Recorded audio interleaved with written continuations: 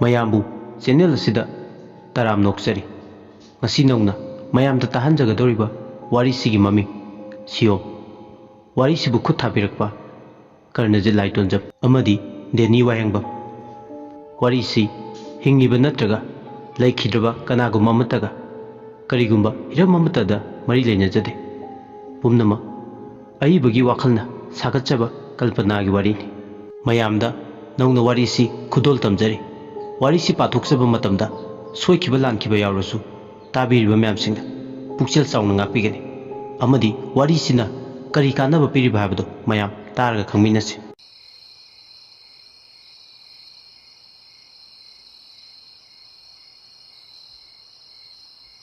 ꯅꯨꯃꯤꯗꯥꯡ ꯋꯥꯏꯔꯝ ꯍꯦꯛ ꯌꯧꯕꯒ ꯈꯨꯜ ꯂꯩꯀꯥꯏꯗꯨ ꯄꯨꯡꯆꯤꯛ ꯆꯤꯛꯈ꯭ꯔꯦ ꯀꯅꯥꯁꯨ ꯃꯄꯥꯜ ꯊꯣꯛꯅꯔꯛꯇꯦ ꯅꯨꯃꯤꯠ ꯍꯦꯛ ꯇꯥꯕꯒ ꯃꯌꯨꯝ ꯃꯌꯨꯝꯗ ꯉꯟꯇꯥꯅ ꯍꯟꯖꯤꯟꯅꯩ ꯀꯩꯊꯦꯜ ꯃꯆꯥꯗ ꯄꯣꯠꯐꯝ ꯐꯝꯕꯤꯁꯤꯡꯗꯣ ꯃꯝꯒ ꯃꯝꯁꯤꯜꯂꯛꯄꯒ ꯏꯔꯥꯡ ꯂꯥꯡꯏ ꯃꯍꯩ ꯄꯣꯠ ꯆꯩꯁꯤꯡꯗꯣ ꯃꯐꯝ ꯆꯥꯅ ꯂꯣꯏꯁꯤꯜꯂꯦ ꯄꯤꯁꯛ ꯅꯥꯏꯔꯦ ꯖꯥꯃꯤꯅꯤ 이베마 꼬ꯊꯔꯅꯨ ꯅꯪꯒꯤ ꯍꯧꯅꯕꯤ ꯂꯣꯏꯗ꯭ꯔꯤꯕ ꯍꯥꯏꯕ ꯅꯪꯕꯣ ꯂꯣꯏꯔꯦ ꯏꯆꯦ ꯊꯥꯖ ꯅꯪꯗꯤ ꯂꯣꯏꯔꯦ ꯏꯆꯦ ꯄꯤꯁꯛꯅ ꯈ꯭ꯋꯥꯏꯗꯒꯤ ꯂꯨꯆꯤꯡꯕꯤꯅꯤ ꯌꯦꯟꯁꯥꯡ ꯌꯣꯟꯕꯤ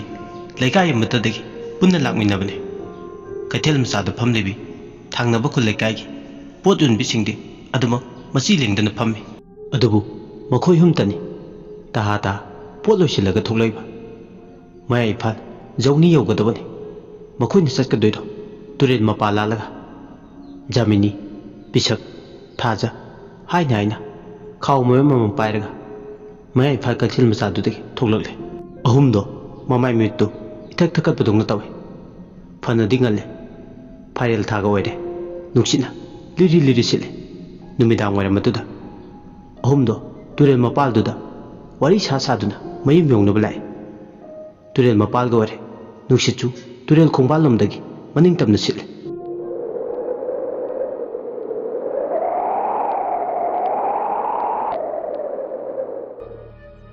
ꯑꯁꯨꯝꯅ ꯍꯧꯅꯗꯨꯅ ꯂꯥꯛꯄꯅ ꯍꯩꯅꯕꯤ ꯅꯥꯁꯤꯛ ꯃꯈꯣꯡ ꯃꯄꯥꯗꯣ ꯌꯧꯔꯛꯂꯦ ꯂꯃꯥꯡꯒ ꯇꯥꯏꯅꯅ ꯍꯧꯔꯤꯕ ꯑꯗꯣꯝꯗ ꯐꯥꯏꯔꯦꯜ ꯊꯥꯒꯤ ꯅꯨꯡꯁꯤꯠꯅ ꯇꯨꯔꯦꯜꯂꯣꯝꯗꯒꯤ ꯁꯤꯜꯂꯛꯄꯗ ꯅꯥꯁꯤꯛ ꯃꯇꯣꯟꯗ ꯌꯩꯕꯗ ꯃꯅꯥ ꯑꯃꯗꯤ ꯃꯁꯥꯁꯤꯡꯗꯣ ꯍꯥꯏꯅ ꯍꯨꯝꯅ ꯁꯥꯟꯅꯔꯤ ꯃꯄꯥꯗꯨ ꯌꯧꯔꯛꯄꯗ ꯈꯧꯇꯣꯛ ꯆꯥꯏ ꯑꯍꯨꯝꯗꯣ ꯃꯨꯁꯤꯔꯕ ꯁꯤꯊꯔꯛꯄ ꯊꯥꯖꯅ ꯐꯥꯏꯔꯦꯜ ꯊꯥꯒꯤ ꯂꯩꯆꯤꯜ ꯅꯣꯡꯐꯥꯏ ꯊꯥꯡꯂꯕ ꯑꯇꯤꯌꯥꯗꯨꯗ ꯃꯅꯤꯡ ꯇꯝꯂꯦ ꯑꯍꯨꯝꯗꯣ ꯃꯨꯁꯤꯔꯕ ꯊꯥꯖ ꯃꯆꯦꯠꯀꯤ ꯊꯥꯕꯜ ꯑꯗꯨꯗ ꯃꯌꯨꯝ ꯌꯧꯅꯕ ꯂꯥꯛꯏ ꯑꯗꯨꯕꯨ ꯅꯥꯁꯤꯛ ꯃꯄꯥꯗꯨ ꯌꯧꯁꯤꯜꯂꯛꯄꯗꯒꯤ ꯀꯟꯅ ꯊꯥꯡꯂꯕ ꯈꯣꯡꯊꯥꯡꯒꯤ ꯃꯈꯣꯜ ꯑꯗꯨ ꯇꯞꯊꯔꯦ ꯄꯤꯁꯛꯅ ꯃꯈꯨꯠꯇꯣ ꯅꯥꯁꯤꯛ ꯃꯈꯣꯡ ꯑꯗꯣꯝꯗ ꯊꯤꯜꯂꯦ ꯍꯣꯏꯃ ꯖꯥꯃꯤꯅꯤ ꯊꯥꯖ ꯌꯦꯡꯉꯨꯃꯤ ꯅꯣꯏ ꯑꯅꯤꯕꯣ ꯅꯥꯁꯤꯛ ꯃꯈꯣꯡ ꯋꯥꯔꯨꯝꯁꯤꯗ ꯅꯨꯄꯤ ꯑꯃ ꯂꯦꯞꯄꯒ ꯂꯩꯔꯤꯁꯦ ꯄꯤꯁꯛꯅ ꯑꯁꯨꯝꯅ ꯍꯥꯏꯔꯛꯄ ꯊꯥꯖꯒ ꯖꯥꯃꯤꯅꯤꯒ ꯑꯅꯤꯗꯣ ꯃꯤꯍꯨꯜ ꯊꯥꯎꯟ ꯁꯨꯈꯤꯗ꯭ꯔꯦ ꯍꯥꯏꯒꯨꯝꯗꯅ ꯑꯅꯤꯗꯣ ꯄꯤꯁꯛꯅ ꯈꯨꯗꯣꯝꯕꯤ ꯊꯤꯜꯂꯤꯕ ꯃꯥꯏꯀꯩ ꯑꯗꯣꯝꯗ ꯌꯦꯡꯊꯣꯛꯂꯨꯕꯗ ꯅꯥꯁꯤꯛ ꯃꯈꯣꯡ ꯑꯗꯣꯝꯗ ꯅꯨꯄꯤ ꯑꯃ ꯃꯈꯨꯠꯇ ꯐꯤ ꯑꯃ ꯄꯥꯏꯔꯒ ꯁꯨꯝꯂꯒ ꯂꯩꯕꯗꯨ ꯎꯔꯦ ꯌꯥꯝ ꯊꯋꯥꯏ ꯇꯥꯅ ꯃꯆꯨꯝ ꯇꯥꯕ ꯃꯈꯩ ꯃꯈꯨꯠꯇ ꯄꯥꯏꯔꯤꯕ ꯐꯤ ꯑꯉꯧꯕ ꯑꯃ ꯁꯨꯝꯃꯤꯗꯨ ꯎꯔꯦ ꯃꯨꯁꯤꯔꯕ ꯐꯥꯏꯔꯦꯜ ꯊꯥꯒꯤ ꯑꯇꯤꯌꯥꯗꯒꯤ ꯊꯛꯇꯣꯔꯛꯄ ꯊꯥꯕꯜꯒꯤ ꯃꯉꯥꯜꯗ ꯎꯔꯤ ꯅꯨꯄꯤꯗꯨꯅ ꯀꯞꯇꯨꯅ ꯐꯤ ꯁꯨꯝꯃꯤ ꯅꯥꯁꯤꯛ ꯃꯈꯣꯡ ꯑꯅꯤꯗ ꯊꯧꯔꯤ ꯁꯥꯡꯅ ꯇꯤꯡꯂꯒ ꯃꯈꯣꯡꯗꯨꯗ ꯄꯨꯜꯂꯦ ꯃꯥꯅ ꯁꯨꯝꯂꯤꯕ ꯐꯤꯗꯣ ꯀꯪꯅꯕ ꯇꯤꯡꯂꯤꯕ ꯊꯧꯔꯤꯗꯨꯗ ꯐꯧꯔꯒ ꯀꯪꯍꯟꯗꯣꯏꯒꯤ ꯊꯧꯔꯥꯡ ꯇꯧꯔꯤ ꯅꯨꯄꯤꯗꯨꯅ ꯇꯧꯔꯤꯕ ꯃꯇꯧꯗ ꯃꯈꯣꯏ ꯌꯨꯝꯗꯣ ꯃꯁꯥ ꯄꯨꯝꯕ ꯅꯤꯛꯇꯨꯅ ꯂꯩ ꯃꯛꯂꯥꯛꯁꯤꯡꯗꯣ ꯅꯤꯛꯄꯅ ꯈꯣꯡ ꯊꯥꯡꯕ ꯊꯣꯛꯇ꯭ꯔꯦ ꯑꯍꯨꯝꯗꯣ ꯍꯨꯃꯥꯡ ꯀꯥꯡꯉꯤ ꯂꯋꯥꯏ ꯂꯨꯇꯣꯟ ꯁꯝꯗꯣ ꯆꯞ ꯌꯨꯡꯉꯤ ꯉꯁꯤꯗꯤ ꯀꯩꯊꯦꯜꯗ ꯑꯣꯏꯅ ꯍꯜꯂꯒ ꯂꯦꯛꯄꯅ ꯐꯔꯦ ꯈꯜꯂꯛꯂꯦ ꯃꯆꯤꯟꯗ ꯃꯨꯔꯨꯝ ꯁꯣꯟꯅꯩ ꯌꯥꯝ ꯀꯤꯅ ꯌꯥꯝ ꯄꯥꯈꯠꯅ ꯊꯥꯖꯅ ꯏꯆꯦ ꯄꯤꯁꯥ ꯏꯆꯦ ꯌꯥꯃꯤꯅꯤ ꯉꯝꯖꯔꯣꯏꯗ ꯑꯩꯗꯤ ꯃꯄꯥꯁꯤ ꯂꯥꯜꯂꯒ ꯆꯠꯄꯒ ꯂꯝꯕꯤꯁꯤꯗ ꯀꯅꯥꯁꯨ ꯆꯠꯄ ꯎꯗꯦ ꯑꯩꯈꯣꯏ ꯌꯨꯝ ꯈꯛꯇ ꯃꯇꯧ ꯀꯔꯝꯅ ꯃꯄꯥꯁꯤ ꯂꯥꯜꯂ ꯆꯠꯀꯅꯤ ꯑꯣꯏꯔꯣꯏꯗꯕ ꯋꯥꯅꯤ ꯑꯩꯒꯤ ꯋꯥꯗꯤ ꯉꯁꯤ ꯑꯍꯤꯡ ꯀꯩꯊꯦꯜ ꯃꯆꯥꯗ ꯂꯦꯛꯂꯨꯁꯤ ꯍꯥꯏꯁꯤꯗ ꯂꯩꯔꯦ ꯖꯥꯃꯤꯅꯤꯅ ꯈꯨꯝꯃꯦ ꯏꯆꯦ ꯄꯤꯁꯥ ꯍꯥꯏꯁꯨ ꯍꯥꯏꯕꯅꯦ ꯏꯅꯥꯎ ꯊꯥꯖꯅ ꯐꯤꯕꯝꯁꯤꯗ ꯃꯇꯧ ꯀꯔꯝꯅ ꯃꯄꯥꯁꯤ ꯂꯥꯜꯂꯒ ꯆꯠꯂꯨꯅꯤ ꯄꯤꯁꯛꯅ ꯉꯥꯏꯈꯣ ꯏꯅꯥꯎꯁꯥ ꯅꯈꯣꯏꯕꯨ ꯑꯃꯨꯛꯇ ꯄꯥꯈꯠꯈꯤꯅꯨ ꯏꯆꯦ ꯂꯩꯔꯤ ꯉꯥꯏꯍꯥꯛ ꯃꯑꯣꯡ ꯌꯦꯡꯈꯤꯁꯦ ꯄꯤꯁꯛ ꯍꯥꯏꯖꯕꯇꯅꯤ ꯃꯥꯅ ꯑꯍꯜꯅꯤ ꯍꯥꯏꯗꯅ ꯋꯥꯍꯩꯗ ꯊꯧꯅꯥ ꯐꯕꯤ ꯁꯥꯔꯁꯨ ꯃꯊꯃꯣꯏꯗꯗꯤ ꯀꯤꯕ ꯄꯥꯈꯠꯄ ꯊꯀꯠꯄ ꯑꯍꯨꯝꯅ ꯂꯥꯡꯒꯣꯏ ꯆꯜꯂꯦ ꯃꯥꯅ ꯑꯗꯨꯝ ꯃꯤꯍꯨꯜ ꯁꯨꯗꯦ ꯅꯥꯁꯤꯛ ꯃꯈꯣꯡꯒꯤ ꯅꯨꯄꯤꯗꯨ ꯎꯕꯗ ꯅꯥꯁꯤꯛ ꯃꯈꯣꯡꯗ ꯂꯩꯕ ꯅꯨꯄꯤꯗꯨꯗꯤ ꯐꯤꯗꯨ ꯐꯧꯅ ꯐꯧꯅ ꯍꯤꯡꯅ ꯍꯤꯡꯅ ꯀꯞꯂꯛꯂꯦ ꯀꯞꯈꯩ ꯀꯞꯂꯒ ꯃꯈꯣꯏ ꯌꯨꯝꯗ ꯂꯥꯛꯀꯗꯕ ꯂꯝꯕꯤ ꯑꯗꯣꯝꯗ ꯑꯃꯨꯛ ꯂꯝꯕꯤ ꯃꯌꯥꯏ ꯆꯕꯨꯛ ꯂꯣꯟꯕ ꯑꯗꯨꯃꯛꯇꯗ ꯃꯈꯣꯡ ꯁꯥꯡꯅ ꯇꯤꯡꯊꯣꯛꯂꯒ ꯐꯝꯗꯨꯅ ꯂꯩꯈ꯭ꯔꯦ ꯐꯤꯕꯝ ꯑꯗꯨꯗ ꯃꯈꯣꯏ ꯌꯨꯝꯗꯣ ꯂꯋꯥꯏ ꯂꯨꯇꯣꯟ ꯁꯥꯠꯂꯦ ꯅꯨꯄꯤꯗꯨꯅ ꯃꯤꯠꯃꯥꯡꯗꯅꯤ ꯆꯞꯇꯤꯡ ꯇꯤꯡꯗꯨꯅ ꯐꯝꯂꯒ ꯂꯩꯔꯤꯕꯗꯣ ꯑꯣꯟꯊꯣꯛꯄ ꯐꯤꯕꯝ ꯑꯃꯗ ꯐꯤꯕꯝ ꯀꯥꯏꯅ ꯃꯁꯝ ꯃꯅꯥ ꯏꯐꯥ ꯐꯥ ꯃꯈꯣꯡ ꯃꯈꯨꯠꯇꯣ ꯁꯥꯡꯅ ꯇꯤꯡꯊꯣꯛꯂꯒ ꯃꯈꯨꯠꯇꯨꯅ ꯇꯨꯔꯦꯜ ꯃꯄꯥꯟꯂꯣꯝꯗ ꯈꯨꯠ ꯊꯤꯜꯂꯒ ꯑꯃꯨꯛ ꯇꯦꯡꯊꯥꯅꯥ ꯑꯣꯏꯅ ꯀꯞꯂꯤ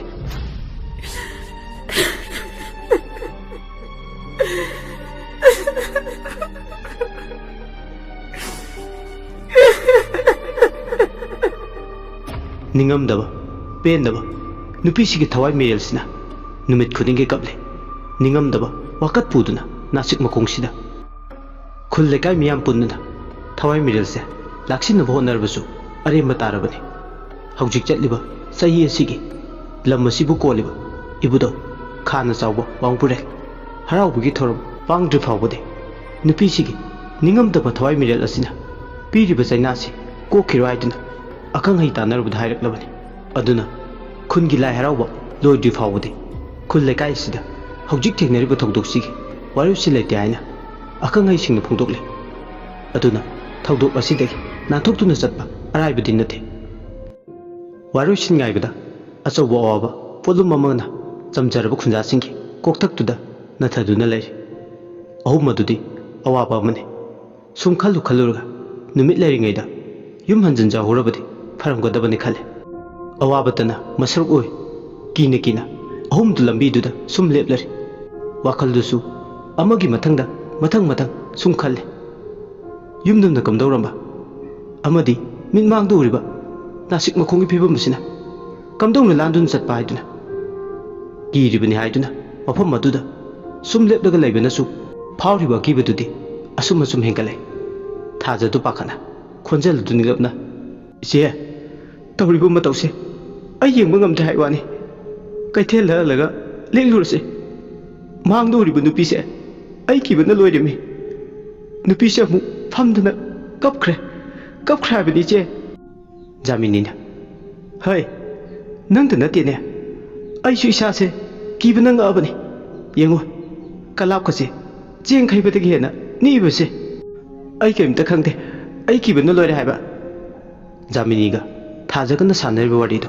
ꯄꯤꯁꯛ ꯇꯨꯃꯤꯟꯅ ꯇꯥꯔꯦ ꯊꯥꯖꯅ ꯃꯈꯥ ꯇꯥꯔꯦ ꯀꯩꯅꯣ ꯏꯆꯦ ꯄꯤꯁꯥ ꯇꯨꯃꯤꯟꯅ ꯁꯨꯝ ꯂꯩꯔꯤꯁꯤꯕꯣ ꯑꯩ ꯀꯤꯕꯅ ꯌꯥꯗ꯭ꯔꯦ ꯍꯥꯏꯕ ꯄꯤꯁꯛ ꯃꯃꯤꯠꯇꯨꯗꯤ ꯃꯥꯡꯗ ꯍꯧꯔꯤꯕ ꯅꯥꯁꯤꯛ ꯃꯈꯣꯡ ꯑꯗꯨꯒꯤ ꯐꯤꯕꯝ ꯑꯗꯨ ꯌꯦꯡꯅꯤꯡꯅ ꯈꯨꯝꯂꯛꯏ ꯍꯩ ꯀꯤꯗꯅ ꯆꯠꯇꯕ ꯌꯥꯔꯤꯕꯁꯤꯕꯣ ꯌꯨꯝꯗ ꯑꯉꯥꯡ ꯅꯨꯕꯤ ꯂꯩꯍꯧꯔꯤꯕꯗꯨꯅ ꯀꯝꯗꯧꯔꯝꯒꯅꯤ ꯑꯗꯨꯁꯨ ꯈꯟꯗ ꯌꯥꯔꯤꯕ꯭ꯔꯥꯗꯣ ꯖꯥꯃꯤꯅꯤꯅ ꯍꯣꯏ ꯏꯆꯦ ꯑꯗꯨꯁꯨ ꯆꯨꯝꯃꯤ ꯑꯗꯨꯕꯨ ꯑꯩꯈꯣꯏ ꯀꯔꯤ ꯇꯧꯁꯤ ꯍꯥꯏꯕꯅꯣ ꯍꯧꯖꯤꯛꯄꯣ ꯑꯍꯨꯝꯗꯣ ꯃꯆꯤꯜꯗ ꯀꯤꯔꯤ ꯁꯣꯟꯕꯗꯤ ꯂꯦꯞꯇꯦ ꯑꯗꯨꯕꯨ ꯃꯥꯡꯗ ꯇꯧꯔꯤꯕ ꯐꯤꯕꯝꯗꯨꯁꯨ ꯌꯦꯡꯕꯗꯤ ꯂꯦꯞꯇ꯭ꯔꯤ ꯅꯥꯁꯤꯛ ꯃꯈꯣꯡꯗ ꯐꯝꯊꯗꯨꯅ ꯌꯥꯝ ꯄꯦꯟꯗꯕ ꯇꯦꯡꯊꯥꯗꯨꯅ ꯀꯞꯂꯤꯕꯤ ꯅꯨꯄꯤꯗꯨꯁꯨ ꯇꯞꯅ ꯇꯞꯊꯔꯛꯇꯨꯅ ꯐꯝꯂꯝꯕꯗꯒꯤ ꯑꯃꯨꯛ ꯁꯠ ꯍꯧꯒꯠꯂꯒ ꯃꯃꯥꯏꯗꯣ ꯅꯣꯟꯊꯗꯨꯅ ꯀꯞꯄ ꯑꯃꯨꯛ ꯍꯧꯔꯛꯂꯝꯃꯤ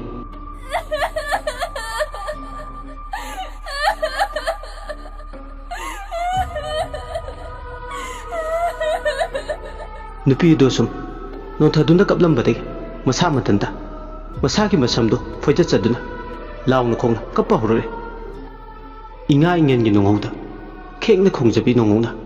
ꯄꯦꯟꯗꯕ ꯄꯨꯝꯕ ꯅꯣꯡꯂꯤꯛ ꯑꯣꯏꯅ ꯆꯨꯊꯔꯛꯄꯒꯨꯝ ꯄꯦꯟꯗ꯭ꯔꯕ ꯊꯋꯥꯏ ꯑꯁꯤꯒꯤ ꯃꯤꯀꯞ ꯈꯣꯟꯖꯦꯜꯅ ꯑꯈꯥꯛ ꯑꯔꯥꯎꯒꯤ ꯁꯛꯇꯝꯂꯧ ꯃꯤꯠꯂꯨ ꯄꯤꯔꯥꯡꯅ ꯏꯉꯥ ꯏꯉꯦꯟꯒꯤ ꯅꯣꯡꯂꯤꯛ ꯑꯣꯏ ꯍꯩꯊꯔꯛꯂꯦ ꯃꯤꯀꯨꯞ ꯑꯁꯤꯗ ꯊꯋꯥꯏꯒꯤ ꯄꯦꯟꯗ꯭ꯔꯕ ꯇꯦꯡꯊꯥꯈꯣꯜꯅ ꯇꯧꯔꯤꯕ ꯃꯇꯧꯗꯨꯗ ꯊꯥꯖꯗꯤ ꯄꯤꯁꯛꯀꯤ ꯃꯅꯥꯛ ꯇꯝꯅ ꯑꯁꯨꯝ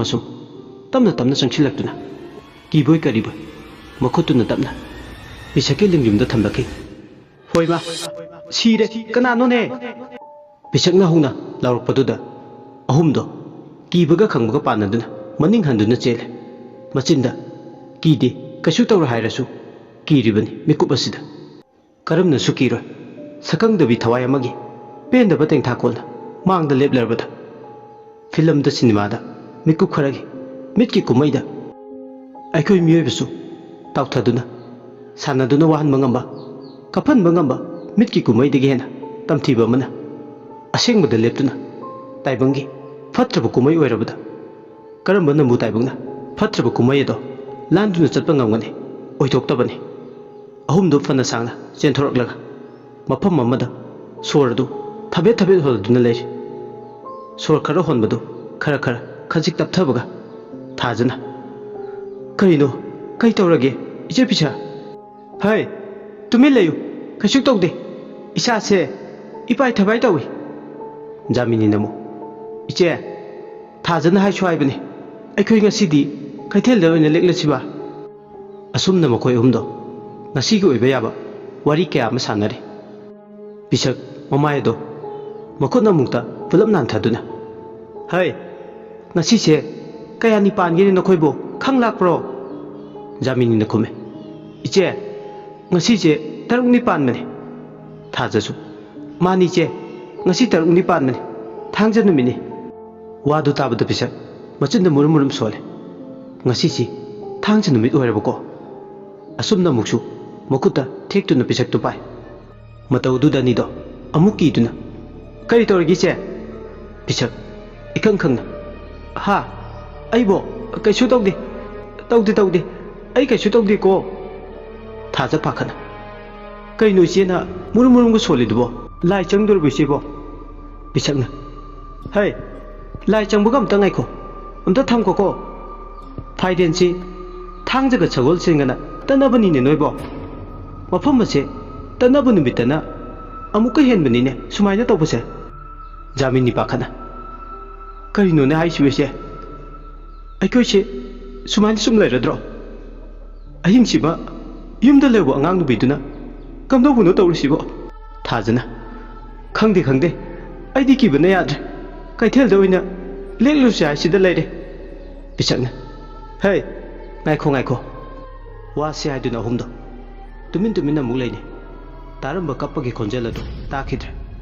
नाचिक मखोंदुना लापथोखिबनर करिनो मिकुप खरगी ममांगदा नाकोंग सिंग्या येरंबा थवाइगी तेंथाकोलदो ताखिद्रे मिकुपतुदा मफम अदु उनवाइ मुक्चिकरे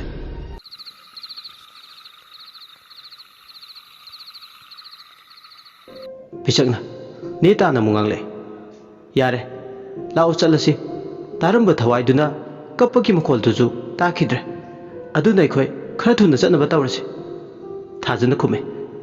लेरम लरोइद्रोसे लाओ लाओ लेरम लरोय असुमना मखोय हुमदो अमुक चटपा होरकलमे मुसी मुसी ngalamba फारेनगी पांखलकपा थबलगी मंगालदुसु ताइबंगबु लाक्नगी मतागो अमुक ngan अमुक मम तौदुना लेचिनगी मिचंग ओइदुना सानरे अहुमदो असुम कीने कीने लाकपना मखोयना हाना लेलंबा जगा दु यौबददी थवाय दु ngasai माना लेफो मफम अदुदगी मची लेंदना लेप्तुना लेरमे अदुबु कपदी कपलमद्रे थवाय अदु उबदा मखोय हुंगी लोसनख्रबा अकीबदो अमुक फुदोरकलमे थाजना इचे लय हायवाने थवायसे जामिनी हाइस सिदी कमदौने पिसकना ngaiko तपथखो करी तौरपा हायबदो येंगलसे थाजा कमगांग तौदुनाइरे थवाइसिना अखोय लोइना हातखरदि कमदौबुनुचे सिरसु अखोय इचादुदि उरगा सिबना फत्रो थाजगी वातुदा अहल मोय पिसकना चैथले हे तानिंगदेको तंजासिदा सिबा चंगबगी वागा पल्लाकन असुमना वारी सानरिंगे थवाइदुबु तबना तबना लेपलंबदगी मची लेंबा होरकलमे अदुबु ममायदुदि नोखलमदे असुम नोंथादुना मखोंदुसु तबना तबना थांदुना नासिक मखोंग अदुगी मरुमदा मुक चंख्रे थवाइदुना नासिक मखोंग अदुगी मरुमदा हेक चंखिबगा मरुमदुदगी ममायदु हाइपेट चेप्थरगा लाक्नगी हाइबगी मतागो थवाइदुना नुपी हुमदुदा येंगलक्लमे मिकुप खरा येंगलमगा अमुक थवाइदु येंगलखिद्रे उरंबा सकतम अदुसु मांख्रे हौजिकता इमममलंबा अतियादुसु खरा खरा मंगा लाक्लबो हाइबा वाखल खले असुमना मखोय हुमदुसु अकीबदु लाक्सिनना तमना तमना मखोंग अदु थांगलगा नासिक मखोंग अदुगी मपादु लालक्लमे मपादु हेक लानबगा मखोय हुमदु हाइफेट तुंगोंदुना नासिक मखोंग अदु देंगलमगा मखो लौना मुक्तंगदि इमा हाइदुना लौरमलगा कन्ना चेलक्लमे अहुमदुना चेनखिबदु येंगदुना थवाय अदोमु याम पेंदना तेंथाना कप्पा होरक्लमे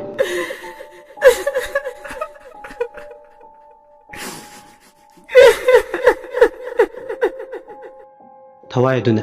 निंगमदना तेंथाना ओइना कफौरे मुसी मुसी गालिबा फाइरेन थागी अतियादा थोकलिबा थाजमाबु उबदा असुमना nga कपलमलगा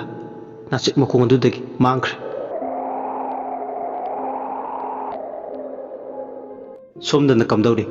कैथेल कुमलकपे अहुमदो थाजा पिसक जामिनी मयुम हेक यौरकपगा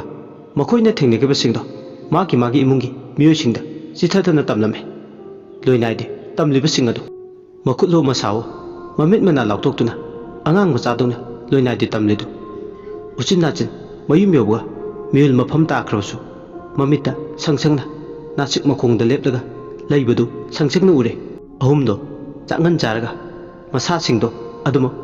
अकीबना ngasai ngamna pukhiduna wabana fe laukibado koka monga tainakibada tumthakre matamna kanabu sungai bite haiduni tamna tamna sum haujinki michik mira kholta draba ahingi matam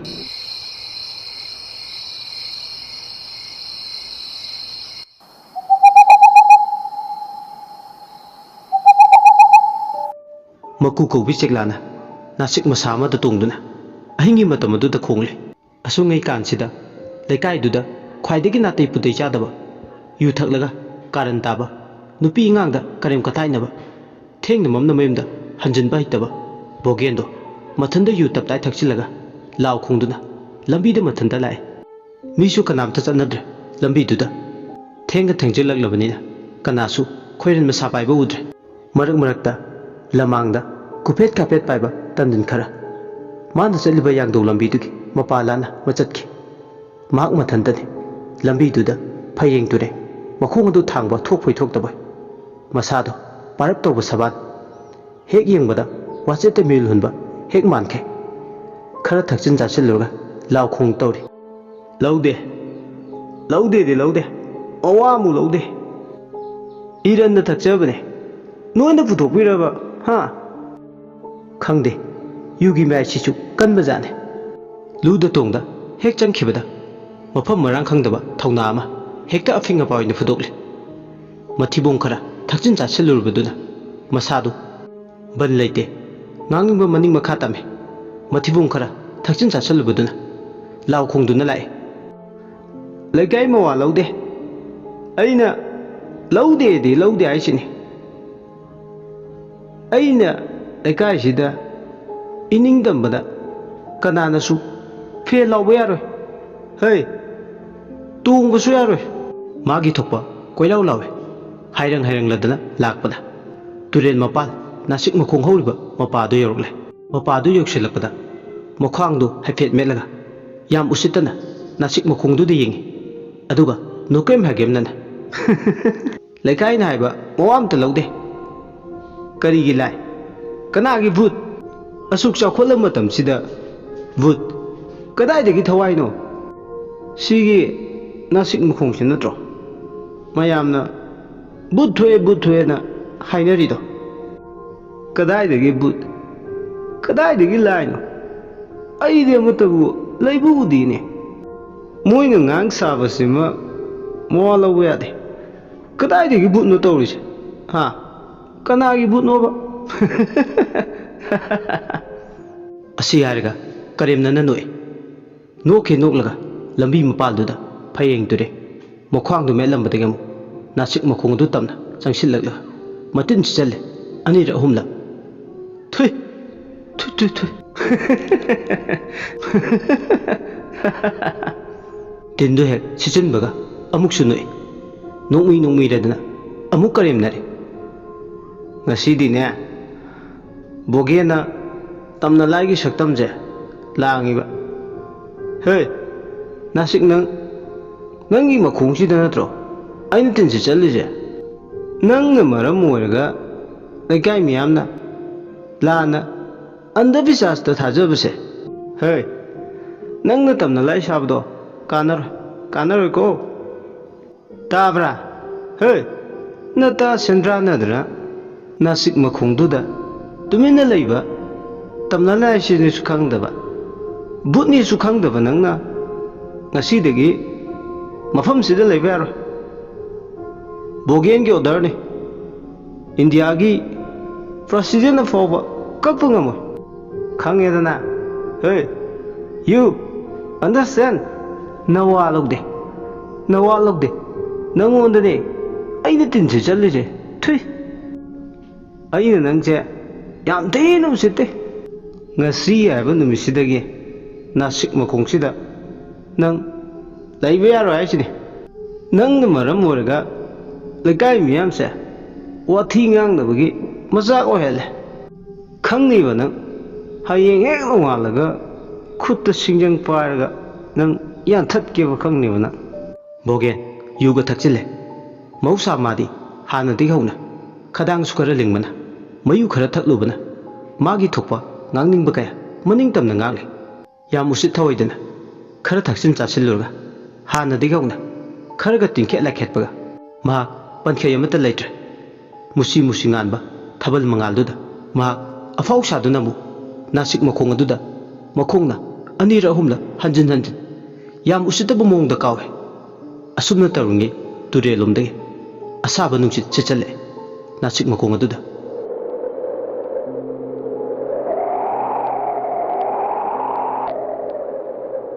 U ꯊꯛꯄꯒꯤ ꯅꯤꯁꯥꯅ ꯉꯥꯎꯔꯁꯨ ꯃꯁꯥꯗ ꯑꯁꯥꯕ ꯅꯨꯡꯁꯤꯠꯅ ꯌꯩꯁꯤꯜꯂꯛꯄꯗꯣ ꯃꯁꯥꯗ ꯇꯠꯇꯅ ꯐꯥꯎꯔꯝꯃꯤ ꯑꯗꯨꯕꯨ ꯆꯨꯝꯅꯒꯤ ꯅꯨꯡꯁꯤꯠꯅꯤ ꯍꯥꯏꯗꯨꯅ ꯑꯗꯨꯝ ꯂꯩ ꯏꯪꯉꯒ ꯅꯤꯡꯊꯝꯊꯥꯒꯤ ꯑꯍꯤꯡꯁꯦ ꯃꯁꯥꯗ ꯑꯁꯥꯕ ꯅꯨꯡꯁꯤꯠ ꯐꯨꯖꯤꯜꯂꯛꯄꯁꯦ ꯃꯉꯣꯟꯗꯗꯤ ꯅꯨꯡꯉꯥꯏꯕꯗꯧꯅ ꯐꯥꯎꯏ ꯊꯑꯣꯏꯅ ꯆꯨꯝꯅꯒꯤ ꯅꯨꯡꯁꯤꯠꯅꯤ ꯍꯥꯏꯗꯨꯅ ꯈꯟꯖꯤꯜꯂꯨꯗꯦ ꯅꯥꯁꯤꯛ ꯃꯈꯣꯡ ꯑꯗꯨꯗ ꯑꯃꯨꯛ ꯇꯤꯡꯉꯛ ꯌꯦꯡꯗꯨꯅ ꯂꯩ ꯇꯟꯖꯥ ꯑꯗꯨꯗ ꯑꯉꯥꯡ ꯀꯞꯄꯒꯤ ꯃꯈꯣꯜ ꯇꯨꯔꯦꯜ ꯈꯣꯡꯕꯥꯜꯂꯣꯝꯗꯒꯤ ꯇꯥꯔꯛꯑꯦ ꯑꯉꯥꯡ ꯅꯋꯥ ꯑꯃꯅ ꯍꯤꯡꯅ ꯂꯥꯎꯅ ꯇꯦꯡꯊꯥꯅ ꯑꯣꯏꯅ ꯀꯞꯄꯛꯏ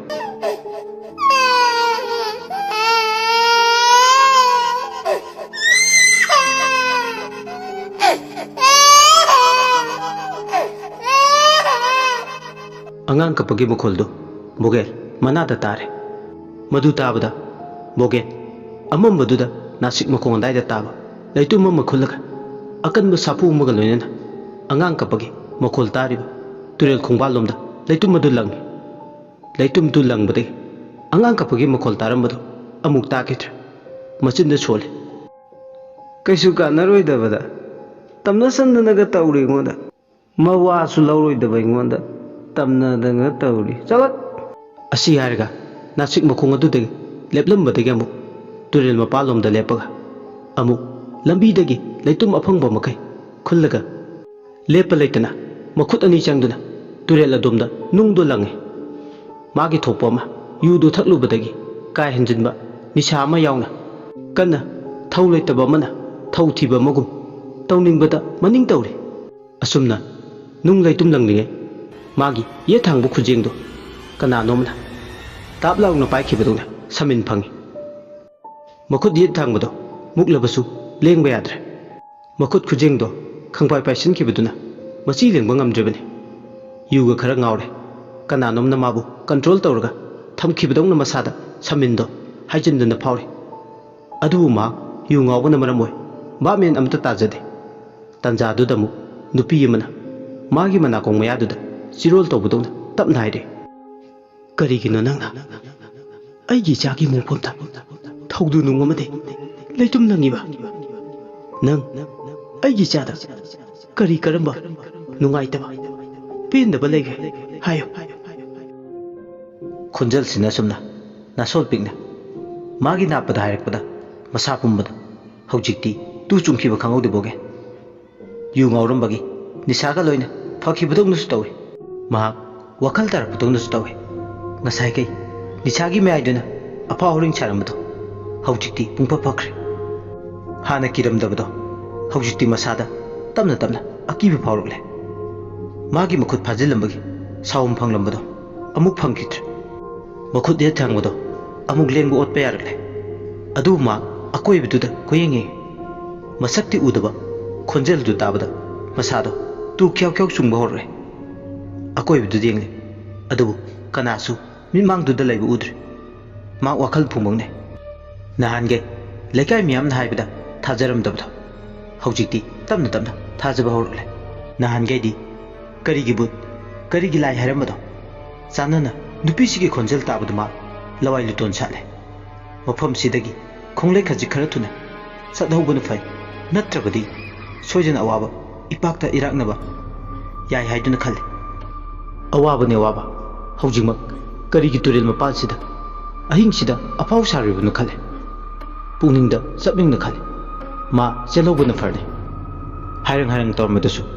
masado khara fare turel mapalumda leblambade nasik makhong mapadu lanthokla mayum yongnaba prapap chelowra sira khalle asumna chien gi haidna khong adu hek thangba horokpagane makhong ye thangba khu mapadu kana nomna tap laungna paikpa manbigi samin masada faworgle adumna phajin kituna mak masado chenphum khangdre chien gi haidna makhong do anirak homla mukpade yadre khudi tiduna lambi duda tusel henthoi hera karamada khoimu masata tun takre leimai da paiba ngamdre thona hankre pithribi mata da kawre yenglu khuding amambana sinkre oikhra mata amambada micham thawai magi tengtha kholda lambi da uprang utuna tariba bogendu leng bot pangamdre khara khajik leng ot ke tabuga masadu aki bai wai sigi sauda balang lamana mikup asida punsin khraboi makhal yamna wana bogen makutu sauduna hogatpaga mana takiba apik angang amana kapagi makolado amuk taraklame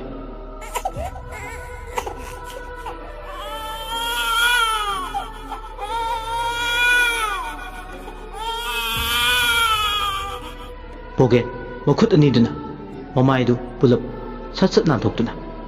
khongleituna satke tobuga makhong anido kanagu mamana chena yam kana phajilaglame boken masadu kibana thak thak ningtuna mamit to tapna makha da yeng thakpadadi kanagu me amada laibu udre taramba angang kapagi makhol dusu taba tokre mataudu da bogen wai sangle haibugu sorma tapna sangna hondokla nokhalakpadadi kanagu me amana mamang da tubat chamduna satkibadu ubada lawai lutongi samado chap chap yung khalame tanja duda bogen gi makhong ado amuk kan pasilaglamme bogen kibaga pakhatpaga punnuna angang masa magumna hikik launa kappaga haireklame ima ima ai lawu lao ayam kire ma ai lawu lao hikik launa kappagi mokhol maraktuda nupi amagi khonjelda khengna khengna amuk nokpa horaklame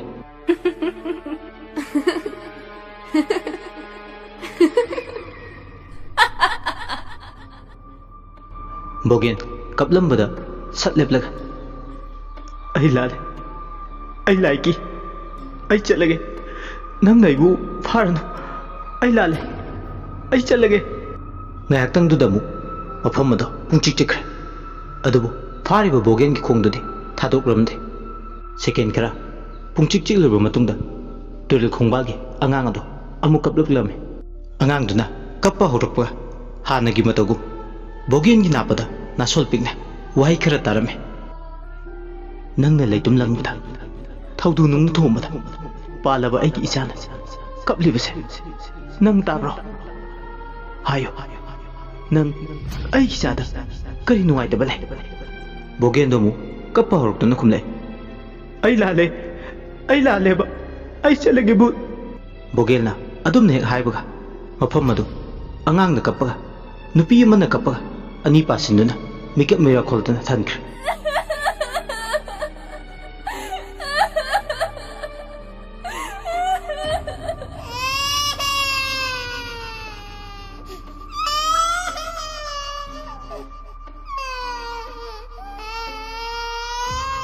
tanjaduda bogeldu kanagu mamana sapu kana ilakpagu mangdu uptuna tusele hek tusenbaga kablamba langamba khonjal pumba leptuna lakna kwakna mu khongba horaklame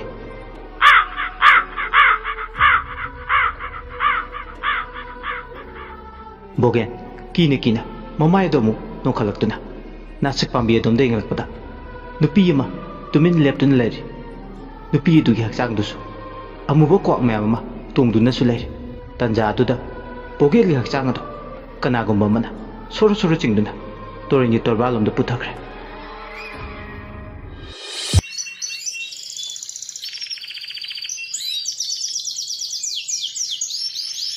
Mathangi numini Koro han mamaksu nongmagi sintha pangnuna baiduna lengthore tande mande saroi te tu singdusu nongale takpagum ponglare taibang sumangda leptuna nongmagi sintha pangnaro haibagum pichak ayuk nganda hogutuna mapal tholaklaga tungda thadokliba samlangado makhutna yetuna sambuloina pungkhatlaga ngasi nongmagi koro homna mabusu khurumjare thongalda mahi mai langduna chenba chatpa tawribado ubada pichak wakhanda khale kana kari tawba yawrajano pichaksu imungdo onchilaga haipet inglamaga thongalumda prap tholakpada thajaga jaminigasu hobe laibadu ubada sangsiduna hangre hai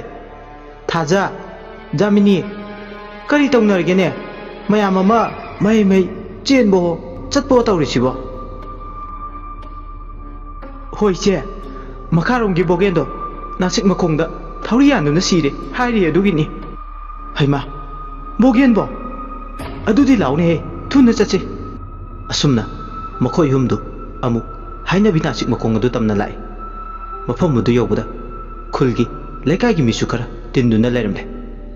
adubu mayam tilibu mafam dugi mayai tangbal maktada Bogen gi nupina tengthaduna kapadu sutare jamini pisak toinena thaja su yauna prap sanction badu re Bogen na thawri yanduna lairibdo Bogen gi phibam adu ubada pisak tu haipet tu jungi ima kari matawno side thajana su aduni che yengai ribro ayeng mangamnori ta tawrise jamini arembagi yengba lakcharmi phibam si ubada leibaga yatra haiwani iche pisa tasingna Bogen na thawri alebadu ubada mipum khudima akibana pik thalame nasik adugi masama lekai miyamna thawai adugi kaidong phamne hainaba masaduda thawriyanduna lairi mabuktudasu karigumba majal tumba posak amana thinkhibagi chentharakpada idun tap haujik fawga taduna lairi mamaidusu khujingumana atumba pot amana khotkhibagi matat machi sagaiduna mamit namadusu songthoktuna tharak yanduna lairi mabuktagi chentharakpa ikhengduna tap taduna makhong adusu ina pungluluble mai yenglibu khudima machildagi matin chitnari phibam adu ubada mamana purakpa angang kharadi wa launa kapnari tilliba ahalamasingdusu magi thokpa wakal putoktuna watanari sumaina sumtardi khulse laibangam loidoriko hoine adunine mingonda khara kihan khangan tawbadagi hendoktuna misi mina yawarpase afabagi khudam nateko kamdawni tawriside thuna khangaya maiba maibi tanadaba yaroidori ahal amanamu adubu mamangda yengbadadi khul asibu koliba ishorgi harau kumai sanadrabadi kokloi hairibadunine lurise farese masina kona khanaba haiduni asiba masase hana lauktanaba tawsi asumna naha aniyumna nasik pambidu kanaba honari ahal amana laure hai ningthi na kauko laiba ka kalaga udo achamban nate nahamana karibu tawruno tada ai adum kagi tada hoi mayam amasu lairisibu hai tingke lai khetkanu ne noibo asumna ahalduna haiman mutage nahani do nasik pambidu laiba ohumla katlaga kaba horuklami nasik pambidu asum kabadi maya yorokba thawai dugi kaidong pam oiriba masado yobuda khara tingke lai khetpa nupado khungpam chahudabra karino ududagi makhada taraklami nahaduna takpa mafam atuda lairamba chaiduna nahadugi mapukta phauring lengduna mayadagi yam khraba I makhaisu othораklami dilamba mayamadu mai nupadugi manakta changsinuna ingle adubu kuide second kharantaba ona choina khanglamaga nahadusu aroiba sohonkhre mitkup aduda thawriyanduna lairamba Bogen asiba changado masa matanda thauri adu thoktuna lebak makha da taraklame mataw adu ubada nahama nasik matonda lairibatusu kina perper kum tharaklame makha da tarakliba bogen gi aksibak chang dusu hani gi phibam adu dagi handakna amuke handa kikre mai mayamdu bogen gi asibak chang adu gi manakta sangsin baki duna lainarabane tanja duda bogen gi maya dagi imu nai musu jara oraklame adum hek tawrokpaga mafam adu namthiba hinadaba manamna khangba lakpa ngamnadre tanja duda nasik matondagi yamlaba kwa kaya amasu paithoraktuna lakna langda khongba horaklame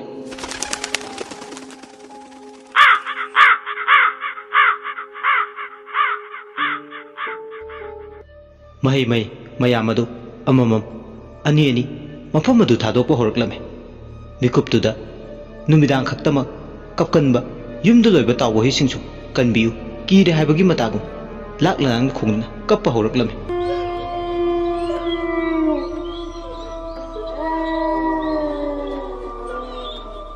khudak aduda na khara chatuna thangnaba khulamada leba maiba bo thedu kauduna lekai dugi mioi kharaga amu thawdok tokpam nasik makong aduda tamna lai mafam adu yoba lakliba khuladugi mioi singduna akibaga angakpagana pik thankre surupthina taduna lehuba bogen yakchang amadi naha adugi asibak chang ani do mausagum nasik adugi masada thauri yanduna lerame mikupsidadi namthiba manamdusu namlakhitre madugi mot nungsiba manamna mot chinkre mikup aduda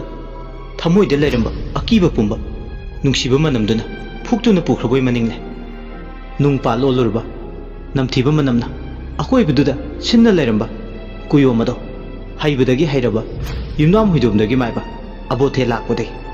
akoi budu ungon onkre misi chadana nasik makong aduda siduna leramba ani dubuda angakpada masadu pikthale madi maya kaduna yengduna le aduga haipet mamitu uselle amaiba abothe mamit dek ushinbaga akoi bududa saudaba sapu mana malangda itinduna leibudungna phawe nasik tugi akoi budu yengbada amubu maikhuna umamam silaga leibudungna tawbu ui khangde kari haigadabana masu tawribu matawduda haifam mama ikange khangde akoi bududa saudaba thawai mana mating leina sapu kana phudukla magi mayai pumba maikei khudingda leirang leinamgum yenduna leibagi chawrba mami ma tarame amaiba abothe masada saminama sakina ama fangi ngasigi misi sina ahanba madi aroiba nate khunasi misi minatana pik thangadawre amagi mathangda ama mathang pali nane punarakadawre nasik makongsida leriba tamthiraba thawaisina khunja singi mafamda achauba ayetpa ma oigadawre asumna pungningda phawribado khanjilubada masa pumba humang gange asumna ungduna leringe khuldugi wachatpa ahal tolena oja maiba karam tawni amaiba bothena haukrabudi haukre kari di tawrini kanba sunga maudre onthokna nungai khidre tawrisi tolena khangde oja maiba karamba numit thada khunche mausa matam amada ingna chikna panbadawna palambado hanjelaklabadi nungai gadabane haujiki oinadi asiba hakchang singsigi aroiba mathau mangam ana pangthokpa tai luribadi amukta asiba hakchang anise poloiba yaroi ama loiraga ama poloigadabane adusu samanaba mafam amatada khungi an tolena natana leiba myoising tilliba miyamdu maibaduna haiklibado loina hektai tadaba leite tana pakhatpasu phawi maramdi amukta ani poloiba yade haibaduda adubu miyamado amaiba bothegi mawa chatpa mana haiba inba mi ngaktane maramdi ngasi phawba abothena phattaba thabak amata tawdri aduna mana haiba wasida kaidabugeno haiba maram hangdana hoi haina yare magi wada inba haidana amaiba bothena makha tare asiba nisigi masa tumkhraba matung khumni suba numita lai khoirambagi thauram mama makhoi ani poloiba mongfamdugi mapaduda pangthokadabani aduna lai khoiramdri phawbudi khunja mayam amam mathingda chatpiganu yarikhei numina mamdringai ꯌꯨꯝꯗ ꯍꯟꯖꯤꯟꯅꯕ ꯇꯧꯕꯤꯌꯨ ꯈꯨꯟꯁꯦ ꯍꯟꯗꯛꯇꯤ ꯑꯋꯥ ꯑꯅꯥ ꯇꯥꯎ ꯍꯥꯏꯕ ꯂꯩ ꯑꯗꯨꯅ ꯍꯨꯝꯅꯤ ꯁꯨꯕꯒꯤ ꯂꯥꯏ ꯈꯣꯏꯔꯝꯕꯒꯤ ꯊꯧꯔꯝ ꯑꯁꯤ ꯂꯣꯏꯗ꯭ꯔꯤ ꯐꯥꯎꯕꯗꯤ ꯆꯦꯛꯁꯤꯟꯅ ꯈꯣꯡꯊꯥꯡ ꯊꯥꯡꯁꯤ ꯈꯨꯟꯖꯥ ꯃꯌꯥꯝ ꯑꯃꯥꯏꯕ ꯕꯣꯊꯦ ꯋꯥꯗꯨ ꯇꯥꯕꯗ ꯈꯨꯟꯖꯥ ꯃꯌꯥꯝꯗꯣ ꯃꯤꯄꯥꯏꯕ ꯑꯃꯁꯨ ꯄꯣꯛꯏ ꯑꯗꯨꯅ ꯆꯦꯛꯁꯤꯟꯗꯕ ꯌꯥꯗꯦ ꯍꯥꯏꯗꯅ ꯈꯨꯟꯖꯥ ꯃꯌꯥꯝꯗꯣ ꯈꯜꯂꯤ ꯁꯣꯝꯗꯅ ꯀꯝꯗꯧꯔꯤ ꯕꯣꯒꯦꯟꯒꯤ ꯅꯨꯄꯤ ꯁꯪꯕꯥꯟꯅꯕꯤ ꯃꯄꯨꯔꯣꯏꯕꯒꯤ ꯌꯦꯡꯉꯩꯗ꯭ꯔꯕ ꯑꯁꯤꯕ ꯍꯛꯆꯥꯡꯗꯨ ꯎꯕꯗ ꯇꯦꯡꯊꯥꯅ ꯑꯣꯏꯅ ꯀꯞꯂꯤ ꯐꯅ ꯃꯄꯨꯔꯣꯏꯕꯅ ꯃꯥꯕꯨ ꯊꯤꯅ ꯇꯧꯔꯁꯨ ꯃꯄꯨꯔꯣꯏꯕꯕꯨꯗꯤ ꯃꯍꯥꯛ ꯇꯁꯦꯡꯅ ꯅꯨꯡꯁꯤ ꯑꯗꯨꯅ ꯍꯤꯡꯅ ꯍꯤꯡꯅ ꯀꯞꯂꯤ ꯃꯔꯥꯏꯕꯛ ꯊꯤꯕꯗꯒꯤ ꯎꯗꯒꯤ ꯇꯥꯗꯨꯅ ꯁꯤꯔꯕ ꯅꯍꯥꯗꯨꯒꯤ ꯏꯃꯨꯡ ꯃꯅꯨꯡꯒꯤ ꯃꯤꯑꯣꯏꯁꯤꯡꯗꯨꯁꯨ ꯀꯧꯗꯨꯅ ꯀꯞꯄꯤ ꯅꯨꯃꯤꯠꯇꯨꯒꯤ ꯑꯌꯨꯛꯇꯣ ꯃꯤꯀꯞ ꯃꯤꯔꯥꯎ ꯈꯣꯜꯇꯅ ꯄꯨꯝꯅꯤꯜ ꯅꯤꯜꯂꯤ ꯑꯁꯤꯕ ꯍꯛꯆꯥꯡ ꯑꯗꯣ ꯈꯨꯟꯖꯥ ꯃꯌꯥꯝꯅ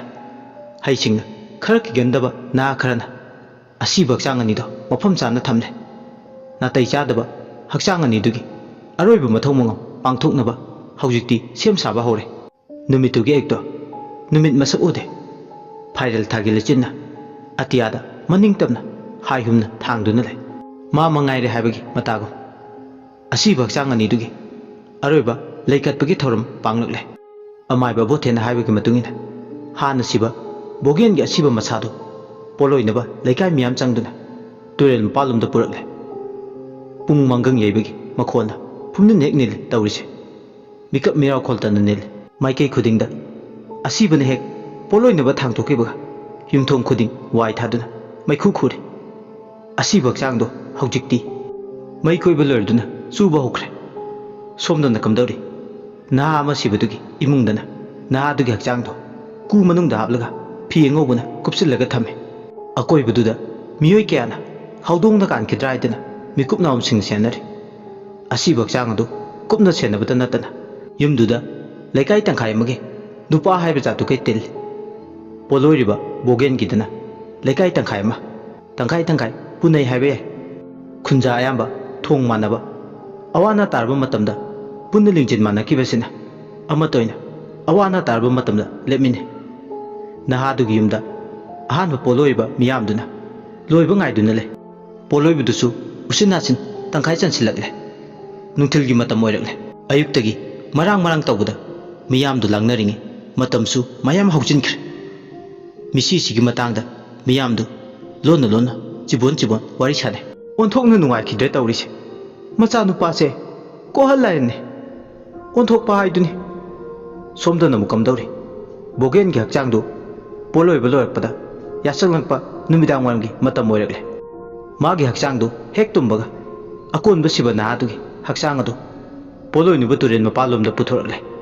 ꯑꯉꯛꯄꯅꯤ ꯇꯧꯔꯤꯕ ꯃꯇꯧ ꯑꯗꯨ ꯅꯨꯃꯤꯠ ꯍꯦꯛ ꯇꯥꯔꯛꯄꯒ ꯈꯨꯜ ꯂꯩꯀꯥꯏꯗꯨꯗ ꯂꯩꯕ ꯍꯨꯏ ꯑꯌꯥꯝꯕ ꯀꯞꯄ ꯍꯧꯔꯛꯂꯦ ꯇꯦꯡꯊꯥꯅ ꯑꯣꯏꯅꯅ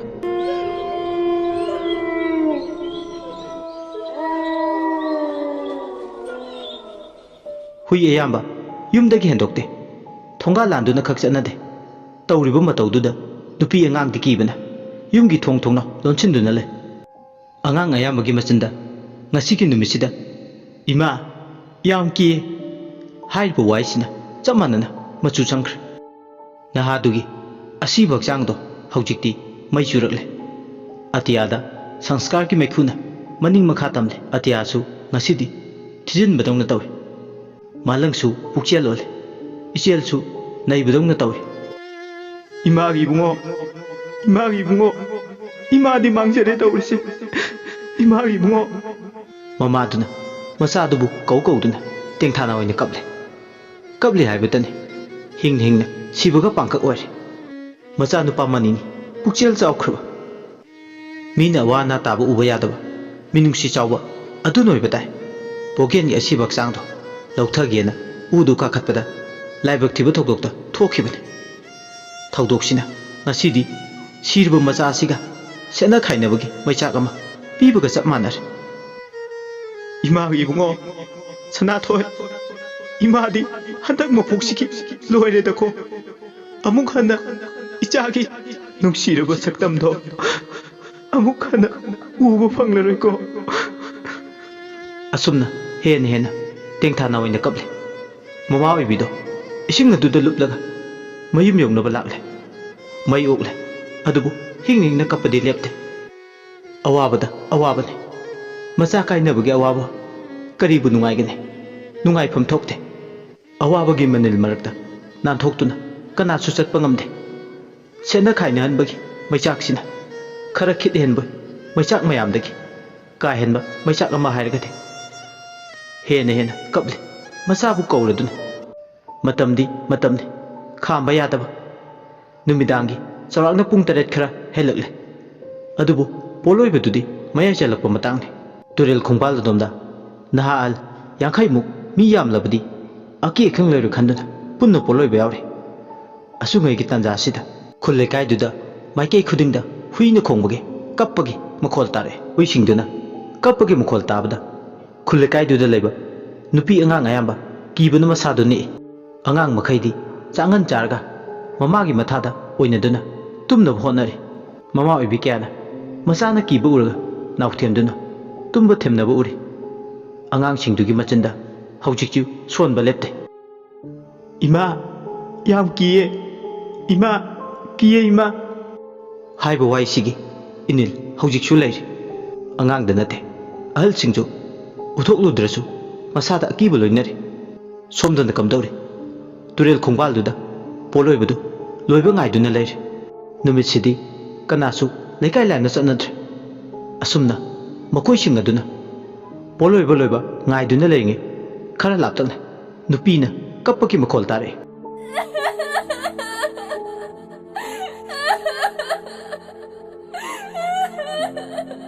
nupiduna he kappa second khara kandarba matu angang amana kappaki makhol amu turel khobaludunda yam nakna taba horle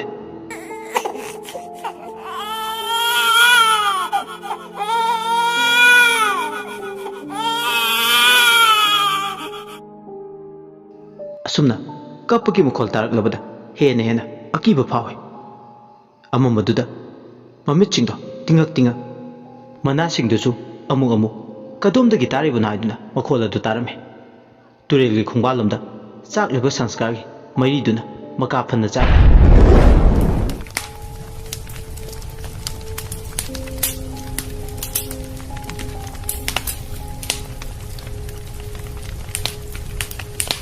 अदुबु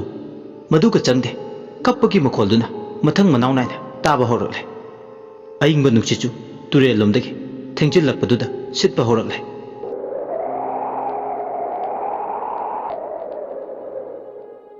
नुमितु मबुंग मुरा तपा तुरेलदो इरा खोनकना वाकत पुदना चेनबदौना तवे इचेलगी इरेगना वाकलिसिना कनागिदमा अदुबु खुदिमक्से अहोंग मंगाक्तने अकीबना मरुम थुपना लोना सानरे अरोन मलिला कया अकीबगी साजतना मांग तुंग पुंबा क्वेश्चन सेनदुना लेख्रे पोलोइबा यावरिबा नाहाल खरदी अदुमा अकीबा पोगले तुरेल मपालदुदा ममा मचानी तेंथाना ओइना कप्पगी मखोलदु तारुबदा इमम मम्बा अहिंगे अतिया थवाइगी तेंथाकोलदा अमुक अमुक कुलप्पा नोंथा थवन बिचाक नंगाइजबा थाज थोक्तबा अतियासु ममसिन बिख्रे मिकुपसिदा थवाइ मागी तेंथाकोलदा हाइनिंग हाइंगमद्रे थवानगी पेंदबसु ताइबंगना थवाइ कीबगु कीरबरा नंगसु मिकुपसिदा थवाइ मागी तेंथाकोलदा पोलोइफुंदा लेरिबा नुपासिंगदुसु नहादुगी हक्चांगदो तुम्बा सुंगाइदुना लेरि तुरेल खोंबानदगी अंगांगना कप्पकी मखोलदुसु असुमसु हौबा हेंकलगलमे नुपासिंगदु मसादु कीबना थक निगलबने अदुबु उथोक्ते नहा अदुगी हक्चांगदुदा तुमलबदे हाइदना तंजादुदा इमम ममम बत्यासु अमुके हेना ममसिनख्रे अमु कुबलक्पा अहिंगी नोंथांगी खंगान गानबा मंगालदा लापतकना नुपी अमा लेप्तुना लेबदुसु उरि अदुबु नोंथांग अदुना कुप्पा लेपगा अममबदा अमुबा तिनबगु करिगुम्बा अमता उखिद्रे पोलोइफम मंग मनाक्ता लेरिबा मखोय खरदुदी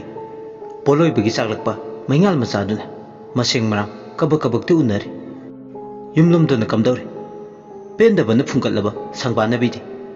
अहिंगनी काव मखै अदुमा कपले तंजादुदा इमममलंबा त्यादगे नोंगलिक्सु मकुप मकुप सुथबा होरगलमे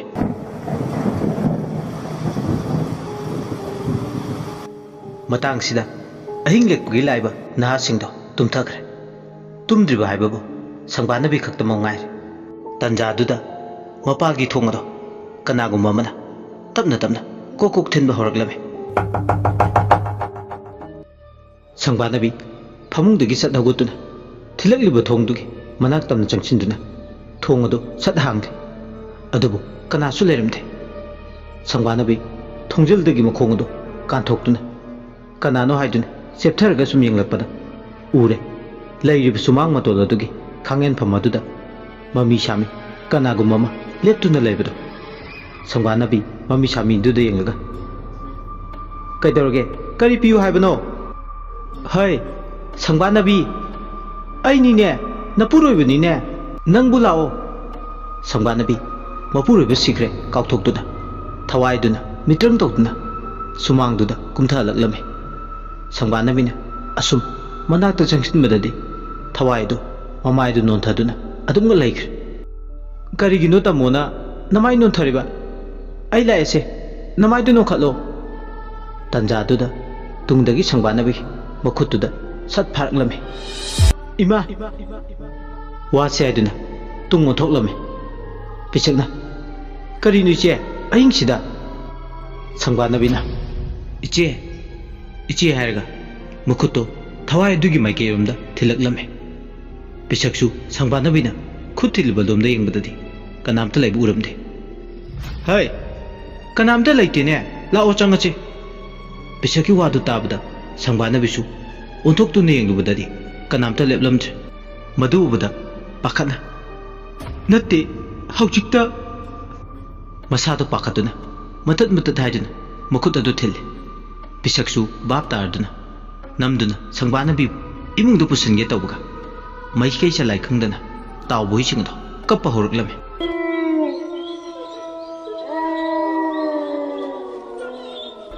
ꯍꯨꯏꯗꯨꯅ ꯀꯞꯄ ꯍꯧꯕꯒ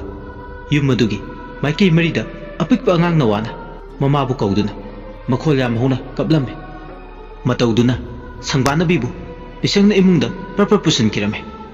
ꯃꯈꯣꯏꯅ ꯏꯃꯨꯡꯗ ꯍꯦꯛ ꯆꯪꯈꯤꯕꯒ ꯀꯞꯂꯝꯕꯗꯣ ꯆꯞ ꯂꯦꯞꯂꯒ ꯅꯨꯄꯤ ꯑꯃꯒꯤ ꯈꯣꯟꯖꯦꯜꯗ ꯍꯧꯅ ꯌꯥꯝ ꯍꯧꯅ ꯅꯣꯛꯄꯒꯤ ꯃꯈꯣꯜ ꯇꯥꯔꯛꯂꯝꯃꯤ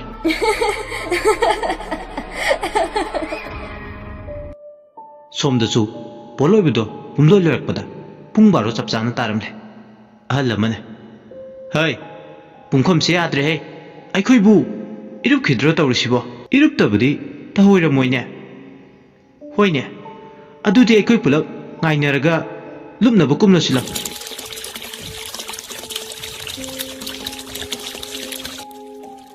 ꯑꯁꯨꯝꯅ ꯃꯈꯣꯏ ꯄꯨꯟꯅ ꯇꯨꯔꯦꯜ ꯈꯣꯡꯅꯨꯡ ꯑꯗꯨꯗ ꯄꯨꯂꯞ ꯀꯨꯝꯂꯝꯃꯤ ꯇꯨꯔꯦꯜ ꯈꯣꯡꯅꯨꯡ ꯑꯗꯣ ꯍꯦꯛ ꯌꯧꯕꯒ ꯃꯐꯝ ꯑꯗꯨꯃꯛꯇꯗ ꯅꯨꯄꯤ ꯑꯃꯅ ꯍꯤꯡꯅ ꯍꯤꯡꯅ ꯇꯦꯡꯊꯥꯗꯨꯅ ꯀꯞꯂꯝꯃꯤ ꯃꯇꯧꯗꯨꯗ ꯅꯨꯄꯥꯁꯤꯡꯗꯣ ꯀꯤꯕꯅ ꯊꯛ ꯊꯛ ꯅꯤꯛꯈ꯭ꯔꯦ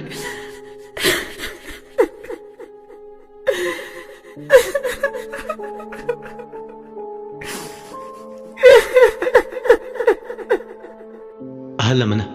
ꯍꯩ ꯀꯤꯗꯅ ꯑꯩꯈꯣꯏ ꯏꯔꯨꯞꯇꯕꯗꯤ ꯌꯥꯗꯦ ꯁꯠꯂꯨꯞꯅꯕ ꯇꯧꯁꯤ ꯑꯁꯨꯝꯅ ꯃꯈꯣꯏ ꯏꯔꯨꯞꯀꯦ ꯇꯧꯕꯒ ꯈꯔ ꯅꯍꯥ ꯑꯣꯏꯕ ꯑꯃꯅ ꯀꯨꯝꯊꯒꯦ ꯇꯧꯕꯒ ꯃꯈꯣꯡ ꯑꯗꯨ ꯀꯅꯥꯒꯨꯝꯕ ꯑꯃꯅ ꯄꯥꯏꯁꯤꯟꯗꯨꯅ ꯊꯝꯕꯒꯨꯝ ꯂꯦꯡꯕ ꯑꯣꯠꯄ ꯉꯝꯂꯛꯇ꯭ꯔꯦ ꯃꯇꯧ ꯑꯗꯨꯗ ꯅꯨꯄꯥ ꯑꯍꯜ ꯑꯃꯅ ꯍꯩ ꯀꯩꯗꯧꯔꯦ ꯅꯤꯡꯊꯦꯝ ꯅꯪꯁꯨ ꯂꯨꯞꯅꯕ ꯇꯧꯔꯣ ꯏꯔꯥꯡꯁꯤ ꯐꯠꯇꯦꯅꯦ ꯅꯪꯕꯣ ꯅꯤꯡꯊꯦꯝ ꯌꯥꯝ ꯄꯥꯈꯠꯅ ꯗꯥꯗꯥ ꯑꯩꯒꯤ ꯈꯣꯡꯁꯦ ꯂꯦꯡꯕ ꯌꯥꯗ꯭ꯔꯦ ꯀꯅꯥꯒꯨꯝꯕ ꯑꯃꯅ ꯄꯥꯏꯁꯤꯟꯗꯨꯅ ꯊꯝꯈ꯭ꯔꯦ ꯋꯥꯗꯨ ꯇꯥꯕꯗ ꯅꯨꯄꯥꯁꯤꯡ ꯑꯗꯣ ꯅꯤꯡꯊꯦꯝꯒꯤ ꯃꯈꯣꯡꯗ ꯌꯦꯡꯂꯛꯄꯗ ꯀꯅꯥꯝꯇꯒꯤ ꯃꯈꯨꯠ ꯎꯗ꯭ꯔꯕꯗꯨꯗ ꯑꯍꯜ ꯑꯃꯅ ꯆꯩꯔꯛꯏ ꯍꯩ ꯇꯟꯖꯥꯁꯦ ꯐꯥꯒꯤ ꯌꯥꯕ ꯃꯇꯥꯡ ꯑꯣꯏꯗꯦꯅꯦ ꯅꯍꯥ ꯅꯣꯏꯁꯦ ꯑꯣꯟꯊꯣꯛꯅ ꯒ꯭ꯌꯥꯟ ꯇꯥꯈꯤꯗ꯭ꯔꯦꯗꯀꯣ ꯑꯗꯨꯅꯤꯅꯦ ꯇꯥꯟꯐꯝꯁꯤꯗ ꯐꯥꯒꯤ ꯌꯥꯕ ꯅꯠꯇꯦ ꯃꯌꯥꯝꯅ ꯉꯥꯡꯁꯤꯜꯂꯛꯄꯗꯨꯗ ꯅꯤꯡꯊꯦꯝ ꯃꯊ꯭ꯋꯥꯏ ꯅꯨꯡꯉꯥꯏꯔꯝꯗꯦ ꯑꯗꯨꯕꯨ ꯎꯆꯤꯟ ꯅꯥꯆꯤꯟꯅ ꯃꯈꯣꯡ ꯑꯗꯨ ꯐꯨꯛꯄ ꯌꯥꯔꯛꯄꯒ ꯃꯥꯁꯨ ꯁꯠ ꯀꯨꯝꯊꯗꯨꯅ ꯏꯔꯨꯞꯂꯒ ꯀꯥꯔꯛꯇꯨꯅ ꯃꯈꯣꯏ ꯑꯗꯨ ꯄꯨꯟꯅ ꯆꯠꯄ ꯍꯧꯕꯒ ꯂꯥꯞꯇꯛꯅ ꯑꯉꯥꯡ ꯑꯄꯤꯛꯄ ꯑꯃꯅ ꯆꯦꯜꯂꯒ ꯇꯨꯡꯗ ꯅꯨꯄꯤ ꯅꯍꯥ ꯑꯃꯅ ꯇꯥꯟꯅꯗꯨꯅ ꯁꯥꯟꯅꯔꯤꯕꯗꯨ ꯎꯔꯝꯃꯤ ꯃꯗꯨ ꯎꯕꯗ ꯅꯨꯄꯥꯁꯤꯡꯗꯣ ꯂꯋꯥꯏ ꯂꯨꯇꯣꯟꯒꯤ ꯁꯝꯗꯨ ꯆꯞ ꯆꯞ ꯌꯨꯡꯉꯤ ꯑꯉꯥꯡ ꯑꯗꯨꯅ ꯅꯣꯛꯅ ꯅꯣꯛꯅ ꯆꯦꯜꯂꯒ ꯅꯨꯄꯤ ꯑꯗꯨꯅ ꯇꯨꯡꯗ ꯆꯦꯟꯕꯣꯏ ꯆꯠꯄꯣꯏ ꯇꯧꯔꯒ ꯁꯥꯟꯅꯔꯤꯕꯗꯣ ꯃꯃꯥꯒꯤ ꯊꯣꯏ ꯉꯥꯏꯈꯣ ꯈꯪꯍꯧꯗꯅ asum chelam bangang ado khudi tinun tusel hek tu chin baga ngang ado amu nahi nahi dun kappa horak lame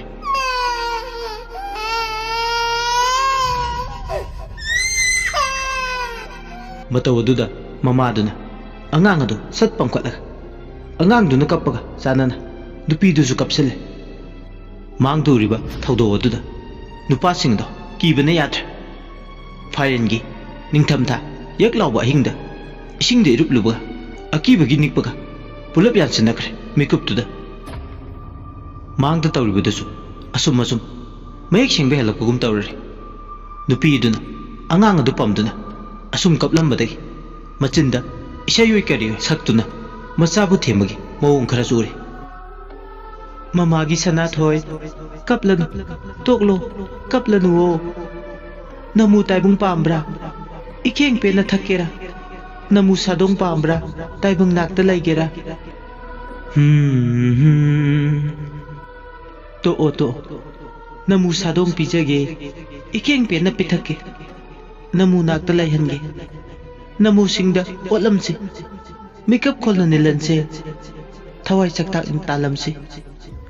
hai ni humna palamse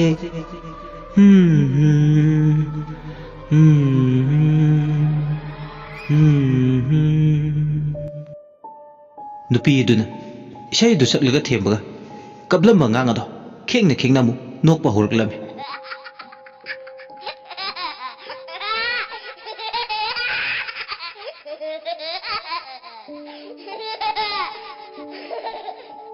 nupa singdudi isai mek adu tabada hana lemba akibado amuka henkre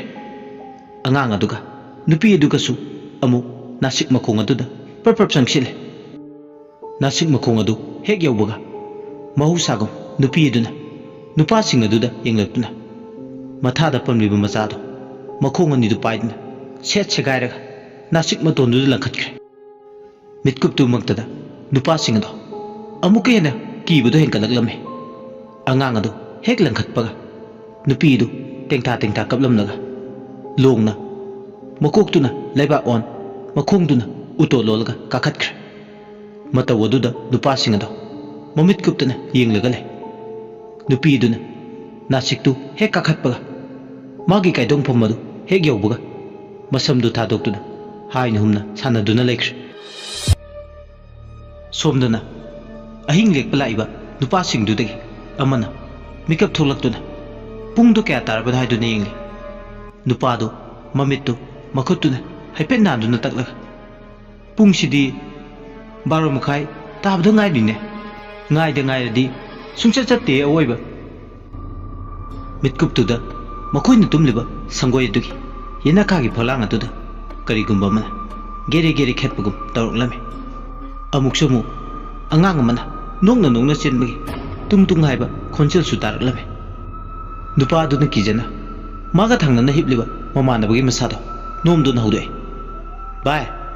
bye tabruse bye nang tadro maningda kadano ma chatle haiba nupa aduna mamit tipangda khumlaklame as bye tummoba kem dawre ainani wado hairga nupado adumak tumthakre hanagi nahadu mamanabaduda kini yengduna le mikup aduda yena khada angangna chenba sanaribadugi makhol adusu asum hauba engalaklame tapna kablamba hui dusu asum hauna kablaklame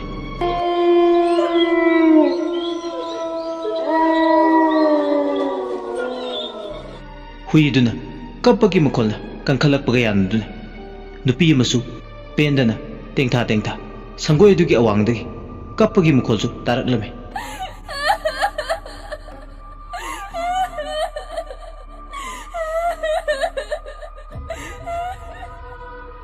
hingna kaplaga nungaibadongna su tawe kapagi makhol aduna yena khayenguna aduda pumnin heknele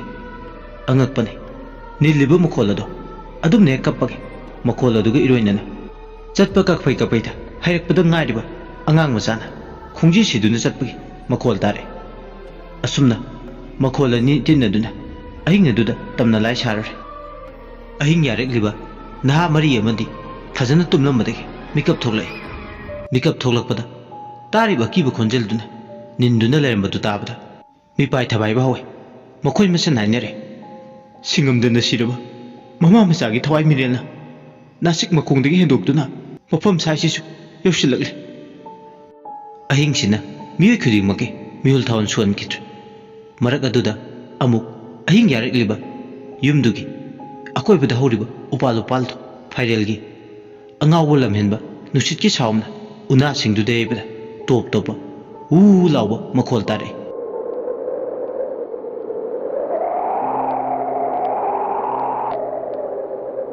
ꯎꯅꯥꯁꯤꯡꯗꯨꯒꯤ ꯃꯈꯣꯜꯗꯨꯅ ꯑꯍꯤꯡ ꯑꯗꯨꯗ ꯍꯦꯟꯅ ꯑꯀꯤꯕꯒꯤ ꯏꯊꯤꯜ ꯑꯃ ꯄꯤꯔꯤ ꯂꯣꯏꯅꯥꯏꯗꯅ ꯐꯥꯏꯔꯦꯜ ꯊꯥꯒꯤ ꯑꯉꯥꯎꯕ ꯅꯨꯡꯁꯤꯠꯇꯨꯅ ꯂꯝꯇꯥ ꯁꯖꯤꯕꯨ ꯀꯨꯏꯗ꯭ꯔꯦ ꯌꯧꯔꯛꯂꯅꯤ ꯍꯥꯏꯕꯒꯤ ꯃꯑꯣꯡꯗ ꯄꯥꯎꯖꯦꯟꯕꯗꯧꯅꯁꯨ ꯇꯧꯏ ꯑꯀꯤꯕꯅ ꯃꯁꯥꯁꯤꯡꯗꯣ ꯇꯥꯁꯤꯟꯅ ꯂꯩ ꯃꯈꯣꯏ ꯅꯍꯥ ꯃꯔꯛꯇꯒꯤ ꯑꯄꯥꯕꯤꯗꯤ ꯇꯥꯍꯩꯕ ꯉꯝꯗ꯭ꯔꯗꯨꯅ ꯃꯅꯥꯀꯣꯡ ꯑꯗꯣ ꯃꯦꯟꯗꯨꯅ ꯈꯥꯡꯂꯦ ꯊꯣꯏꯗꯣꯛꯅ ꯃꯁꯥꯗꯨꯗ ꯆꯥꯅꯤꯡ ꯇꯥꯕ ꯍꯥꯏꯕꯗꯨ ꯑꯣꯏꯗꯦ ꯇꯥꯟꯖꯥꯗꯨꯗ ꯈꯣꯡ ꯍꯥꯝꯅꯤꯡꯕꯅ ꯃꯁꯥꯗꯣ ꯑꯃꯨꯛꯇꯣꯏꯕ ꯂꯣꯏꯔꯦ ꯀꯨꯕꯦꯔꯗ ꯌꯦꯡꯂꯒ ꯍꯥꯏꯔꯛꯏ ꯃꯌꯥꯝ ꯃꯔꯛ ꯑꯗꯨꯗꯒꯤ ꯑꯄꯥꯕꯤꯅ ꯀꯣꯏꯖꯗꯕꯗꯤ ꯀꯨꯕꯦꯔꯅꯤ ꯏꯇꯥꯎ ꯈꯣꯡ ꯌꯥꯝ ꯍꯥꯝꯅꯤꯡꯉꯤ ꯀꯨꯕꯦꯔꯅ ꯈꯨꯝꯃꯦ ꯏꯕꯣ ꯅꯪ ꯑꯃ ꯇꯟꯖꯥꯁꯤꯗ ꯃꯇꯥꯡ ꯌꯥꯝ ꯆꯥꯗꯦꯀꯣ ꯑꯄꯥꯕꯤꯅ ꯈꯨꯝꯃꯦ ꯃꯇꯥꯡ ꯆꯥꯕ ꯂꯩꯕ꯭ꯔꯣ ꯈꯣꯡ ꯍꯥꯝꯅꯤꯡꯕꯁꯤꯕꯣ ꯑꯩꯁꯦ ꯀꯤꯕ ꯄꯥꯈꯠꯄ ꯊꯀꯠꯄ ꯌꯥꯗꯦ ꯈꯣꯡ ꯍꯦꯛꯇ ꯍꯥꯝꯅꯤꯡꯉꯤ ꯃꯇꯥꯡꯗꯤ ꯆꯥꯗꯦ ꯚꯥꯏ ꯅꯪꯒꯤꯁꯦ ꯈꯥꯡꯖꯤꯟꯕ ꯌꯥꯔꯗꯤ ꯈꯥꯡꯖꯤꯜꯂꯣ ꯚꯥꯏ ꯍꯌꯦꯡ ꯅꯣꯡꯉꯥꯜꯂꯒ ꯍꯥꯝꯃꯣꯕ ꯑꯄꯥꯕꯤꯅ ꯑꯃꯨꯛꯁꯨ ꯈꯨꯝꯃꯦ ꯂꯣꯏꯔꯦ ꯚꯥꯏ ꯅꯪꯒꯤ ꯋꯥꯇꯥꯁꯤꯗꯤ ꯁꯣꯝꯗ ꯌꯥꯗ꯭ꯔꯦꯃꯦ ꯑꯩ ꯌꯥꯗ꯭ꯔꯦ ꯍꯥꯏꯕꯅꯦ ꯑꯩꯕꯨ ꯈꯥꯡꯖꯤꯟꯕ ꯉꯝꯃꯣꯏꯀꯣ ꯀꯨꯕꯦꯔꯅ ꯍꯣꯏꯗꯦ ꯂꯥꯎ ꯃꯣꯏ ꯃꯅꯤꯡꯁꯤꯗ ꯆꯪꯂꯨꯔꯁꯤ ꯏꯇꯩꯃ ꯁꯪꯕꯥꯅꯕꯤ ꯍꯣꯏꯒꯤ ꯑꯄꯥꯕꯤꯅ ꯑꯗꯨꯅꯦꯕ ꯑꯗꯨꯃꯥꯏꯅ ꯇꯧꯔꯁꯦ ꯃꯈꯣꯏ ꯃꯉꯥ ꯂꯦꯛꯄꯗ ꯃꯔꯤ ꯃꯤꯀꯞ ꯊꯣꯛꯄꯅꯤ ꯅꯣꯡꯌꯥꯏꯗꯤ ꯃꯌꯥꯝꯗꯒꯤ ꯀꯥꯆꯤꯟ ꯏꯊꯪ ꯊꯪꯅ ꯇꯨꯝꯃꯤ ꯃꯥꯗꯤ ꯀꯣꯛꯀ ꯃꯣꯟꯒ ꯇꯥꯏꯅꯈꯤꯕꯗ ꯏꯁꯤꯀꯩ ꯇꯨꯝꯕ ꯉꯝꯃꯤ ꯑꯗꯨꯅ ꯃꯈꯣꯏ ꯃꯔꯤꯅ ꯂꯥꯡꯉꯤꯗꯣ ꯃꯥꯗꯤ ꯇꯁꯦꯡꯅ ꯈꯪꯂꯝꯗꯦ ꯅꯣꯕꯣꯒ ꯀꯨꯕꯦꯔꯒꯅ ꯑꯄꯥꯕꯤꯕꯨ ꯁꯪꯕ ꯍꯥꯏꯅ ꯌꯥꯅꯩ ꯑꯗꯨꯒ ꯁꯥꯟꯇꯤꯒ ꯅꯨꯡꯌꯥꯏꯒꯅ ꯃꯥꯡꯒꯣꯟꯗ ꯂꯩꯍꯧꯕ ꯍꯥꯏꯗꯨꯅ ꯌꯥꯅꯔꯦ ꯀꯥꯡꯂꯝ ꯆꯟꯕ ꯑꯄꯥꯕꯤꯗꯣ ꯏꯁꯨꯛ ꯁꯨꯛꯂꯗꯅ ꯃꯈꯣꯡ ꯍꯥꯝꯅꯤꯡꯕꯅ ꯃꯕꯨꯛꯇꯣ ꯄꯥꯏꯔꯒ ꯈꯥꯡꯉꯤ ꯉꯁꯥꯏ ꯅꯨꯃꯤꯗꯥꯡꯒꯤ ꯆꯔꯥ ꯆꯥꯕꯗꯣ ꯎ ꯃꯣꯔꯣꯛꯀ ꯍꯋꯥꯏꯖꯥꯔꯒ ꯃꯦꯠꯄ ꯆꯥꯈꯤꯕꯅꯤ ꯑꯗꯨꯅꯁꯨ ꯄꯨꯛ ꯁꯥꯎꯒꯠꯅꯕ ꯃꯔꯝ ꯑꯣꯏꯔꯒ ꯈꯣꯡ ꯍꯥꯝꯅꯤꯡꯕ ꯑꯣꯏꯔꯝꯒꯅꯤ ꯑꯃꯨꯛꯁꯨ ꯈꯜꯂꯤ ꯅꯣꯕꯣꯁꯨ ꯌꯥꯝꯅ ꯃꯤꯀꯤ ꯂꯥꯏꯀꯤꯕ ꯃꯤꯗꯤ ꯅꯠꯇꯦ ꯃꯈꯣꯏ ꯑꯍꯨꯝ ꯁꯨꯔꯤꯕꯣ ꯍꯥꯏꯗꯨꯅ ꯃꯥꯅ ꯃꯥꯡ ꯊꯥꯗꯨꯅ ꯁꯪꯕꯥꯅꯕꯤ ꯍꯣꯏꯒꯤ ꯃꯅꯤꯡꯗ ꯈꯨꯠꯇ ꯂꯥꯇꯦꯟ ꯄꯥꯏꯗꯨꯅ ꯇꯨꯡꯗ ꯑꯄꯥꯕꯤ ꯑꯃꯗꯤ ꯀꯨꯕꯦꯔꯅ ꯇꯨꯡ ꯊꯥꯡꯗꯨꯅ ꯂꯥꯛꯏ ꯀꯨꯕꯦꯔꯗꯤ ꯄꯣꯔꯣꯛ ꯁꯣꯜꯂꯦ ꯇꯥꯟ ꯀꯥꯏꯕ ꯑꯄꯥꯕꯤꯅ ꯑꯍꯤꯡꯁꯤꯗ ꯃꯤꯒꯤ ꯃꯅꯤꯡ ꯃꯌꯥꯗ ꯆꯠꯍꯟꯕꯒꯤ ꯃꯔꯝꯗꯤ ꯃꯍꯥꯛ ꯎꯔꯛ ꯋꯥꯔꯛꯇ ꯃꯅꯤꯡ ꯃꯌꯥꯗ ꯅꯨꯃꯤꯗꯥꯡ ꯆꯠꯄ ꯌꯥꯝ ꯇꯜꯂꯤ ꯃꯔꯝꯗꯤ ꯃꯍꯥꯛ ꯃꯃꯥꯡꯗ ꯈꯨꯊꯤꯈ꯭ꯔꯦ ꯏꯁꯨꯛ ꯁꯨꯛꯂꯗꯅ ꯁꯪꯕꯥꯅꯕꯤ ꯍꯣꯏꯒꯤ ꯃꯅꯤꯡ ꯃꯌꯥꯗ ꯂꯩꯔꯝꯃꯦ ꯑꯄꯥꯕꯤ ꯂꯦꯇ꯭ꯔꯤꯟꯗꯨ ꯎꯕꯗ ꯆꯪꯕ ꯇꯜꯂꯦ ꯃꯁꯥꯗ ꯍꯩꯅꯗꯕ ꯑꯀꯤꯕ ꯐꯥꯎꯏ ꯍꯦꯛ ꯌꯦꯡꯕꯗ ꯊꯨꯛ ꯊꯨꯛ ꯂꯥꯎꯏ ꯍꯪꯒꯣꯏꯕ ꯐꯥꯎꯏ ꯂꯦꯇ꯭ꯔꯤꯟꯗꯨꯗ ꯃꯅꯨꯡ ꯆꯪꯂꯨꯔꯒ ꯅꯨꯃꯤꯗꯥꯡ ꯑꯗꯨꯗ ꯃꯅꯨꯡꯗ ꯕꯨꯠꯀ ꯂꯩꯔꯝꯗꯧ ꯃꯥꯜꯂꯦ ꯑꯄꯥꯕꯤꯅ ꯑꯁ ꯕꯤꯠꯀ ꯂꯣꯏꯅ ꯇꯦꯛꯑꯦ ꯑꯋꯣꯏꯕꯁꯤꯗꯤ ꯀꯨꯕꯦꯔꯅ ꯀꯩꯗꯧꯔꯒꯦ ꯑꯃꯨꯛ ꯑꯄꯥꯕꯤꯅ ꯈꯨꯝꯃꯤ ꯚꯥꯏ ꯃꯈꯣꯏꯒꯤ ꯂꯦꯇ꯭ꯔꯤꯟꯁꯤꯗꯤ ꯆꯪꯕ ꯇꯜꯂꯦ ꯑꯗꯨꯅ ꯋꯥꯄꯜ ꯃꯔꯨꯝ ꯑꯃꯗ ꯆꯪꯁꯤꯜꯂꯒ ꯇꯧꯔꯨꯔꯒꯦꯕ ꯅꯣꯕꯣ ꯅꯥꯏꯔꯦ ꯌꯥꯏꯍꯦ ꯑꯋꯣꯏꯕ ꯅꯪꯁꯨ ꯅꯪꯒꯤꯁꯤꯕꯨ ꯀꯤꯔꯤꯔꯣ ꯃꯅꯨꯡ ꯆꯪꯕ ꯑꯩꯈꯣꯏ ꯑꯅꯤꯃꯁꯨ ꯏꯆꯥꯎ ꯆꯥꯎꯅ ꯂꯩ ꯀꯨꯕꯦꯔꯅ ꯑꯃꯨꯛ ꯍꯥꯏ ꯅꯪꯁꯤꯗꯤꯕꯣ ꯅꯪꯒꯤ ꯆꯍꯤ ꯃꯇꯥꯡꯗꯨꯕꯨ ꯑꯉꯥꯡꯁꯨ ꯅꯠꯇ꯭ꯔꯕꯁꯤꯗ ꯌꯥꯝ ꯄꯛꯇꯦꯀꯣ ꯑꯋꯣꯏꯕ ꯅꯪ ꯑꯃ ꯑꯩꯈꯣꯏ ꯌꯨꯝ ꯁꯨꯔꯤꯕꯨ ꯅꯪꯅ ꯃꯅꯨꯡꯗ ꯂꯩꯈ꯭ꯔꯁꯨ ꯑꯩꯈꯣꯏ ꯑꯅꯤꯅ ꯃꯄꯥꯜꯗꯒꯤ ꯁꯪꯉꯒ ꯂꯩꯒꯅꯤ ꯁꯤꯗꯕꯨ ꯅꯪꯅ ꯋꯥ ꯑꯣꯏꯅ ꯇꯧꯔꯗꯅꯤꯕꯣ ꯋꯥ ꯌꯥꯝ ꯉꯥꯡꯅꯤꯡꯗꯦ ꯅꯪ ꯃꯅꯨꯡ ꯆꯪꯉꯨ ꯑꯩꯈꯣꯏ ꯑꯅꯤ ꯂꯩꯔꯤ ꯃꯄꯥꯜꯗ ꯅꯪ ꯁꯪꯅꯕ ꯑꯄꯥꯕꯤꯅ ꯉꯝꯃꯣꯏ ꯑꯩ ꯑꯗꯨ ꯑꯗꯥ ꯈꯪꯗꯦ ꯑꯩꯗꯤ ꯋꯥꯄꯜꯒꯤ ꯅꯥꯀꯟ ꯃꯔꯨꯝꯁꯤꯗ ꯍꯦꯛꯇ ꯇꯧꯔꯒꯦ ꯑꯁꯤ ꯍꯥꯏꯔꯒ ꯂꯦꯇ꯭ꯔꯤꯟꯗꯨꯒꯤ ꯊꯨꯡꯖꯤꯜ ꯃꯄꯥꯗ ꯏꯁꯤꯡ ꯕꯥꯔꯇꯤꯜ ꯑꯃ ꯂꯩꯔꯤꯕꯗꯣ ꯇꯥꯞ ꯂꯥꯎꯅ ꯄꯥꯏꯔꯒ ꯃꯅꯤꯡꯒꯤ ꯋꯥꯄꯜ ꯃꯔꯨꯝꯗꯨꯗ ꯆꯪꯁꯤꯟꯈꯤ ꯑꯄꯥꯕꯤꯒꯤ ꯃꯇꯧꯗꯨꯗ ꯃꯈꯣꯏ ꯑꯅꯤ ꯍꯣꯏ ꯃꯥꯏ ꯍꯥꯏ ꯉꯝꯗꯦ ꯂꯥꯞꯇꯛꯅ ꯉꯥꯏꯗꯨꯅ ꯂꯩ ꯑꯅꯤꯗꯨꯗꯤ ꯉꯥꯏꯍꯥꯛꯇꯤ ꯉꯁꯥꯏ ꯋꯥꯏ ꯀꯞꯂꯝꯕ ꯅꯨꯄꯤ ꯑꯃꯗꯤ ꯈꯣꯡꯖꯤꯒꯤ ꯃꯈꯣꯜ ꯇꯥꯔꯝꯕꯗꯣ ꯑꯃꯨꯛ ꯇꯥꯈꯤꯗ꯭ꯔꯕꯅꯤ ꯑꯗꯨꯕꯨ ꯑꯃꯨꯛ ꯄꯨꯡꯈꯥꯏ ꯑꯃꯃꯨꯛ ꯀꯥꯟꯅꯔꯕ ꯃꯇꯨꯡ ꯑꯀꯤꯕ ꯃꯈꯣꯜ ꯑꯅꯤꯗꯨꯒꯤ masada sabung sabung lawa hore maning maya duda mi yema jat padawna lai badawna mu tawre akibana sabung sabung aron ba saktam aron ba kumai sana ba horole ahinga duda nuksitna maning tamna sitpagi makholna wapal duda ge lawagi makhol wato namaga thengjinabagi wato duna kari gumada haigat haida tawbagi makholna maning makha tamle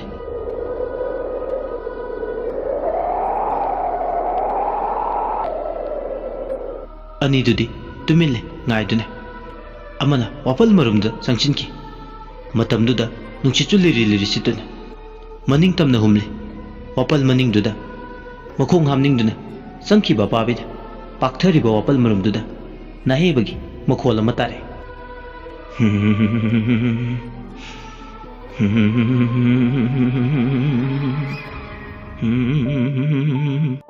nahe badugi hiktaraba makholduna wapal adunil tariba nahe bagi makholado subnatagi apabi khaktani tariba makhoi anidi amata taramte nahe badugi makholdu tabada apabidi masado kibana loire madi hanagdagi khara kiganbaga wangangba thokidre kibana masagumba humangana pikang puningda marol ama lole asumna itaw sa aidi kide wapal bakongsi marumda kananoma tasinduna lai nahebagi makolsibu tadabru na koibo asumna puningda marol lole asigisu mathakta mahak khong hamaga masado changlamde khong hamningbaga loina phakre loina hangatkre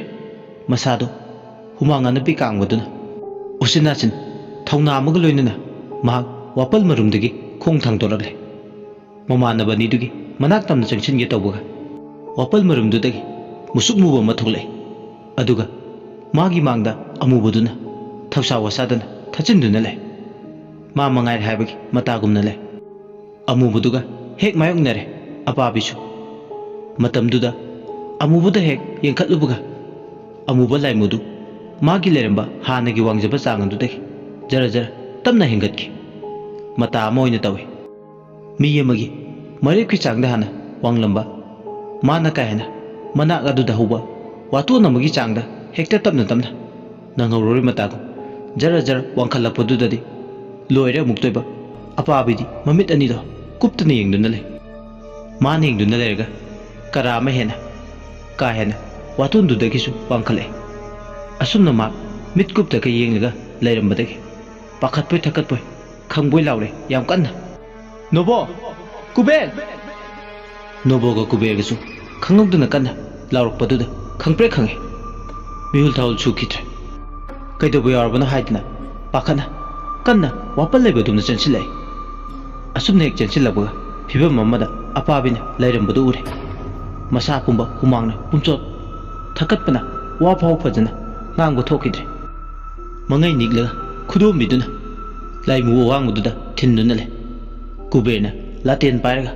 mang tharaga changsilapududadi laimu phataba wangmudo mayak loira male maingaladuna kubera madi nobosu haipeti uhawe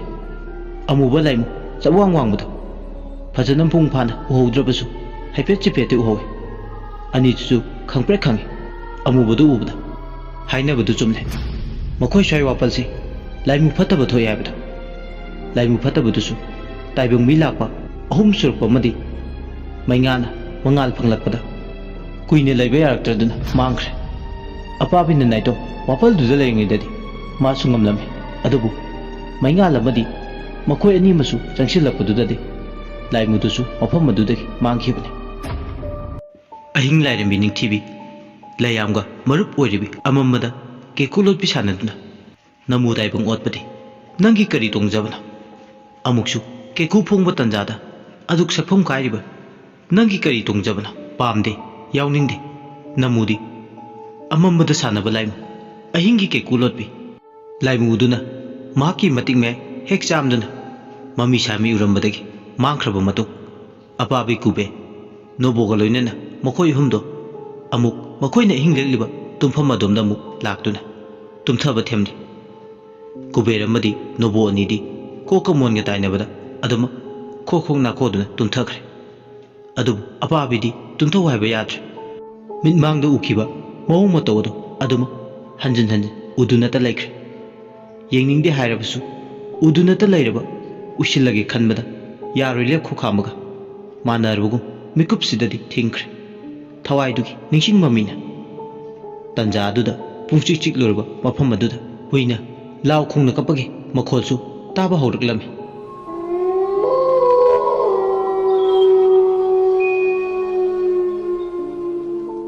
अपाबी मसादो कीबने यादे तुमिनरिबा मरुपसिंग अदो हौदोके खले अदुसु ngamdre matang asida nuksiba apik pukhonjel lama apabi tamna kaurglame apabi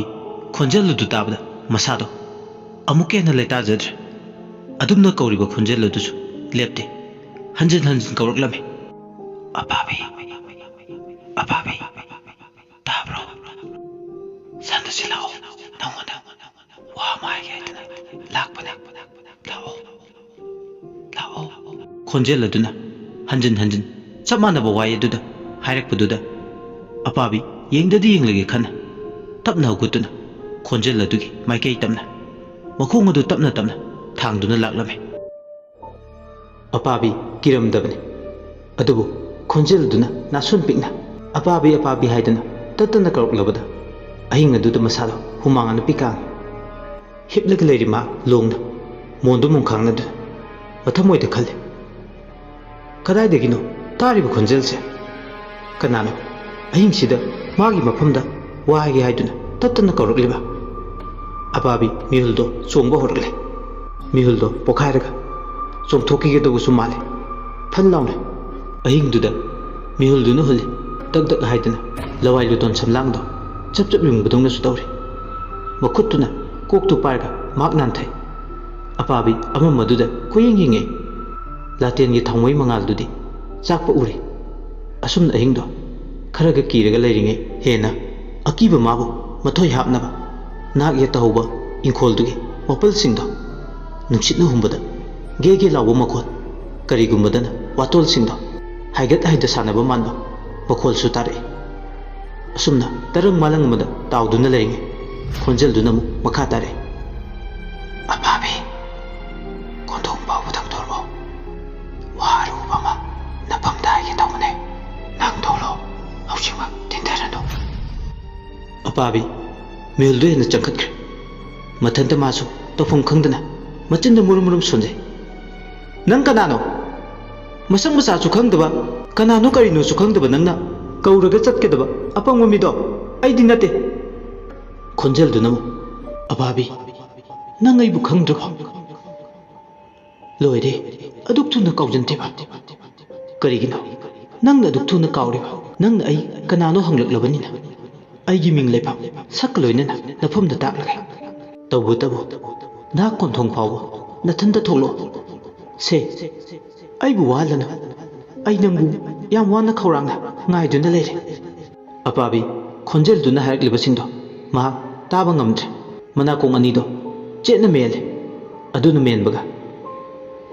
menbaga khonjel duna saurna laure pabi adumna tawgano nakong mengino habane aigi wase nang namta tabiyu asi hairaduna khonjel duna hanjin tattana laure adubu chena babidi masa kanjanaba nakong ado melaga le somda namu ahinga duda arapa lamdagi maiba ani khak haunaduna ahinga duda nasik makhonga tainana leba turel khongbalda phumkhraba soirendugi khudombi amadi khunawi laruni haiduna lai thau leikidraba kasarda maiba tamlurba marup anini amana sana amana bidu anise maiba sabda machin tumkhala ibne mayai phal jawni sida mai kanba soirelama turel khongbanda phumki aibagi wari makhoi migi machandagi wari oina harakpada tarbane aduna ngasigi thamamba ahing sida angang sigi khudombi amadi khunawi phanglabadi makhoi ani malem sida maming chetlagani mai paklagani khandana anido ahing aduda hunaduna auto reserve tawrga lai auto driver do ahing ga waire maya imphal kai thendagi sanction khraga laiba turel gi khongbal oirap laiba ꯑꯇꯣꯡ ꯈꯨꯠ ꯅꯥꯏꯔꯕ ꯂꯝꯕꯤ ꯑꯗꯣꯝꯗ ꯑꯣꯇꯣꯗꯣ ꯑꯍꯤꯡ ꯑꯗꯨꯗ ꯃꯈꯣꯜ ꯁꯣꯡꯅ ꯀꯣꯏꯂꯥꯁ ꯊꯥꯗ꯭ꯔꯤꯕ ꯂꯝꯕꯤꯗꯨꯗ ꯊꯧꯖꯤꯜꯂꯛꯏ꯫ ꯊꯣꯡ ꯃꯄꯥꯗꯨ ꯌꯧꯔꯛꯄꯗ auto ꯗ꯭ꯔꯥꯏꯚꯔꯗꯨ ꯑꯣꯇꯣꯗꯨ ꯈꯥꯝꯃꯤ ꯌꯥꯝ ꯄꯥꯈꯠꯅ꯫ ꯇꯥꯗ ꯑꯅꯤ ꯋꯥꯔꯧꯕ ꯌꯥꯗꯦ, ꯑꯩꯗꯤ ꯁ꯭ꯋꯥꯏꯗꯒꯤ ꯃꯃꯥꯏ ꯂꯩꯊꯣꯛꯆꯈ꯭ꯔꯒꯦ, ꯇꯥꯗ ꯑꯅꯤ ꯆꯠꯄꯤꯈ꯭ꯔꯣ꯫ ꯑꯩꯅ ꯍꯥꯏꯖꯔꯤꯁꯦ ꯋꯥꯔꯧꯕꯤꯕꯗꯤ ꯌꯥꯗꯦꯀꯣ꯫ ꯁꯅꯥꯅ ꯍꯦꯔꯥ ꯅꯨꯄꯥꯅ ꯇꯧꯗꯅ ꯏꯕꯣ ꯅꯪ ꯑꯃ, ꯑꯩꯈꯣꯏ ꯑꯅꯤ ꯁꯨꯔꯤꯁꯤꯕꯨ ꯀꯅꯥꯅꯣꯅꯦ ꯅꯪꯅ ꯀꯤꯔꯤꯕ? ꯇꯥꯗ ꯑꯩꯗꯤ ꯈꯨꯟꯁꯤꯒꯤ ꯃꯃꯤꯡ ꯇꯥꯕꯗ ꯉꯁꯥꯏꯅ ꯀꯤꯔꯕꯅꯤ, ꯋꯥꯔꯧꯕ ꯌꯥꯗꯦ, ꯍꯟꯖꯤꯟ ꯍꯟꯖꯤꯟ ꯍꯥꯏꯗꯨꯅꯁꯨ ꯑꯣꯇꯣ ꯔꯤꯖꯥꯕ ꯂꯥꯛꯄꯒꯤ ꯑꯩꯒꯤ ꯚꯔꯥꯗꯣ ꯄꯤꯕꯤꯔꯣ, ꯑꯩ ꯆꯠꯆꯈ꯭ꯔꯒꯦ꯫ ꯕꯤꯗꯨꯅ ꯏꯕꯣ ꯅꯪ ꯑꯃ ꯃꯤꯀꯤꯊꯤ ꯑꯣꯏꯅ ꯍꯦꯛ ꯇꯧꯔꯗꯅ ꯁꯦ ꯂꯨꯄꯥ 500ꯁꯦ ꯂꯧꯔꯣꯁꯦ꯫ ꯑꯣꯇꯣ ꯗ꯭ꯔꯥꯏꯚꯔꯗꯨ ꯂꯨꯄꯥ 500ꯗꯣ ꯂꯧꯔꯒ ꯍꯣꯏ ꯃꯥꯏ ꯍꯥꯏꯉꯝꯗ ꯍꯥꯊꯨ ꯑꯣꯇꯣꯗꯣ ꯃꯃꯥꯏ ꯂꯩꯊꯣꯛꯂꯒ ꯃꯥꯅ ꯂꯥꯛꯈꯤꯕ ꯂꯝꯕꯤ ꯑꯗꯣꯝꯗ ꯁꯃꯥꯏ ꯂꯩꯗꯨꯅ ꯆꯠꯈ꯭ꯔꯦ꯫ ꯁꯅꯥ ꯑꯃꯗꯤ ꯕꯤꯗꯨꯁꯨ ꯃꯈꯣꯏ ꯑꯅꯤ ꯁꯨꯔꯤꯕꯨ ꯍꯥꯏꯗꯨꯅ ꯑꯍꯤꯡ ꯑꯗꯨꯗ ꯊꯧ ꯂꯩꯇꯕꯅ ꯊꯧ ꯊꯤꯕꯗꯧꯅ ꯃꯤꯒꯤ ꯈꯨꯜ ꯂꯩꯀꯥꯏꯗꯨꯗ ꯃꯁꯥꯃꯛꯀꯤ ꯈꯨꯜ ꯂꯩꯀꯥꯏꯗ ꯑꯀꯟ ꯑꯔꯤꯡ ꯑꯐꯥꯎ ꯁꯥꯕꯗꯧꯅ ꯍꯩꯕꯗꯒꯤꯅ ꯍꯩꯔꯕ ꯃꯥꯏꯕ ꯑꯅꯤꯗꯤ ꯃꯈꯣꯏ ꯑꯅꯤꯅꯤ, ꯖꯨꯔꯥ ꯑꯣꯏꯔꯦ, ꯀꯅꯥꯅꯁꯨ ꯂꯝꯕꯥ ꯄꯥꯕꯤꯅꯕ ꯂꯩꯇꯦ ꯍꯥꯏꯗꯨꯅ ꯂꯥꯛꯂꯦ꯫ ꯑꯍꯤꯡ ꯑꯗꯨꯗ ꯇꯨꯔꯦꯜꯗꯒꯤ ꯍꯨ ꯂꯥꯎꯅ ꯁꯤꯜꯂꯛꯄ ꯅꯨꯡꯁꯤꯠꯅ ꯍꯨꯝꯕꯗ ꯇꯨꯔꯦꯜ ꯃꯄꯥꯜꯗ ꯍꯧꯕ ꯇꯧ ꯃꯇꯣꯟꯁꯤꯡꯅ ꯂꯦꯡ ꯆꯠꯂꯤ꯫ ꯑꯅꯤꯗꯨꯗꯤ ꯊꯋꯥ ꯁꯥꯗꯕ ꯃꯑꯣꯡꯗ ꯍꯩꯅꯕꯤ ꯅꯥꯁꯤꯛ ꯃꯈꯣꯡꯗꯣ ꯑꯗꯨꯗ ꯌꯧꯔꯕꯗꯤ ꯍꯥꯏꯗꯅ ꯐꯅ ꯁꯥꯡꯅ ꯈꯣꯡꯅ ꯂꯥꯛꯏ꯫ ꯃꯇꯝꯗꯨꯗ ꯑꯇꯤꯌꯥꯗ ꯎꯆꯦꯛ ꯑꯃꯅ ꯂꯥꯛꯅ ꯈꯣꯡꯏ, ꯑꯗꯨꯕꯨ ꯌꯧꯕꯨ ꯌꯧꯔꯕꯗꯤ ꯍꯥꯏꯗꯨꯅ ꯂꯥꯛꯂꯤ꯫ ꯅꯥꯁꯤꯛꯇ ꯅꯠꯇꯦ, ꯇꯨꯔꯦꯜ ꯅꯥꯀꯜꯒꯤ ꯈꯣꯡ ꯂꯝꯕꯤꯗꯨꯗ ꯍꯩꯅꯤꯡ ꯄꯥꯝꯕꯤ ꯀꯌꯥꯁꯨ ꯃꯅꯤꯡ ꯇꯝꯅ ꯃꯔꯥꯡ ꯀꯥꯏꯅ ꯂꯟꯇꯛ ꯍꯧꯏ꯫ ꯑꯅꯤꯗꯣ ꯋꯥꯔꯤ ꯁꯥꯟꯅꯩ꯫ ꯍꯣꯔꯦꯟ ꯑꯉꯥꯡꯗꯨꯅ ꯉꯝꯍꯟꯕ ꯌꯥꯗꯦꯀꯣ꯫ ꯍꯣꯏ ꯉꯝꯍꯜꯂꯣꯏ, ꯑꯗꯨꯒꯤꯗꯤ ꯇꯥꯞ ꯂꯥꯎꯅ ꯃꯈꯣꯡ ꯅꯥꯝꯃꯗꯨ ꯄꯥꯏꯔꯒ ꯆꯐꯨ ꯃꯅꯨꯡꯗꯒꯤ ꯂꯧꯊꯣꯛꯂꯒ ꯊꯥꯡꯖ ꯇꯔꯦꯠꯇ ꯁꯥꯕ ꯊꯥꯡꯒꯣꯜꯁꯤꯅ ꯑꯉꯥꯡꯁꯤꯒꯤ ꯈꯨꯗꯣꯝꯕꯤꯗꯣ ꯂꯦꯟꯒꯗꯕꯅꯤ, ꯈꯪꯂꯕ? ꯍꯣꯏ ꯇꯥꯗ ꯑꯩ ꯈꯪꯉꯤ, ꯇꯧꯕꯇꯕꯨ ꯊꯕꯛꯁꯤ ꯇꯧꯕ ꯃꯇꯝꯗ ꯃꯤꯀꯨꯞ ꯅꯥꯍꯨꯝꯁꯤꯡꯅ ꯇꯧꯕ ꯇꯥꯏ꯫ ꯍꯣꯏꯅꯦ, ꯋꯥꯅ ꯀꯛꯆꯤꯡꯗꯒꯤ ꯁꯤ ꯇꯥꯟꯅ ꯂꯥꯛꯂꯒ ꯊꯕꯛ ꯃꯥꯏ ꯄꯥꯛꯇ꯭ꯔꯕꯗꯤ ꯄꯥꯛꯇ꯭ꯔꯕ ꯍꯥꯏꯗꯨꯅꯤ꯫ ꯑꯁꯨꯝꯅ ꯍꯧꯅꯗꯨꯅ ꯑꯅꯤꯗꯣ ꯋꯥꯔꯤ ꯁꯥꯗꯨꯅ ꯂꯥꯛꯑꯦ꯫ ꯂꯦꯞꯇꯅ ꯁꯨꯝ ꯂꯥꯛꯄꯅ ꯍꯥꯏꯅꯕꯤ ꯃꯐꯝ ꯅꯥꯁꯤꯛ ꯃꯈꯣꯡꯗ ꯌꯧꯔꯛꯂꯦ꯫ ꯑꯃꯝꯕꯗꯨꯗ ꯇꯂꯥ ꯄꯥꯝꯃꯦ ꯑꯋꯥꯡꯕꯒꯨꯝ ꯁꯛꯂꯣꯟ ꯅꯥꯏꯗꯨꯅ ꯂꯩꯕꯗꯣ ꯃꯈꯣꯏꯅꯤ ꯃꯤꯠꯃꯥꯡꯗ ꯎꯔꯤ꯫ ꯃꯄꯥꯗꯨ ꯂꯦꯞꯅ ꯕꯤꯗꯨꯅ ꯃꯆꯤꯟꯗ ꯂꯩꯋꯥ ꯁꯣꯜꯂꯦ꯫ ꯁꯣꯟꯒꯤ ꯁꯣꯜꯂꯕ ꯃꯇꯨꯡ ꯁꯅꯥ, ꯃꯤꯅ ꯍꯥꯏꯗꯥꯏ ꯅꯥꯁꯤꯛꯁꯤꯗ ꯑꯉꯥꯡꯗꯨꯒꯤ ꯃꯃꯥꯒꯤ ꯑꯁꯤꯕ ꯊꯋꯥꯏ ꯂꯩ ꯍꯥꯏꯕꯗꯥꯏ? ꯑꯩꯅ ꯌꯦꯡꯕꯗꯗꯤ ꯂꯩꯇꯦ, ꯅꯪ ꯑꯃꯨꯛ ꯌꯦꯡꯉꯨ꯫ ꯍꯣꯏ ꯇꯥꯗ꯫ ꯑꯁꯤ ꯍꯥꯏꯔꯒ ꯁꯅꯥ ꯕꯤꯗꯨꯅ ꯇꯧꯕꯒꯨꯝ ꯂꯩꯋꯥ ꯑꯃ ꯁꯣꯜꯂꯒ ꯃꯃꯤꯠꯇ ꯎꯏꯁꯤꯟꯗꯨꯅ ꯌꯦꯡꯕꯗ ꯑꯉꯥꯡ ꯑꯗꯨꯒꯤ ꯃꯃꯥꯒꯤ ꯑꯁꯤꯕ ꯊꯋꯥꯏ ꯑꯗꯣ ꯃꯐꯝ ꯑꯗꯨꯗ ꯂꯩꯕ ꯊꯦꯡꯅꯗ꯭ꯔꯦ꯫ ꯍꯣꯏꯅꯦ ꯇꯥꯕꯤꯗꯣ, ꯑꯩꯅꯁꯨ ꯌꯦꯡꯕꯗ ꯊꯋꯥꯏꯗꯨꯒꯤ ꯂꯪꯂꯥ ꯂꯪꯖꯤꯟ ꯈꯖꯤꯛꯇ ꯐꯥꯎ ꯊꯤꯕ ꯐꯪꯗ꯭ꯔꯦ꯫ ꯇꯥꯟ ꯆꯞ ꯆꯥꯔꯦ, ꯃꯃꯥꯁꯤꯒꯤ ꯊꯋꯥꯏꯅ ꯅꯥꯁꯤꯛ ꯃꯈꯣꯡꯁꯤꯗ ꯂꯩꯇ꯭ꯔꯗꯤ ꯑꯩꯈꯣꯏꯅ ꯇꯧꯒꯦ ꯈꯟꯕ ꯊꯕꯛꯁꯦ ꯌꯦꯠꯄꯤꯅꯕ ꯌꯥꯎꯗ ꯃꯅꯤꯡ ꯇꯝꯅ ꯇꯧꯕ ꯌꯥꯔꯦ, ꯃꯃꯥꯒꯤ ꯊꯋꯥꯏꯅꯁꯨ ꯌꯦꯠꯂꯔꯣꯏ꯫ ꯑꯁꯨꯝꯅ ꯕꯤꯗꯨ ꯑꯃꯗꯤ ꯁꯅꯥ ꯉꯥꯏꯍꯥꯛꯇꯤ ꯅꯥꯁꯤꯛ ꯃꯈꯣꯡ ꯑꯗꯨꯗ ꯅꯨꯄꯤꯗꯨꯒꯤ ꯊꯋꯥꯏꯗꯣ ꯂꯩꯕ꯭ꯔꯥ ꯍꯥꯏꯗꯨꯅ ꯑꯃꯨꯛ ꯈꯨꯌꯦꯡ ꯌꯦꯡꯉꯤ꯫ ꯀꯔꯤꯝꯇ ꯂꯩꯕꯒꯤ ꯁꯥꯃꯤꯟ ꯐꯪꯗ꯭ꯔꯕꯗ ꯑꯅꯤꯗꯣ ꯁꯣꯏꯔꯦꯟ ꯐꯨꯝꯈꯤꯕ ꯃꯄꯥ ꯇꯨꯔꯦꯜ ꯈꯣꯡꯕꯥꯜ ꯂꯩꯕ ꯑꯗꯣꯝꯗ ꯍꯧꯅꯗꯨꯅ ꯂꯥꯛꯑꯦ꯫ ꯂꯪꯖꯥ 8 ꯑꯃꯁꯨ ꯄꯥꯏ꯫ ꯂꯪꯖꯥ 8 ꯑꯗꯨꯅ ꯑꯉꯥꯡ ꯐꯨꯝꯈꯤꯕꯗꯨꯒꯤ ꯃꯣꯡꯐꯝꯗꯨꯒꯤ ꯃꯥꯏꯀꯩ ꯇꯥꯛꯂꯦ꯫ ꯕꯤꯗꯨꯒ ꯁꯅꯥꯒ ꯑꯋꯥꯏꯈꯨꯝ ꯇꯧꯅꯔꯦ꯫ ꯁꯤꯗ ꯂꯩꯔꯦ꯫ ꯇꯥꯗ, ꯑꯗꯨꯗꯤ ꯊꯕꯛ ꯍꯧꯔꯁꯤꯔꯥ? ꯑꯩ ꯑꯣꯏꯅ ꯇꯧꯔꯒꯦ꯫ ꯍꯣꯏ, ꯑꯩꯈꯣꯏꯅ ꯄꯨꯔꯛꯏꯕ ꯌꯣꯄꯥꯛꯁꯤꯅ ꯑꯣꯏꯅ ꯇꯧꯔꯒꯦ꯫ ꯌꯦꯡꯉꯣꯏ ꯁꯅꯥ, ꯐꯖꯅ ꯇꯧ, ꯅꯠꯇ꯭ꯔꯗꯤ ꯆꯐꯨꯗꯣ ꯑꯃꯨꯛ ꯁꯣꯏꯗꯅ ꯀꯥꯏꯒꯅꯤ꯫ ꯍꯣꯏ, ꯃꯩ ꯆꯠꯂꯕ ꯑꯃꯟꯕ ꯆꯐꯨꯗꯣ ꯑꯩꯈꯣꯏꯒꯤ ꯏꯐꯝꯗꯗꯤ ꯍꯤ ꯌꯥꯏꯅꯤ ꯍꯥꯏꯕ ꯑꯩꯁꯨ ꯈꯪꯉꯤ꯫ ꯑꯁꯤ ꯍꯥꯏꯔꯒ ꯁꯅꯥ ꯌꯣꯄꯥꯛꯇꯨꯅ ꯑꯉꯥꯡ ꯐꯨꯝꯈꯤꯕ ꯃꯐꯝꯗꯣ ꯇꯧꯕ ꯍꯧꯔꯛꯏ꯫ ꯇꯨꯔꯦꯜ ꯂꯩꯕꯥꯛ ꯐꯣꯜꯂꯤꯅꯤ ꯍꯥꯏꯔꯁꯨ ꯌꯣꯄꯥꯛ ꯃꯌꯥꯗꯨ ꯇꯧꯕꯗ ꯃꯌꯥꯗꯨ ꯀꯨꯝꯕꯅ ꯍꯥꯜꯂꯦ꯫ ꯂꯩꯕꯥꯛꯇꯨ ꯇꯧꯕ ꯆꯪꯂꯝꯗꯦ, ꯑꯗꯨꯕꯨ ꯁꯅꯥꯁꯨ ꯍꯟꯕ ꯂꯩꯇꯦ꯫ ꯍꯨꯃꯥꯡꯒ ꯇꯞ ꯇꯥꯕ ꯃꯈꯩ ꯃꯁꯥꯗꯨꯗ ꯂꯩꯕꯥꯛꯇꯨꯗ ꯅꯨꯡꯒꯨꯝ ꯃꯉꯣꯟꯗ ꯂꯥꯛꯆꯍꯟꯕ ꯌꯥꯗꯦ ꯍꯥꯏꯕꯒꯤ ꯃꯇꯥꯒꯨꯝ ꯇꯧꯕ ꯍꯧꯔꯛꯂꯦ꯫ ꯃꯁꯥꯗꯣ ꯃꯄꯥꯗꯣ ꯇꯧꯕꯗ ꯆꯣꯛꯊꯕ ꯃꯥꯟꯕꯗꯧꯅꯁꯨ ꯐꯥꯎꯏ꯫ ꯃꯍꯥꯛꯅ ꯑꯗꯨꯝꯅ ꯂꯦꯞꯇꯅ ꯌꯣꯄꯥꯛ ꯇꯧꯔꯛꯄ ꯑꯉꯥꯡ ꯁꯣꯔꯦꯟꯗꯨ ꯃꯥꯒꯤ ꯆꯐꯨ ꯃꯅꯨꯡꯗ ꯅꯤꯡꯉꯥꯏꯗꯅ ꯇꯨꯝꯗꯨꯅ ꯂꯩꯔꯝꯕꯗꯒꯤ ꯌꯣꯄꯥꯛ ꯇꯧꯕꯒꯤ ꯃꯈꯣꯜꯗꯣ ꯇꯧꯕ ꯇꯥꯔꯛꯄꯗꯒꯤ ꯃꯃꯤꯠ ꯑꯅꯤꯗꯣ ꯆꯐꯨꯃꯨꯛ ꯂꯥꯎꯅ ꯈꯪꯄꯥꯡ ꯄꯥꯡꯊꯣꯛꯑꯦ꯫ ꯑꯉꯥꯡ ꯑꯗꯨ ꯇꯨꯃꯤꯟ ꯂꯩ꯫ ꯑꯗꯨ ꯐꯥꯎꯕ ꯇꯨꯝꯂꯝꯕꯗꯒꯤ ꯑꯉꯥꯡꯗꯣ ꯐꯨꯛ ꯂꯥꯎꯅ ꯍꯧꯒꯠꯂꯛꯂꯒ ꯆꯐꯨ ꯃꯅꯨꯡ ꯑꯗꯨꯗ ꯃꯇꯨꯝ ꯇꯥꯁꯤꯜꯂꯒ ꯎꯔꯨ ꯎꯔꯨ ꯎꯪꯗꯨꯅ ꯂꯩꯈ꯭ꯔꯦ꯫ ꯍꯩꯁꯤꯡꯈ꯭ꯔꯕ ꯃꯥꯏꯕ ꯑꯅꯤꯗꯨꯁꯨ ꯃꯁꯥꯗ ꯁꯥꯎꯐꯝ ꯐꯪꯂꯦ꯫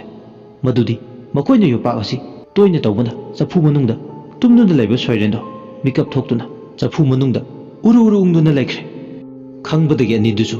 ꯑꯃꯅ ꯑꯃꯒꯤ ꯊꯧꯅꯥ ꯍꯥꯞꯇꯨꯅ ꯌꯣꯄꯥꯛꯇꯨ ꯍꯥꯟꯅ ꯇꯧꯔꯤꯕ ꯆꯥꯡ ꯑꯗꯨꯗꯒꯤ ꯀꯥ ꯍꯦꯟꯅ ꯇꯧꯕ ꯍꯧꯔꯛꯏ꯫ ꯑꯁꯨꯝꯅ ꯂꯦꯞꯇꯅ ꯇꯧꯕꯅ ꯎꯆꯤꯟ-ꯅꯥꯆꯤꯟ ꯑꯉꯥꯡ ꯐꯨꯝꯂꯤꯕ ꯆꯐꯨꯗꯨ ꯎꯔꯦ꯫ ꯆꯐꯨꯗꯨ ꯎꯕꯗ ꯑꯅꯤꯗꯣ ꯍꯔꯥꯎꯕꯅ ꯃꯁꯥꯗꯣ ꯉꯝꯈꯩ ꯂꯩꯔꯝꯗꯦ꯫ ꯑꯉꯥꯡꯁꯤ ꯃꯈꯣꯏ ꯑꯅꯤꯒꯤ ꯃꯈꯨꯠ ꯆꯜꯂꯒꯅꯤ ꯃꯥꯒꯤ ꯃꯇꯤꯛ ꯃꯌꯥꯏ ꯄꯨꯕ ꯃꯈꯣꯏ ꯑꯅꯤꯒꯤ ꯑꯣꯏꯔꯅꯤ ꯈꯜꯂꯨꯕꯗ ꯄꯦꯟꯖꯕ ꯍꯥꯏꯕꯗꯨ ꯑꯣꯏ꯫ ꯑꯁꯨꯝꯅ ꯇꯧꯔꯤꯉꯩ ꯇꯥꯟꯖꯥ ꯑꯗꯨꯗ ꯕꯤꯗꯨꯅ ꯎꯔꯨ ꯎꯔꯨ ꯎꯪꯗꯨꯅ ꯂꯩꯔꯤꯕ ꯑꯉꯥꯡ ꯑꯗꯨ ꯌꯦꯡꯗ ꯇꯞꯅ ꯊꯦꯝꯕ ꯁꯥꯅ ꯍꯥꯏꯔꯛꯏ꯫ "ꯏꯕꯨꯡꯉꯣ, ꯀꯣꯂꯣꯏ ꯃꯤꯡꯂꯦꯟ ꯊꯣꯟꯗ꯭ꯔꯤꯕ ꯅꯋꯥ ꯅꯪꯒꯤ ꯀꯣꯂꯣꯏ ꯃꯤꯡꯂꯦꯟꯗꯤ ꯀꯁꯥ ꯍꯥꯏꯅ ꯀꯣꯂꯣꯏꯌꯦ꯫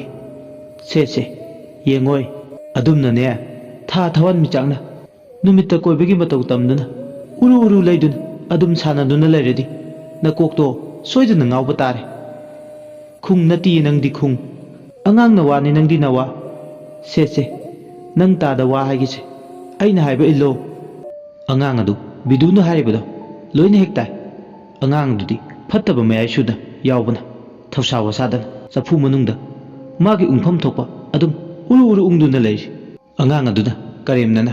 ꯆꯐꯨ ꯃꯅꯨꯡꯗꯒꯤ ꯃꯥꯏꯕ ꯑꯅꯤꯗꯨ ꯌꯦꯡꯂꯒ ꯅꯣꯛꯂꯛꯏ꯫